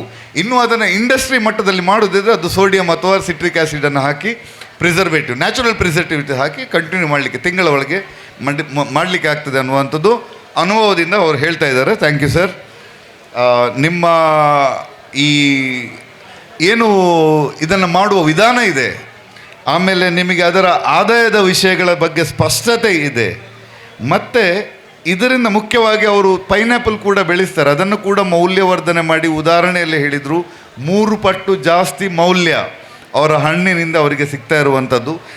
ಈ 3 ವಿಚಾರಗಳ ಮುಖಾಂತರ ಹಣ್ಣು ಕೃಷಿಯ ಉಪಯೋಗ ಮತ್ತು ಹಣ್ಣು ಕೃಷಿಯಲ್ಲಿ ಮೌಲ್ಯವರ್ಧನೆ ಅಥವಾ ಸಂಸ್ಕರಣೆ ಮನೆಯ ಮಟ್ಟದಲ್ಲಿ, ನಿನ್ನೆ ಪಡ್ರೆಸರ್ ಕೂಡ ಹೇಳಿದ್ದು ಕೋಟಿಗಟ್ಟಲೆ ಮಿಷಿನ್ ಹಾಕಿ ಫ್ಯಾಕ್ಟ್ರಿ ಮಾಡೋ ವಿಷಯ ಅಲ್ಲ ಇದು. ನಮ್ಮ ಮನೆಯ ಮಟ್ಟದಲ್ಲಿ ಸಣ್ಣ ಪುಟ್ಟ ಇನ್ವೆಸ್ಟ್ಮೆಂಟ್ ಮಾಡಿ ಉತ್ತಮ ಅಂದರೆ ಏನು, 40,000 ಗೇರು ಬೀಜದಲ್ಲಿ 1 ಲಕ್ಷ ಜ್ಯೂಸನ್ನು ಪಡ್ಕೊಳ್ಳುವಂಥದ್ದು, ಅಥವಾ ದಿವಸಕ್ಕೆ 100 ಲೀಟರ್ ಅವರು ಜ್ಯೂಸನ್ನು ಮಾರುವಂಥ ವಿಷಯ. ಎಷ್ಟು ಸರ್ ನಿಮ್ಮ 80 ರೂಪಾಯಿ ಆಗಿ ಲೀಟರಿಗೆ ಮಾರುವಂಥ ವಿಷಯ. Okay, what ever, in between 60 to 80 ರುಪೀಸನ್ನು ಅವ್ರು ಮಾಡ್ತಾ ಇರುವಂಥದ್ದು. ಇದೆಲ್ಲ ವಿಚಾರಗಳೊಂದಿಗೆ ಒಂದು ಉದ್ಯಮ ಮಾಡಬೇಕಾದ್ರೆ ಮೂಲಭೂತವಾಗಿ ಇದನ್ನು ನಾವು MBAಯಲ್ಲಿ ಕಲಿಯುವಂಥ ವಿಚಾರಗಳನ್ನು ಹೇಳಿದರು. ಫಸ್ಟಿಗೆ ನಾನು KVKಗೆ ಹೋದಾಗ ನನಗೆ ಕಣ್ಣಿಗೆ ಬಿತ್ತು ಕ್ಯೂರಿಯಾಸಿಟಿ, ಕುತೂಹಲ. KVK ಹೋದಾಗ ಕಣ್ಣಿಗೆ ಬಿತ್ತು, ಆಸಕ್ತಿ ಬಂತು, ಇಂಟ್ರೆಸ್ಟ್ ಬಂತು. ಆಮೇಲೆ ನಾನು KVK ವಿಜ್ಞಾನ ಟೆಕ್ನಾಲಜಿಯನ್ನು ಪಡ್ಕೊಂಡು ನಾನು ಟ್ರಯಲ್ ಮಾಡಿದಾಗ ನನಗೆ ಕೆಲವು ಸಕ್ಸಸ್ ಆಯಿತು, ಫೇಲ್ ಆಯಿತು. ಆ ಸಕ್ಸಸ್ ಆದದನ್ನು ಹಿಡ್ಕೊಂಡು ಸ್ಟ್ಯಾಂಡರ್ಡೈಸ್ ಮಾಡಿದೆ, ನಾನು ಬಿಸ್ನೆಸ್ ಗ್ರೋ ಆದಮೇಲೆ ಮತ್ತೆ ನಾನು ಮೊದಲ ಸ್ಟೇಟಿಗೆ ಹೋದೆ ಟ್ರಯಲ್ ಮಾಡಲಿಕ್ಕೆ, ಹೊಸ ಟ್ರಯಲ್ಗೆ ಮಾಡಿದೆ. ಸೊ ಇದೆಲ್ಲ ಕೃಷಿ ಬಿಡಿ, ಅವರ ನ್ಯಾಚುರಲ್ ಅನುಭವದಲ್ಲಿ ಒಂದು ಉದ್ಯಮಶೀಲತೆ ಬಗ್ಗೆ ಹೇಗೆ ಯೋಚನೆ ಮಾಡಬೇಕು ಅನ್ನುವಂಥದ್ದನ್ನು ಆಡಳಿತ ಸುಧಾರಣೆ ಸಂಸ್ಥೆಗಳು ಅಥವಾ ವಿದ್ಯಾಲಯಗಳು ಹೇಳುವ ವಿಚಾರಗಳನ್ನು ಅವರು ಇಲ್ಲಿ ನಮಗೆ ಹೇಳಿಕೊಟ್ಟಿರುವಂಥದ್ದು ಸರ್. ಇದನ್ನು ಕೂಡ ಗುರುತಿಸಿಕೊಂಡು ಆಮೇಲೆ ಕೊನೆಗೆ ನೀವು ಹೇಳಿದ್ದು ಹಳ್ಳಿಯ ಮಕ್ಕಳು, ಶಾಲೆಗೆ ಹೋಗುವ ಮಕ್ಕಳು ರಜೆಯಲ್ಲಿ ಬಂದು ಗೇರನ್ನು ಹೆಕ್ಕುವಂಥದ್ದು ಮತ್ತು ಜ್ಯೂಸ್ ಮಾಡೋದಲ್ಲಿ ತೊಡಗಿಸ್ಕೊಳ್ಳೋದು ಅವರಿಗೆ ಉದ್ಯೋಗ ಮಾತ್ರ ಅಲ್ಲ, ಕೃಷಿಯಲ್ಲಿ ತೊಡಗಿಸಿಕೊಳ್ಳಲಿಕ್ಕೆ ಮತ್ತು ಅದರಲ್ಲಿ ಉದ್ಯಮಶೀಲತೆ ಬಗ್ಗೆ ಒಂದು ಅನುಭವ ಬರಲಿಕ್ಕೆ ಕೂಡ ಅವಕಾಶ ಆಗ್ತದೆ ಅನ್ನುವಂಥ ಬಹಳಷ್ಟು ಒಂದು ಸಮಗ್ರ ಉಪಯುಕ್ತ ವಿಚಾರವನ್ನು ನೀವು ಹಂಚಿಕೊಂಡಿದ್ದೀರಿ. Thank you very much sir, thank you very much. ಯಾರಿಗಾದರೂ ಕ್ಯಾಶ್ಯೂ ಆ್ಯಪಲ್ ಪ್ರೊಸೆಸಿಂಗ್ ಬಗ್ಗೆ ಏನಾದರೂ ಕೇಳಲಿಕ್ಕಿದ್ರೆ ಕೆನ್ಯೂಟ್ ಅವರು ಈ ಕಾರ್ಯಕ್ರಮ ನಂತರ ಕೂಡ ನಮ್ಮ ಜೊತೆ ಇರ್ತಾರೆ. ಎಸ್ ಇರ್ತಾರೆ. ಈಗಾಗಲೇ ಅವರು ಹೇಳಿದಾಗೆ ಬೇರೆ ಬೇರೆ ಪ್ರಾಡಕ್ಟ್ ಮಾಡಿದ್ದಾರೆ. ಅವರ ಫ್ರೆಶ್ ಪ್ರಾಡಕ್ಟ್ ಎಲ್ಲ ಖಾಲಿಯಾಗಿದೆ, ಬಟ್ ಅವರ ಕಡಿಮೆ ಆಲ್ಕೋಹಾಲ್ ಅಂಶ ಇರುವಂಥ ನ್ಯಾಚುರಲ್ ಫ್ರೂಟ್ ವೈನ್, ಗೇರುದು ಫ್ರೂಟ್ ವೈನ್ ಅವರು ತಂದಿದ್ದಾರೆ. ಆಲ್ಕೋಹಾಲ್ 0 ಆಗೋದಿಲ್ಲ, ಫರ್ಮೆಂಟ್ ಪ್ರೊಸೆಸಲ್ಲಿ 1-2% ಆಗಿಯೇ ಆಗ್ತದೆ. ಇದು ನಾವು ಮಡಿಕೇರಿಯೆಲ್ಲ ನಿಮ್ಮ ಫ್ರೂಟ್ ವೈನ್ ಸಿಗ್ತದಲ್ಲ, ಸೇಮ್ ಸ್ಟೈಲಲ್ಲಿ ಆಗುವಂಥದ್ದು naturally fermented fruit wine. Sir, ನಮಗೆ ಜ್ಯೂಸ್ ಮಾಡಬೇಕಾದ್ರೆ ಸ್ಯಾಂಪಲ್ಗೆ ನಾವು ಮಾಡಬೇಕಾದ್ರೆ ಕೆಂಪು ಹಣ್ಣಿದ್ದು ಒಳ್ಳೇದಾ, ಹಳದಿ ಹಣ್ಣಿದ್ದು ಒಳ್ಳೇದಾ? ಇದು ಹಳದಿ ಹಣ್ಣಲ್ಲಿ ಜ್ಯೂಸ್ ಜಾಸ್ತಿ, ಕೆಂಪು ಹಣ್ಣಲ್ಲಿ ಸ್ವಲ್ಪ ಜ್ಯೂಸ್ ಕಮ್ಮಿ. ಮತ್ತು ಅದು ಪ್ರೆಸ್ ಮಾಡಲಿಕ್ಕೆ ಕೆಂಪು ಹಣ್ಣು ಸ್ವಲ್ಪ ಗಟ್ಟಿ. ಹಳದಿ ಹಣ್ಣು ಭಾರಿ ಸಾಫ್ಟ್, ಅದರಲ್ಲಿ ಜ್ಯೂಸಿ ಫ್ರೂಟ್ ಅಂದರೆ ಹಳದಿ. ಹೌದು, ನಾವು ಇವರು ಹೇಳಿದ್ದಕ್ಕೆ ಇವರ ಅನುಭವ, ಅಲ್ಲಿ ತಂತ್ರಜ್ಞಾನಿಗಳು ಕೂಡ ಅದನ್ನೇ ಹೇಳ್ತಾ ಇದ್ದಾರೆ. ಹಳದಿ ಹಣ್ಣಲ್ಲಿ juice good for juice, red is okay, ಇಲ್ಲದಿದ್ದರೆ ನಾವು ರೆಡ್ ಕೂಡ ಮಾಡ್ಬೋದು. ನಿಮ್ಮ ಟ್ಯಾನಿನ್ ಕೂಡ ಕಮ್ಮಿ, ಜ್ಯೂಸ್ ಅಂಶ ಜಾಸ್ತಿ. ಯಾವುದು ಉಂಟಲ್ಲ, ಭಾಸ್ಕರ ಅನ್ನುವಂಥದ್ದು ತಳಿ ಉಂಟು. ಎಸ್ ಹಳದಿ ತಳಿಗಳೇ ಇದೆ ಧಾರಾಳ. ನೀವು 2-2-in-1 ಕೂಡ ಈಗ DCR ಅವರು ಉಭಯ ಅಂತ ಒಂದು ನೇತ್ರ ಉಭಯ ಅಂತ ತಳಿ ಮಾಡಿದ್ದಾರೆ. ಅದು ನಿಮ್ಮ ಇಳುವರಿಗೂ ಹೈ ಇಲ್ಡರ್, ಜ್ಯೂಸಿಗೆ ಕೂಡ ಒಳ್ಳೆಯದಾದಂಥ ತಳಿ ರಿಲೀಸ್ ಮಾಡಿದ್ದಾರೆ. ಖಂಡಿತವಾಗಿ ಕೆನ್ಯೂಟ್ನವರಿಂದ ಪ್ರೇರಣೆಗೊಂಡು ಗೇರು ಹಣ್ಣಿನ ಕೃಷಿಯಲ್ಲಿ, ಗೇರು ಬೀಜದ ಕೃಷಿ ಅಲ್ಲ, ಗೇರು ಹಣ್ಣಿನ ಕೃಷಿ ಮಾಡಿ ಸಿಕ್ಕಿದ ಗೇರು ಬೀಜವನ್ನು ಅಂಗಡಿಗೆ ಮಾರುವ ಒಂದು ಕಾಲ ಬಂದರೆ, ಅಥವಾ ಆ ದೃಷ್ಟಿಯಲ್ಲಿ ನಾವು ಕೆಲಸ ಮಾಡೋದಿದ್ದರೆ ಖಂಡಿತವಾಗಿ ಹಳದಿ ಹಣ್ಣಿನ ಆಧಾರಿತ ಕೃಷಿಯನ್ನು, ಬೇರು ಹಣ್ಣಿನ ಕೃಷಿಯನ್ನು ಮಾಡೋದು ಡೆಫಿನೆಟ್ಲಿ ಅರ್ಥಪೂರ್ಣ ವಿಷಯ. ಅದೇ ಅಲ್ಲದೆ ಈ ಸರಿ ತಳಿ ಈಗ ನಮಗೆ ಸಾಮಾನ್ಯವಾಗಿ ಮಾರ್ಕೆಟಲ್ಲಿ ಅಂತ ಭಾಸ್ಕರ ತಳಿ ಒಳ್ಳೇದು. ಅದೇ ಅಲ್ಲದೆ ಈ ಸರಿ ಅದಕ್ಕೆ ಹೇಳಿದ್ದು ಸರ್, ಈಗ ನೇತ್ರ ಉಭಯ ಅಂತ ಒಂದು DCRನವರು ರಿಲೀಸ್ ಮಾಡಿದ ತಳಿ ಇದೆ ಈಗಾಗಲೇ. ಅದು ಬೆಳೆಗೆ ಕೂಡ ಒಳ್ಳೆಯದು, ಹಣ್ಣಿಗೆ ಕೂಡ ಒಳ್ಳೆಯದು, ಉಭಯ ಡಬಲ್ ಪರ್ಪಸ್. ಸೊ ಹಾಗೇನು ಅವರು ಫೋಕಸ್ ಮಾಡೋದಿದ್ರೆ ನಿಮಗೆ ಅದರ ತಳಿಯೇ ಉಂಟು. ಈಳ್ಳಿಗೆ ಕೂಡ ಒಳ್ಳೆಯದು, ಹಣ್ಣಿಗೂ ಒಳ್ಳೆಯದು. ಅಲ್ಲಲ್ಲ, ನೇತ್ರ ಉಭಯ ಹೊಸ ತಳಿ, ಮಲ್ಟಿಪರ್ಪಸ್, ಹೆಸರೇ multipurpose for juice and this. ನಾವು ಆ್ಯಸ್ ಎ ಕೃಷಿಕ ಮತ್ತು ಗೇರು ಬೆಳೆ ಅಭಿವೃದ್ಧಿಯಲ್ಲಿ ನಾವು ಕೆಲಸ ಮಾಡಿದ ದೃಷ್ಟಿಯಿಂದ ಭಾಸ್ಕರ ಯಾಕೆ ಹೇಳ್ತಿದ್ದೇವೆ ಅಂದರೆ, ಇನ್ನೊಂದು ಪಾಯಿಂಟ್ ಬರ್ತದೆ. ಗೇರು ಬೆಳೆಯಲ್ಲಿ ಇವರೊಂದು ಹೇಳಿದ್ರಾಗ, ಅದನ್ನು ನಾನು ಕೇಳಿಲ್ಲ, ತೊಂದರೆಗಳು 2 ತೊಂದರೆಗಳು. ಒಂದು ಟೀ ಮಾಸ್ಕಿಟೋ, ಚಾಸೊಳ್ಳೆ. ಎರಡನೇದು ಬೇರುಕಾಂಡ, ಬೋರರ್. ಬೋರರ್ ಅನ್ನೋದು ಓಲ್ಡ್ ಪ್ಲಾಂಟೇಶನ್ ಮತ್ತು ಮೇಂಟೆನೆನ್ಸಿಂದ ಬರುವಂಥದ್ದು. ಮತ್ತು ಓಲ್ಡ್ ಪ್ಲಾಂಟೇಶನ್ ನಾವು ಅದರಲ್ಲಿ ಜಾಸ್ತಿ ಕಂಟ್ರೋಲ್ ಮಾಡಲಿಕ್ಕೆ ಆಗೋದಿಲ್ಲ. ಅದರ ನಂತರ ನಾವು ರಿಪ್ಲೇಸ್ ಮಾಡಿಕೊಂಡು ಹೋಗಿ ಅಡಿಕೆಯಲ್ಲಿ ಎಡೆಗಿಡ ಹಾಕಿಕೊಂಡು ಹೇಗೆ ಮಾಡಲಿಕ್ಕೆ ಶುರು ಮಾಡ್ತೇವೋ ಅದರಲ್ಲಿ ಗೇರು ಕೂಡ ಹಾಗೆ ಮಾಡಿಕೊಳ್ಳುವಂಥದ್ದೇ ಅದಕ್ಕೆ ಸೊಲ್ಯೂಷನ್. ಯಾಕೆಂದರೆ ಗೇರುವನ್ನು ನೀವು ಅಷ್ಟು ಸಿಸ್ಟಮೆಟಿಕ್ ಯಾರು ಮಾಡೋದಿಲ್ಲ, ಗುಡ್ಡೆಯಲ್ಲಿ ಮಾಡೋದು, ಲಿಮಿಟೆಡ್ ಮೇಂಟೆನೆನ್ಸಲ್ಲಿ ಮಾಡೋದು. ಆಗ ಸ್ಟೆಮ್ ಬೋರರ್ ಬರುವಂಥದ್ದು ದೀರ್ಘಕಾಲದಲ್ಲಿ, ಲಾಂಗ್ ಟರ್ಮ್. ಶಾರ್ಟ್ ಟರ್ಮಲ್ಲಿ ಒಂದೇ ಒಂದು ತೊಂದರೆ ಅಂದರೆ ಟೀ ಮಾಸ್ಕಿಟೋ ಅನ್ನೋದು ಹೆಚ್ಚು ತೊಂದರೆ ಕಮ್ಮಿ ಕೊಡುವಂಥದ್ದು ಭಾಸ್ಕರ ತಳಿಗೆ. ಮೋಸ್ಟ್ ಲೆಸ್ ನಾವು ಎಲ್ಲ ವೆರೈಟಿಯನ್ನು ಬೆಳೆಸಿ ನೋಡಿದಾಗ ಅತ್ಯಂತ ಕಮ್ಮಿ ಟೀ ಮಾಸ್ಕಿಟೋ, ನೀವು ಹಳದಿಯಿಂದ ಜ್ಯೂಸಿಗೆ ಮಾಡಿ ಟೀ ಮಾಸ್ಕಿಟೋ ಬಂದರೆ ಬೆಳೆ ಕಂಪ್ಲೀಟ್ ಫೇಲ್. ಆಗ ವಾಪಸ್ ರೈತನಿಗೆ ಇಂಟ್ರೆಸ್ಟ್ ಬರೋದಿಲ್ಲ ಅದರಲ್ಲಿ. ಸೊ ನಾವು 3 ವಿಷಯ ಇಲ್ಲಿ ನೋಡುವಂಥದ್ದು, ಒಂದು ಬೆಳೆ, ಒಂದು ಹಣ್ಣು, ಮತ್ತೊಂದು ರೋಗ ಕೀಟ ಬಾಧೆ. ಈ 3 ಕೂಡ ನೋಡುವಾಗ ಭಾಸ್ಕರ ತಳಿ ಅಂತಂಥದ್ದು ಎಲ್ಲದಕ್ಕೂ ಸೂಕ್ತ ಅಂತ ನಮ್ಮ ಕೃಷಿ ಅನುಭವ. ವಿಜ್ಞಾನಿಗಳ ಹತ್ರ ನೀವು ಖಂಡಿತವಾಗಿ ಕೇಳಿ ಅವರ ಮಾರ್ಗದರ್ಶನ ಪಡ್ಕೊಳ್ಬೋದು. ನೀವು ಹೇಳಿದಾಗೆ ಇದರಲ್ಲಿ ಏನಾದರೂ ಎದುರು ಹಿಂದೆ ಇದ್ದರೆ ನಮ್ಮ ಕ್ಷಮೆ ಇರಲಿ. ಬಟ್ ನಾವು ನಮ್ಮ ಅನುಭವದಲ್ಲಿ ಸಾಧಾರಣ 20 ವರ್ಷದಲ್ಲಿ ಎಲ್ಲ ತಳಿಗಳನ್ನು ಬೆಳೆಸಿ ನಾವು ಒಂದು ಗುರುತಿಸಿದ ವಿಷಯ ಅಂದರೆ ಭಾಸ್ಕರ ಮತ್ತು ವೆಂಗುರ್ಲಾ 7 ಈ 2 ತಳಿಗಳು ಸ್ವಲ್ಪ ಸ್ಟ್ರಾಂಗ್ ಆ್ಯಂಡ್ ಲಾಂಗ್ ಟರ್ಮಿಗೆ ಒಳ್ಳೆಯದು ಅಂತ. ಇನ್ನೊಂದು ಸಂತೋಷದ ವಿಷಯ ಏನಂದರೆ, ನಾನು ಈ ಸರಿ ಒಂದು ಫಂಕ್ಷನ್ಗೆ ಜ್ಯೂಸ್ ತರಲಿಕ್ಕೆ ಹೇಳಿದರು. ಯಾವುದು ಪೈನಾಪಲ್ ಜ್ಯೂಸ್ ಮತ್ತು ಗೇರು ಹಣ್ಣು ಜ್ಯೂಸು. ಪೈನಾಪಲ್ ಜ್ಯೂಸ್ ಜಾಸ್ತಿ ತರಲಿಕ್ಕೆ ಹೇಳಿದರು, ಗೇರು ಜ್ಯೂಸ್ ಸ್ವಲ್ಪ ತರಲಿಕ್ಕೆ ಹೇಳಿದರು. ಎಲ್ಲ ಕುಡಿದದ್ದು ಗೇರು ಜ್ಯೂಸ್ ಬಿನ್ನ ಪೈನಾಪಲ್ ಜ್ಯೂಸ್ ಯಾರೂ ಕುಡಿಯಲಿಲ್ಲ. ಲಾಸ್ಟಿಗೆ ಏನಾಯ್ತಂದರೆ ಮಾರನೇ ದಿವಸ ಬಂದು ನನಗೆಲ್ಲ ಜ್ಯೂಸು ಖಾಲಿ, ಅದೇ ಫಂಕ್ಷನ್ ಇದು ಮನೆಯವರಿಂದ. ಸೊ ಬಹಳ ಒಂದು ಸೂಕ್ಷ್ಮ ವಿಷಯ ಅವರು ಹೇಳಿದ್ರು, ಆಗಲೂ ಹೇಳಿದ್ರು. ಅದು ಫಸ್ಟಿಗೆ ಇವರಿಗೆ ಹುಚ್ಚು, ಅದರಲ್ಲಿ ಡ್ಯಾನ್ಸ್ ಮಾಡಲಿಕ್ಕೆ ಆಗ್ತದಾ ಎಲ್ಲ ಹೇಳಿದವರು ಮನೆ ಬಾಗಿಲಿ ಬಂದು ಲೈನಲ್ಲಿ ಈಗ ಬಾಟ್ಲ್ ತಗೊಂಡು ಹೋಗ್ತಾರೆ ಅನ್ನುವಂಥದ್ದು. ಇದು ಒಂದು ಉದ್ಯಮದಲ್ಲಿರುವ ಒಂದು ತಡೆ, mindset, people mindset. ಅದಾಗುವುದಿಲ್ಲ, ಇದಾಗುವುದಿಲ್ಲ, ಅದು ಸರಿಯಾಗುವುದಿಲ್ಲ, ಇದು ಸರಿಯಾಗುವುದಿಲ್ಲ, ಅದು ಆದರೆ ಹೀಗೆ ಆಗ್ತದೆ. ಬೇರೆ ಬೇರೆ ರೀತಿಯ ಇಲ್ಯೂಷನ್ ಅಥವಾ ಭ್ರಮೆ ಅಥವಾ ಮೈಂಡ್ ಸೆಟ್ ತೊಂದರೆಗಳನ್ನು ಹೋಗಲಾಡಿಸುವುದೇ ಒಂದು ಉದ್ಯಮಕ್ಕೆ ದೊಡ್ಡ ತಡೆ ಮತ್ತು ಅದು ದೊಡ್ಡ ಕೆಲಸ. ಅದಕ್ಕೆ ಇವರಂಥವರಿಗೆ ಸಾಹಸ ಮಾಡಿದ್ರಿಂದ ಉಳಿದವರಿಗೆ ಸುಲಭ ಆಗ್ತದೆ. ಸೊ ಖಂಡಿತವಾಗಿ ಆ ರೀತಿ ಕೂಡ ನಿಮ್ಮ ಪ್ರೇರಣೆಯನ್ನು ನಾವು ಗಮನಿಸಿ ಗೌರವಿಸಿ, ಮುಂದೆ ಏನಾದರೂ ಪ್ರಶ್ನೆಗಳಿದ್ದರೆ ನಾವು ಕೆನ್ನಿಟು ಅವರು ನಮ್ಮ ಜೊತೆ ಇರ್ತಾರೆ. ಸೊ ತುಂಬ ಅಭಿನಂದನೆಗಳು sir. Thank you very much for coming all the way.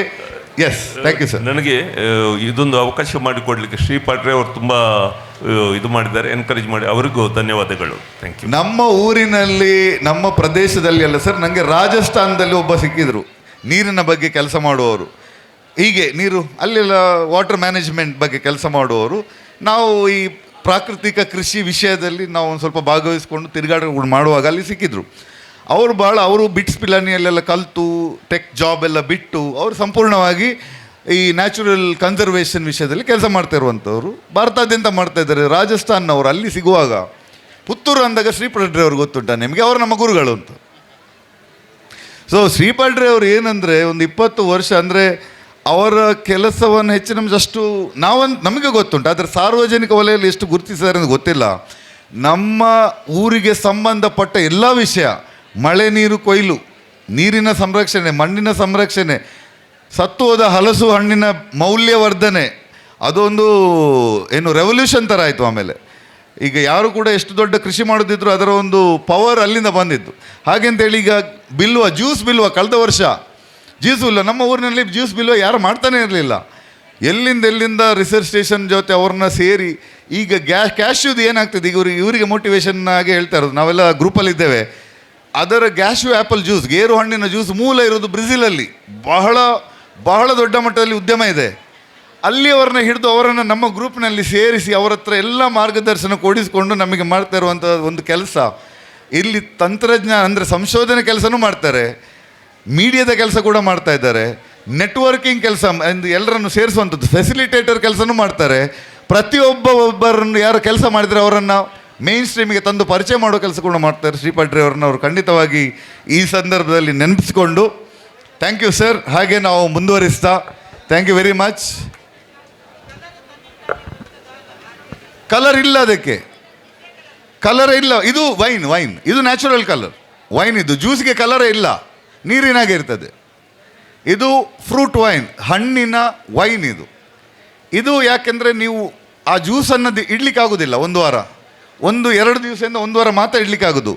ದೀರ್ಘಕಾಲ ಇಡಬೇಕಂದ್ರೆ ಅದು ಫರ್ಮೆಂಟ್ ಆಗಬೇಕು, ಅಥವಾ ನೀವು ಅದಕ್ಕೆ ಏನಾದರೂ ಪ್ರೊಸೆಸಿಂಗ್ ಮಾಡಬೇಕು.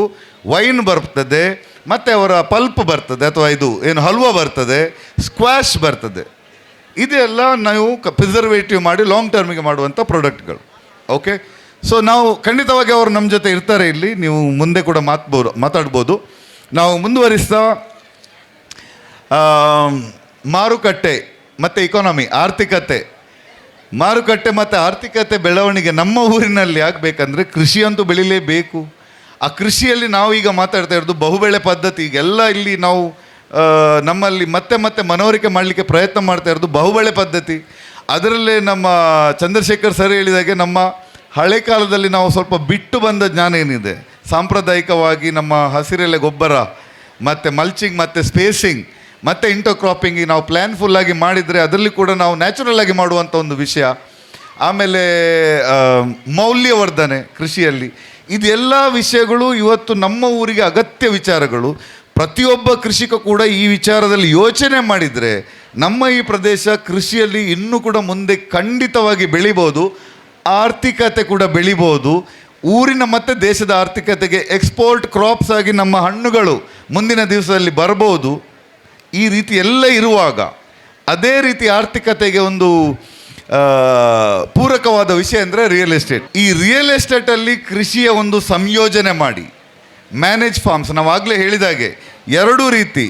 ಒಂದು ಹಳೆಬರ ಕೃಷಿಯನ್ನು ಕಂಟಿನ್ಯೂ ಮಾಡಲಿಕ್ಕೆ ಜನ ಇಲ್ಲ, ಇನ್ನೊಂದು ಹೊಸಬ್ರು ಕೃಷಿಗೆ ಬರುವವರಿಗೆ ಹಳೆಯ ಬರೋ ನಾಲೆಜ್ ಇಲ್ಲ, ಜ್ಞಾನ ಇಲ್ಲ.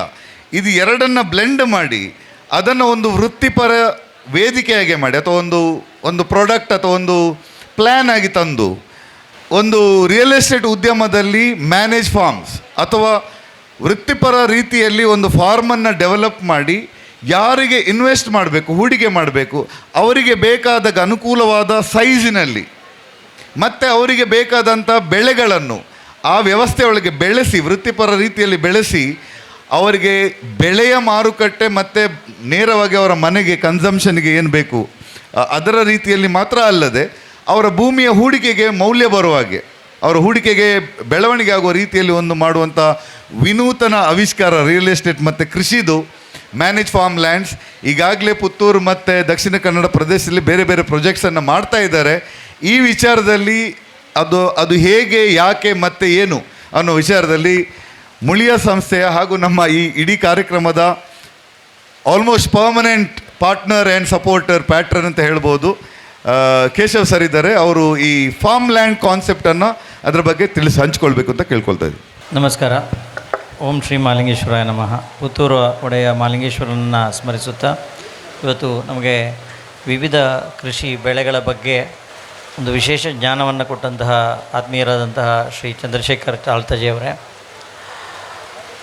ನಾವು ಸಣ್ಣಗಿರುವಾಗ ಗುಡ್ಡೆಯಲ್ಲಿ ಹೋಗಿ ಗೇರು ಹಣ್ಣು ಅಂತ ಹೇಳಿದರೆ ಭಾಳ ಮನೆಯ ಕೈ ಅಂಗಿಗೆ ಕಲೆ ಮಾಡಿಕೊಂಡು ಎಲ್ಲ ತಿಂದುಕೊಂಡು ಬರ್ತಾ ಇದ್ದಂತಹ ಗೇರು ಹಣ್ಣಿನ ವಿಶೇಷವಾದ ಒಂದು ಮೌಲ್ಯವರ್ಧನೆ ಮಾಡಿ ಅದನ್ನು ಮಾರುಕಟ್ಟೆಗೆ ಪರಿಚಯ ಮಾಡಲ ಪೈನೀರ್ ಆದಂತಹ ಶ್ರೀಯುತ ಕೆನ್ಯೂಟ್ ಅವರೇ, ಗೇರು ಹಣ್ಣಿನ ಕೃಷಿಯನ್ನು ರಾಷ್ಟ್ರದಾದ್ಯಂತ ಬೆಳೆಸಲು ಹಾಗೂ ಅಲ್ಲಿ ಇಡೀ ಪ್ಲ್ಯಾಂಟೇಷನ್ ಮಾಡಿಸಿದಂತಹ ಇವತ್ತಿನ ಕಾರ್ಯಕ್ರಮದ ರೂವಾರಿ ಹಾಗೂ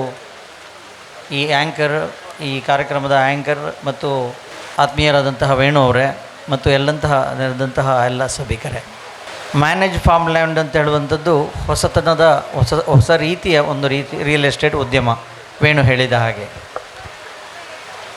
ಇದು ಯಾಕಾಗಿ ಬಂತು ಅಂತೇಳಿ ನಾವು ಯೋಚನೆ ಮಾಡೋದಾದರೆ ಈಗಾಗಲೇ ಚಂದ್ರಶೇಖರ್ ಚಾಳ್ತಜಿಯವರು ಹೇಳಿದರು, ಮಕ್ಕಳು ಈ ಊರಿನಲ್ಲಿ ಇಲ್ಲ.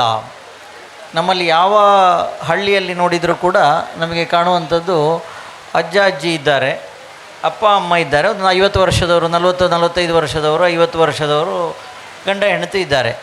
ಮಕ್ಕಳು ಈಗ ಸ್ವಲ್ಪ ನಾನು ಹೇಳೋದಾದರೆ ಈ ಕೊರೋನಾದ ನಂತರ ಈ ವರ್ಕ್ ಫ್ರಮ್ ಹೋಮ್ ಮೋಸ್ಟ್ಲಿ ನಮ್ಮಂತಹ ಸಣ್ಣ ಊರಿಗೆ ಒಂದು 40,000, 50,000, 1,00,000 ಜನಸಂಖ್ಯೆ ಇರುವಂಥ ಊರಿಗೆ ಈ ವರ್ಕ್ ಫ್ರಮ್ ಹೋಮ್ ಕೊರೋನಾ ಬಂದು ಕೊಟ್ಟಂತಹ ಒಂದು ವರ ಅಂತೇಳಿ ನನಗೆ ಅನ್ನಿಸ್ತದೆ. ನಾನು ಭಾಳ ಹುಡುಗರಲ್ಲಿ, ಭಾಳ ಮಕ್ಕಳ ಜನರಲ್ಲಿ ಹೇಳಿದ್ದೇನೆ. ಯಾಕೆಂತ ಹೇಳಿದರೆ ಅದರಿಂದಾಗಿ ವರ್ಕ್ ಫ್ರಮ್ ಹೋಮ್ ಮಾಡೋದ್ರಿಂದ ಈಗ ಭಾಳಷ್ಟು ಜನ ಸ್ವಲ್ಪ ಯುವಕರು, ಒಂದು 10%, 15% ಯುವಕರು ನಮಗಿಲ್ಲಿ ಕಾಣಸಿಗ್ತಾರೆ. ಆದರೆ ಬಾಕಿ ಉಳಿದವರು ಅದರಲ್ಲೂ ಪುನಃ ಏನಾಗ್ತಾ ಇದೆ ಈಗ ಅಂತ ಹೇಳಿದರೆ ಅದು ವರ್ಕೌಟ್ ಆಗ್ತಾ ಇಲ್ಲ ಅಂತೇಳಿ ಕಂಪನಿಯವರು ಅವರನ್ನು ವಾಪಸ್ ಕರೀತಾ ಇದ್ದಾರೆ. ಹಾಗಾದರೆ ಈ ಕೃಷಿಯನ್ನು ಈಗ ಯೋಚನೆ ಮಾಡಿದಾಗ ಕೃಷಿ ಮುಂದಕ್ಕೆ ಉಳಿಬೇಕು, ಕೃಷಿ ಬೆಳಿಬೇಕು ಅಂತೇಳಿ ಆದರೆ ಏನೋ ಒಂದು ಹೊಸತನವನ್ನು ಯೋಚನೆ ಮಾಡಬೇಕು ಅಂತೇಳಿ ಆಯಿತು. ಇದು ಒಂದೆಡೆ. ಆದರೆ ಇನ್ನೊಂದು ಕಡೆಯಲ್ಲಿ ಏನಾಯಿತು ಅಂತೇಳಿ ಹೇಳಿದರೆ ನಮ್ಮ ಊರಿಗೆ ನಾವೊಂದು ಅಷ್ಟು ಲೇಔಟ್ಗಳನ್ನು ಡೆವಲಪ್ ಮಾಡಿದೆವು. ಆ ಲೇಔಟ್ಗಳನ್ನು ಡೆವಲಪ್ ಮಾಡಿದಾಗ ಅಲ್ಲಿ ಸಣ್ಣ ಅಂದರೆ 60-40 30-40 ಈ ರೀತಿಯ ವ್ಯವಸ್ಥೆಗಳು, ಅಲ್ಲಿ ಗಿಡ ಹಾಕಲಿಕ್ಕೆ ಆಗೋದಿಲ್ಲ. ಸೊ ಹಾಗಾಗಿ ಅದು ಇದಕ್ಕೆ ಉತ್ತರ ಅಲ್ಲ. ಜನರಿಗೆ ಸೈಟ್ ಬೇಕು, ಇದನ್ನು ಯಾವ ರೀತಿ ಮಾಡ್ಬೋದು ಅಂತೇಳುವಂತಹ ಒಂದು ವಿಚಾರಕ್ಕೆ ಉತ್ತರವೇ ಇದು ಈ ಮ್ಯಾನೇಜ್ ಫಾರ್ಮ್ಲ್ಯಾಂಡ್. ನೀವು ಆಗಾಗಲೇ ಹೇಳಿದಾಗೆ ಇದು ಎರಡರ ಬ್ಲೆಂಡ್, ಅದು ಯಾವುದು ಲೇಔಟ್ ಮತ್ತು ಕೃಷಿಯ ಬ್ಲೆಂಡ್ ಮಾಡಿದಂಥದ್ದು ಮ್ಯಾನೇಜ್ ಫಾರ್ಮ್ಲ್ಯಾಂಡ್. ವಿಶೇಷವಾಗಿ ನಾನು ಇಲ್ಲಿ ಉಲ್ಲೇಖ ಮಾಡಬೇಕು ಅಂತ ಹೇಳಿದರೆ ವೇಣು ನಮ್ಮ ಅದರಲ್ಲಿ ಪಾರ್ಟ್ನರ್ ಇನ್ ಪ್ರೋಗ್ರೆಸ್. ಯಾಕೆಂತೇಳಿ ಹೇಳಿದರೆ ವೇಣು ನಮ್ಮೊಟ್ಟಿಗೆ ನಾವಲ್ಲಿ ಹಳೆ ಅಪರಾಧಿಗಳು, ಯಾಕೆಂತ ಹೇಳಿದ್ರೆ ಕಾಲೇಜ್ ಸಮಯದಲ್ಲಿ ಒಟ್ಟಿಗೆ ಇದ್ದವರು, JCಯಲ್ಲಿ ಒಟ್ಟಿಗೆ ಇದ್ದವರು ಅಂತೇಳಿ. ಸೊ ಹಾಗಾಗಿ ಆ ಸಮಯದಿಂದ ಒಟ್ಟಿಗಿದ್ದವರು ಇಲ್ಲಿ ಕೂಡ ನಾವು ಅದನ್ನು ನನಗೆ ಅಂತ ಹೇಳಿದರೆ ಈ ವೃತ್ತಿಪರತೆ ಅಂತ ಹೇಳೋದನ್ನು ಅವರು ಹೇಳಿದರು. ಸೊ ವೃತ್ತಿಪರತೆಯನ್ನು ಇಲ್ಲಿ ತಂದಿದೆ ಅಂತ ಹೇಳಿದರೆ ನಾನು ಒಬ್ಬ ಉದ್ಯಮ ಕೃಷಿಕ ಹೌದು. ಯಾಕೆಂತೇಳಿ ಹೇಳಿದರೆ ಮಾಲಿಂಗೇಶ್ವರ ದೇವಸ್ಥಾನದ ಅಧ್ಯಕ್ಷ ಆಗಿದ್ದ ಸಂದರ್ಭದಲ್ಲಿ ಆ ದೇವರ ಅನುಗ್ರಹದಿಂದ ಒಂದು ಗದ್ದೆಗಿಳಿಯೋಣ ಭತ್ತ ಬೆಳೆಯೋಣ ಅಂತೇಳಿ ಒಂದು ದೊಡ್ಡ ಆಂದೋಲನ ಮಾಡಿದೆವು. ಆ ಸಂದರ್ಭದಲ್ಲಿ ಹಡಿಲು ಬಿದ್ದ ಸುಮಾರು 125 ದೇವಸ್ಥಾನಗಳನ್ನು ಒಟ್ಟು ಸೇರಿಸಿ ಮಾಡಿದ ಒಂದು ಆಂದೋಲನದಲ್ಲಿ ಹಡಿಲು ಬಿದ್ದ ಗದ್ದೆಗಳನ್ನು ಬೇಸಾಯ ಮಾಡಲಿಕ್ಕೆ ಹೊರಟೆವು. ಹಿಂದಿನ ಶಾಸಕರಾದ ಸಂಜೀವ ಮಠಂದೂರವರ ನೇತೃತ್ವ ಕೂಡ ಆ ಸಂದರ್ಭ ನಮಗೆ ಸಿಕ್ಕಿತ್ತು. ಸುಮಾರು 125 ಎಕರೆ ಭತ್ತ ಬೇಸಾಯವನ್ನು ಹೊಸತಾಗಿ ಆ ಸಂದರ್ಭದಲ್ಲಿ ಮಾಡಿದ್ದೆವು ಅಂತ ಹೇಳೋದನ್ನು ಇಲ್ಲಿ ಉಲ್ಲೇಖ ಮಾಡಲಿಕ್ಕೆ ಭಾಳ ಇಚ್ಛೆ ಪಡ್ತಾ ಇದ್ದೇನೆ, ಸಂತೋಷ ಪಡ್ತಾ ಇದ್ದೇನೆ.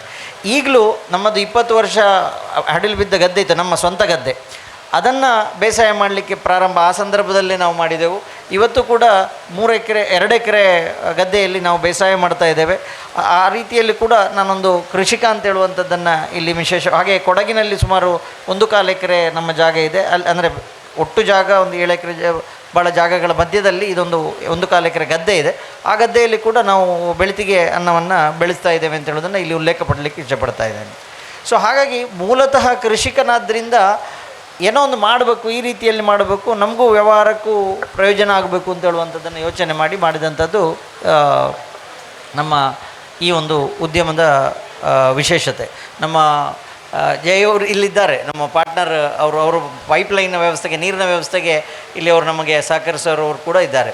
ಇಲ್ಲಿ ನಾನು ಉಲ್ಲೇಖ ಮಾಡೋದೇನು ಅಂತೇಳಿ ಹೇಳಿದರೆ ಎಷ್ಟು ಗಿಡಗಳನ್ನು ಅಂದರೆ 10 ಎಕರೆಯಲ್ಲಿ ಈಗಾಗಲೇ ನಾವು ಅದನ್ನು ಪ್ರಾರಂಭ ಒಟ್ಟು 30 ಎಕರೆ ಬೇರೆ ಬೇರೆ ಕಡೆಯಲ್ಲಿ 10-10-30 ಎಕರೆ ಒಟ್ಟು ಕಡೆಯಲ್ಲಿ ನಾವು ಅದನ್ನು ದಕ್ಷಿಣ ಕನ್ನಡದಲ್ಲಿ ಈಗ ಮಾಡ್ತಾ ಇದ್ದೇವೆ. ಅದರಲ್ಲಿ ಒಂದು 10 ಎಕರೆದು Shri Parvati manage farm lands ಅಂತೇಳಿ ಫಸ್ಟ್ ಮಾಡಿದಂಥದ್ದು. ಅದರಲ್ಲಿ ನಾನು ಗಿಡಗಳು ಎಷ್ಟು ಹಾಕಿದ್ದೇವೆ ಅಂತ ಹೇಳೋದನ್ನು ಹೇಳ್ತೇನೆ. ಇವರ ವೇಣು ಅವರ ಅದನ್ನು ನಮಗೆ ಒದಗಿಸಿದಂಥದ್ದು ಗಿಡ. ನಿರಂಜನ್ ಚೋಮಡ್ಕ ಅವರಿದ್ದಾರೆ, ಅವರು ಅಗ್ರಿಪ್ಲಸ್ನ ನಿರಂಜನ್ ಚೋಮಡ್ಕ ಮತ್ತು ಸಂತೋಷ್ ಅವರು ಅದನ್ನು ಪ್ಲ್ಯಾಂಟಿಂಗ್ ಮಾಡುವ ವ್ಯವಸ್ಥೆಯನ್ನು ಅವರು ಮಾಡಿಕೊಟ್ಟಿದ್ದಾರೆ. ಪೈಪ್ಲೈನ್ ಕಿಸಾನ್ ಅಗ್ರೋದ ಇವರು ಅಭಿಜಿತ್ ಅವರು ಪೈಪ್ಲೈನನ್ನು ಹಾಕುವಂಥ ವ್ಯವಸ್ಥೆಯನ್ನು ಅವರು ಮಾಡಿದ್ದಾರೆ. ರಂಬುಟಾನ್ 59 ಗಿಡ ಹಾಕಿದ್ದೇವೆ. ಜಾಕ್ ಫ್ರೂಟ್ ಒಂದು ತಳಿದ್ದು 30, abiu 63, tender coconut 126, seedless lemon 63, diamond guava ಅಂದರೆ ಪೇರಳೆ 66, sapota 70, Ananya jack 10, Singapore jackfruit 10, Veda Singapore jackfruit 20, banana tissue culture 1545, teakwood 51, papaya 300. ಇಷ್ಟು ಗಿಡಗಳನ್ನು ನಾವಲ್ಲಿ ಪ್ಲ್ಯಾಂಟ್ ಮಾಡಿ ತುಂಬ ಚೆನ್ನಾಗಿ ಬರ್ತಾ ಇದೆ. ವಿಶೇಷವಾಗಿ ನೀವು ನೋಡಿದರೆ ಜಾಕ್ ಫ್ರೂಟ್ ನೀವು ಹೇಳೋದಾದರೆ 30 + 40 ಸುಮಾರು 70 ಜಾಕ್ ಫ್ರೂಟ್ಗಳು ಅಲ್ಲಿ ಇವತ್ತು ಹಳಸು ಹಣ್ಣು ಮೇಳದಲ್ಲಿ ನಾನು ಹೇಳೋದಾದರೆ 70 ಗಿಡಗಳನ್ನು ಅಲ್ಲಿ ಬೆಳೆಸಲಿಕ್ಕೆ ನಾವು ವ್ಯವಸ್ಥೆ ಮಾಡಿದ್ದೇವೆ. ಅಂದರೆ ಇದು ಹೇಗೆ ಅಂತೇಳಿ ಹೇಳಿದರೆ 10 ಸೆನ್ಸ್ನಲ್ಲಿ ಈಗ ನಾವು ಅದನ್ನು ವಿವರವಾಗಿ ಮಾತಾಡುವ. ಸಾಧಾರಣವಾಗಿ ಒಬ್ಬ ಮನೆ ಕಟ್ಟಲಿಕ್ಕೆ ಬೇಕಾಗುವಂಥದ್ದು 3-4 ಸೆನ್ಸ್. ಯಾಕೆಂತೇಳಿದರೆ ನೀವು ಗ್ರೌಂಡ್ ಕವರೇಜನ್ನು ನೋಡಿದರೆ ಒಂದು ಮನೆ 1000 ಸ್ಕ್ವೇರ್ ಫೀಟ್ ಇರ್ಬೋದು, ಇಲ್ಲ 1500 ಸ್ಕ್ವೇರ್ ಫೀಟ್ ಇರ್ಬೋದು. ದೊಡ್ಡದು ಅಂತೇಳಿ ಕೇಳಿದರೆ ಒಂದು 2000 ಸ್ಕ್ವೇರ್ ಫೀಟ್ ಇರ್ಬೋದು. ಸೊ ಗ್ರೌಂಡ್ ಕವರೇಜ್ ನೋಡಿದರೆ ಮ್ಯಾಕ್ಸಿಮಮ್ ಅಂತ ಹೇಳಿದರೆ 4.5 ಸೆಂಟ್ಸ್ ಹೋಗ್ತದೆ. ಒಂದು ಸಣ್ಣ ಮನೆ ಅಂತೇಳಿ ಹೇಳಿದರೆ 1000 ಸ್ಕ್ವೇರ್ ಫೀಟ್ ಅಂತ ಹೇಳಿದರೆ 2ರಿಂದ 2.25 ಸೆಂಟ್ಸ್ ಹೋಗ್ತದೆ. 3 ಸೆಂಟ್ಸ್ ಅಂತೇಳಿ ಇಟ್ಕೊಳ್ಳಿ. ಆ ಒಂದು ಲೆಕ್ಕಾಚಾರದಲ್ಲಿ ನಾವು ಏನು ಮಾಡಿದೆವು ಅಂತ ಹೇಳಿದರೆ 10 ಸೆಂಟ್ಸಿನ 7.5 ಸೆಂಟ್ಸ್ ಇದು ಇನ್ನೊಂದು ಕಡೆ ಮಾಡಿದ್ದೇವೆ, 10 ಸೆಂಟ್ಸ್ ಇದು ಮಾಡಿದ್ದೇವೆ. ಸೊ 10 ಸೆಂಟ್ಸನ್ನು ಮಾಡಿದಾಗ 2.5 ಸೆಂಟ್ಸ್ ನಾವು ಮನೆ ಕಟ್ಟಲಿಕ್ಕೆ ಅಂತ ಹೇಳಿಕೊಂಡು ನಾವು ಅಲ್ಲಿ ಬಿಟ್ಟರೂ ಕೂಡ 6 ಸೆಂಟ್ಸಿನಲ್ಲಿ ಈ ಗಿಡಗಳನ್ನು ಹಾಕಿದಂಥದ್ದು. ಸೊ ಒಂದು ಹಲಸು, ಒಂದು ಮಾವು, ಒಂದು ಚಿಕ್ಕು, ಒಂದು ರಂಬುಟಾನ, 2 ತೆಂಗು, ಇದಿಷ್ಟನ್ನು ಈ 10 ಸೆಂಟ್ಸಿನಲ್ಲಿ ಹಾಕ್ಲಿಕ್ಕೆ ಆಗ್ತದೆ. 7 ಸೆಂಟ್ಸಿನಾದರೆ ತೆಂಗು ಒಂದು ಕಡಿಮೆ ಆಗ್ತದೆ, ರಂಬುಟಾನ್ ಅಥವಾ ಜಾಕ್ ಫ್ರೂಟ್ ಅದು ಚಿಕ್ಕು ಯಾವ್ದಾದ್ರು ಒಂದು ಗಿಡವನ್ನು ಇಡಲಿಕ್ಕೆ ಆಗ್ತದೆ. ಸೊ ಇದರಲ್ಲಿ ಆ ತೆಕೊಂಡವನಿಗೆ ಏನು ಅಂತೇಳಿ ಹೇಳಿದರೆ ರಿಯಲ್ ಎಸ್ಟೇಟ್ನ ಇನ್ವೆಸ್ಟ್ಮೆಂಟ್ ಅವನಿಗೆ ಆಯಿತು. ನಾಳೆ ಮನೆ ಕಟ್ಟಬೇಕು ಅಂತೇಳಿ ಆದರೆ ಅಷ್ಟು ಜಾಗವನ್ನು ಮಾತ್ರ ಕನ್ವರ್ಷನ್ ಬೇಕಿದ್ದರೆ ಮಾಡ್ಬೋದು, ಇಡಿಯೂ ಮಾಡ್ಬೋದು. ಆದರೆ ನಾವು ಸಜೆಸ್ಟ್ ಮಾಡೋದೇನು ಅಂತ ಹೇಳಿದರೆ ಎಷ್ಟು ಬೇಕಷ್ಟನ್ನು ಮಾತ್ರ ಮಾಡಿ, ಬಾಕಿದ್ದನ್ನು ಕೃಷಿಯಾಗಿ ಇಟ್ಟುಕೊಳ್ಳಿ ಅಂತ. ಆ ರೀತಿಯಲ್ಲಿ ನೋಡಿದಾಗ ಇಷ್ಟು ಗಿಡಗಳನ್ನು ನಾವು ಬೆಳೆಸಲಿಕ್ಕಾಗ್ತದೆ. ಅದರಲ್ಲಿ ಮುಂದಿನ ಅದರ ಭವಿಷ್ಯ ಯಾವ ರೀತಿ ಅಂತೇಳಿ ಹೇಳಿದರೆ ಈಗ ಅವ್ರು ಇರೋದಿಲ್ಲ ಅಲ್ಲಿ, ಅದಕ್ಕೋಸ್ಕರ ಮ್ಯಾನೇಜ್ ಫಾರ್ಮ್ ಲ್ಯಾಂಡ್ನ ಫಾರ್ಮ್ ಅಸೋಸಿಯೇಷನನ್ನು ಮಾಡುವಂಥದ್ದು. ಸೊ ಈ ಫಾರ್ಮ್ ಅಸೋಸಿಯೇಷನ್ ಏನು ಮಾಡ್ತದೆ ಅಂತೇಳಿ ಹೇಳಿದರೆ ಅವರವರ ಜಾಗದಲ್ಲಿ ಬೆಳೆದದ್ದು ಅವರಿಗೆ ಬೇಕು ಅಂತ ಹೇಳಿದರೆ ಇಲ್ಲಿ ನಿತ್ಯ ತಿನ್ನುವುದನ್ನು ಇಲ್ಲಿ ಇನ್ನೊಬ್ಬರು ಮಾಡಿದಾಗ ತಗೊಂಡು ತಿನ್ನುವಂಥ ಕೆಲಸಕ್ಕೆ ಇಲ್ಲಿ ಬರೋದು ಅಂತ. ಆದರೆ ನಾವು ಆ ಹಳ್ಳಿಯಲ್ಲಿದ್ದವರು ನಿತ್ಯ ತಿನ್ಬೋದು, ಪೇಟೆಯಲ್ಲಿದ್ದವರಿಗೆ ಸಿಗುವುದಿಲ್ಲ. ಆದರೆ ಅದೆಲ್ಲವನ್ನು ನೋಡಿ ಈಗಿನ ಇದರಲ್ಲಿ ನೀವೆಲ್ಲ ಹೇಳಿದಾಗೆ ಇಷ್ಟು ತೋರದ ಗಿಡದಲ್ಲೂ ಹಲಸು ಆಗ್ತದೆ. ಚಟ್ಟಿಯಲ್ಲಿ ನಾನು ನಮ್ಮ ರಾಮಭಟ್ರ ಮೊಮ್ಮಗ ಆನಂದರಾಮ್ ಅವರ ಮನೆಗೆ ಹೋಗಿದ್ದೆ. ಚಟ್ಟಿಯಲ್ಲೇ ಮಾವಾಗಿದೆ, ಚಟ್ಟಿಯಲ್ಲೇ ದೊಡ್ಡ ಪೇರಳೆ ಆಗಿದೆ, ಎಲ್ಲವನ್ನು ಮಾಡಿದ್ದಾರೆ. ಅಂಥ ಒಂದು ಅವಕಾಶ ಇರುವಾಗ ಎಲ್ಲವನ್ನು ನಮ್ಮ ಮನೆಯಲ್ಲೇ ಮಾಡಿ ಸಾವಯವದ ತರಕಾರಿ ಇರ್ಬೋದು, ಹಣ್ಣು ಹಂಪಲು ಇರ್ಬೋದು, ನಮಗೆ ಬೇಕಾದ್ದು ಮಾರಾಟಕ್ಕೆ ಹೆಚ್ಚಿನದು. ಆದರೆ ನಮಗೆ ಬೇಕಾದನ್ನಾದರೂ ಮಾಡುವಂಥ ಅವಕಾಶಗಳು ಇರುವುದು ಇಂಥ ವೇದಿಕೆಯಲ್ಲಿ ನಿಮ್ಮಂಥವರು ಹೇಳಿದಾಗ ಜನರಿಗೆ ಅರ್ಥ ಆಗಿ ಅದನ್ನು ಬೆಳೆಸುವ ಉಳಿಸುವ ಕಾರ್ಯಕ್ರಮ ಆಗಬಹುದು. ಹೆಚ್ಚೆಚ್ಚು ಜನ ಪ್ರೋತ್ಸಾಹ ಕೊಡ್ಬೋದು ಅಂತ ಹೇಳ್ತಾ ಪ್ರತಿ ವರ್ಷ ಹೀಗೇ ನಡೀಲಿ, ಒಳ್ಳೆಯದಾಗಿ ನಡೀಲಿ. ಇಲ್ಲಿ ಮಾತ್ರ ಸಾವಯವ ಅಂತ ಹೇಳಿ ಅವಯವ ಬೇರೆಲ್ಲ ಆಗುವಂಥದ್ದು ಬೇಡ. ಸಾವಯವವನ್ನೇ ಇಲ್ಲಿ ಉಪಯೋಗ ಮಾಡುವ ಹಾಗೆ ಆದರೆ ಅದಕ್ಕೆ ಹೆಚ್ಚು ಮೌಲ್ಯ ಬರ್ತದೆ ಅಂತ ನನ್ನ ಅಂದಾಜು. ಯಾಕಂದರೆ ಮಾರ್ಕೆಟಲ್ಲಿರುವುದನ್ನೇ ನಾವು ಇಲ್ಲಿ ತಗೊಳ್ಳೋದಾದರೆ ಇದು ಮೇಳಕ್ಕೆ ಬರಬೇಕು ಅಂತಿಲ್ಲ. ಆದ ಕಾರಣ ಸಾವಯವ ರೇಟು ಸ್ವಲ್ಪ ಹೆಚ್ಚು ಬರ್ಬೋದು, ಹೆಚ್ಚಿಗೆ ಇರಲಿ.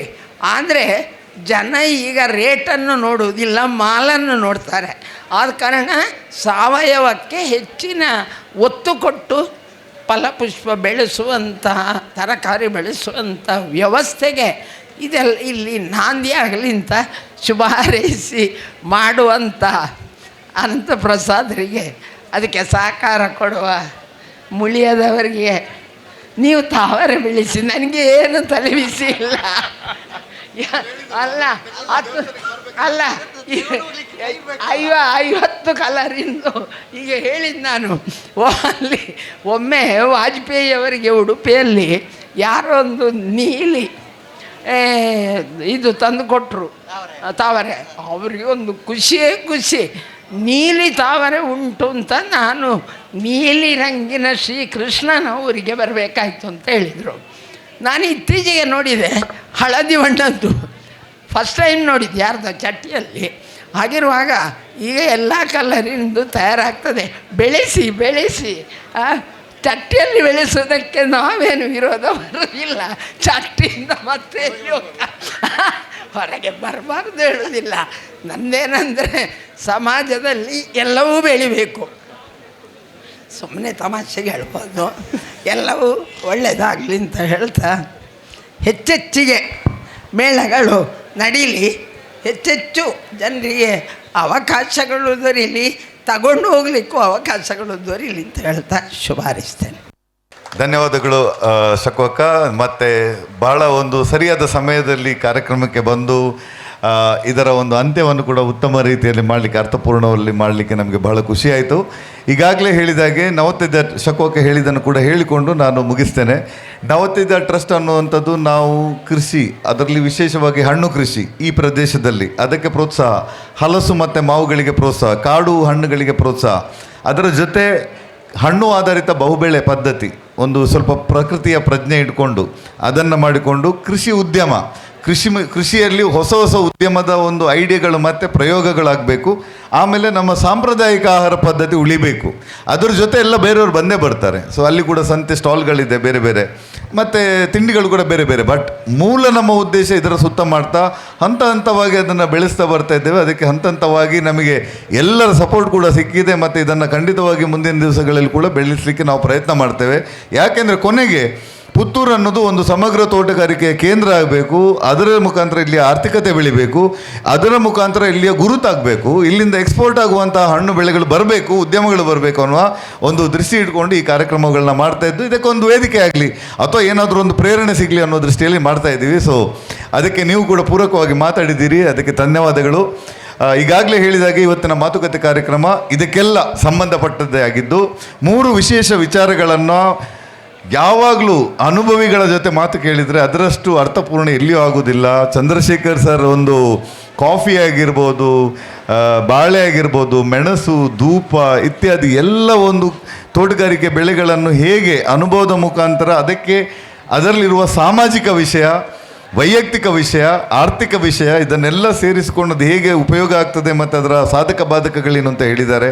ಕೆನ್ಯೂಟ್ ಸರ್ ಕೂಡ ಸಾಮಾಜಿಕ ಮತ್ತು ಮಕ್ಕಳು ಇಂದ ಹಿಡಿದು ಒಂದು ಸಮುದಾಯದಿಂದ ಹಿಡಿದು ಒಂದು ಗೇರು ಹಣ್ಣನ್ನು ಇಲ್ಲಿವರೆಗೆ ಯಾರೂ ಉಪಯೋಗ ಮಾಡೋದನ್ನು ಕೆಜಿಗೆ ಜ್ಯೂಸನ್ನು 80 ರೂಪಾಯಿಂದ 100 ರೂಪಾಯಿಗೆ ಮಾರಿ ದಿವಸಕ್ಕೆ 100 ಲೀಟರ್ ಹಣ್ಣನ್ನು ಅವರ ಪ್ರದೇಶದಲ್ಲಿ ಸ್ವತಃ ಮಾರಿ ಮಾಡ್ತಾ ಇರುವಂಥ 15 ವರ್ಷದಿಂದ ಮಾಡ್ತಾ ಇರುವ ಅವರ ಅನುಭವ ಕತೆ, ಅದರ ಜೊತೆ ಸಾಂಪ್ರದಾಯಿಕ ಭತ್ತ ಬೇಸಾಯ ಮಾಡಿಕೊಂಡು ಮತ್ತು ಕುಟುಂಬದವರ ಜೊತೆ ಸೇರಿಕೊಂಡು ಮಾಡುವ ಕೃಷಿಯ ಬಗ್ಗೆ ಕೂಡ ಹೇಳಿ ಎಲ್ಲ ರೀತಿಯ ಒಂದು ಇದು ಪ್ರೇರಣೆ. ಬರೀ ಒಂದು ಹಣ ಮಾಡುವ ಕೃಷಿ ಮಾತ್ರ ಅಲ್ಲ, ಒಂದು ಸಮುದಾಯವಾಗಿ, ಒಂದು ಮನೆಯ ವ್ಯವಸ್ಥೆಯಾಗಿ, ಒಂದು ಕೃಷಿಯ ವ್ಯವಸ್ಥೆಯಾಗಿ ಎಲ್ಲರ ಉದಾಹರಣೆಗಳಲ್ಲಿ ಅದು ಬಂದೇ ಬಂದಿದೆ. ಹಾಗೆ ಕೇಶವ ಸರ್ ಹೇಳಿದರಲ್ಲಿ ಉದ್ಯಮಶೀಲತೆ ಜೊತೆಗೆ ನಮ್ಮ ಈ ಆರ್ಥಿಕತೆ ಮತ್ತು ರಿಯಲ್ ಎಸ್ಟೇಟ್, ಭೂ ಉದ್ಯಮ ಏನಿದೆ ಅಥವಾ ರಿಯಲ್ ಎಸ್ಟೇಟ್ ಜೊತೆಗೆ ಕೃಷಿ ಹೇಗೆ ಸೇರಿ ಅರ್ಬನೈಸ್ ಆಗಿ ಹೇಗೆ ಸೇರಿ ಪೇಟೆಯವರಿಗೆ ಕೂಡ ಅವರ ಒಂದು ಲೆಕ್ಕಾಚಾರದ ಒಳಗೆ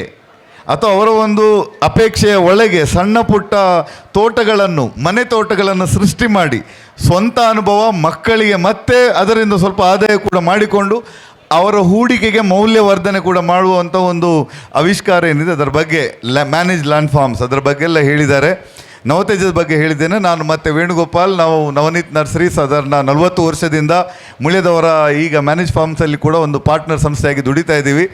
ಒಂದು ಪ್ರಗತಿಪರ ಅಂದರೆ ವಿವಿಧ ಬೆಳೆಗಳು ಒಂದು ನಮ್ಮದು, ಸಂರಕ್ಷಣೆ ಅಂದರೆ ಪ್ರಕೃತಿ ಸಂರಕ್ಷಣೆ ಗಮನ ಇಟ್ಕೊಂಡು ಲಾಭದಾಯಕ ಆಗಲೇಬೇಕು, ಆದಾಯ ಇಲ್ಲದ ಕೃಷಿ ಇಲ್ಲ. ಈ 3 ಗುರಿಗಳನ್ನು ಇಟ್ಕೊಂಡು ನಾವು ಸಾಧಾರಣ 30 ವರ್ಷದಿಂದ ಕೆಲಸ ಮಾಡ್ತಾ ಇದ್ದೀವಿ.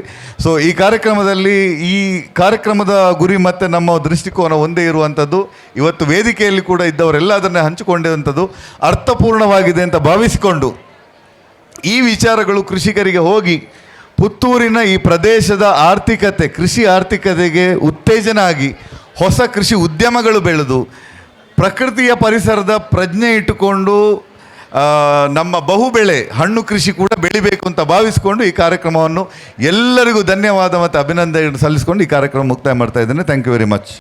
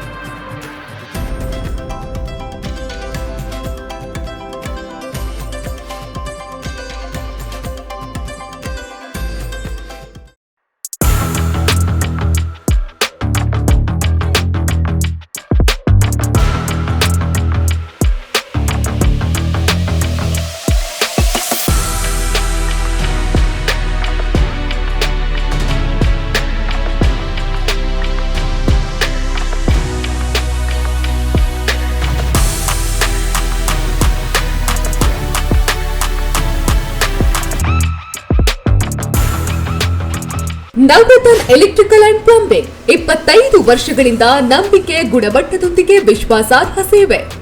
ಒಂದೇ ಸೂರಿನಡಿ ಅತ್ಯಂತ ಕಡಿಮೆ ಬೆಲೆಗೆ ಗುಣಮಟ್ಟದ ವಸ್ತುಗಳು. Electronics, plumbing, hardware, home appliances, sanitary, LED lights.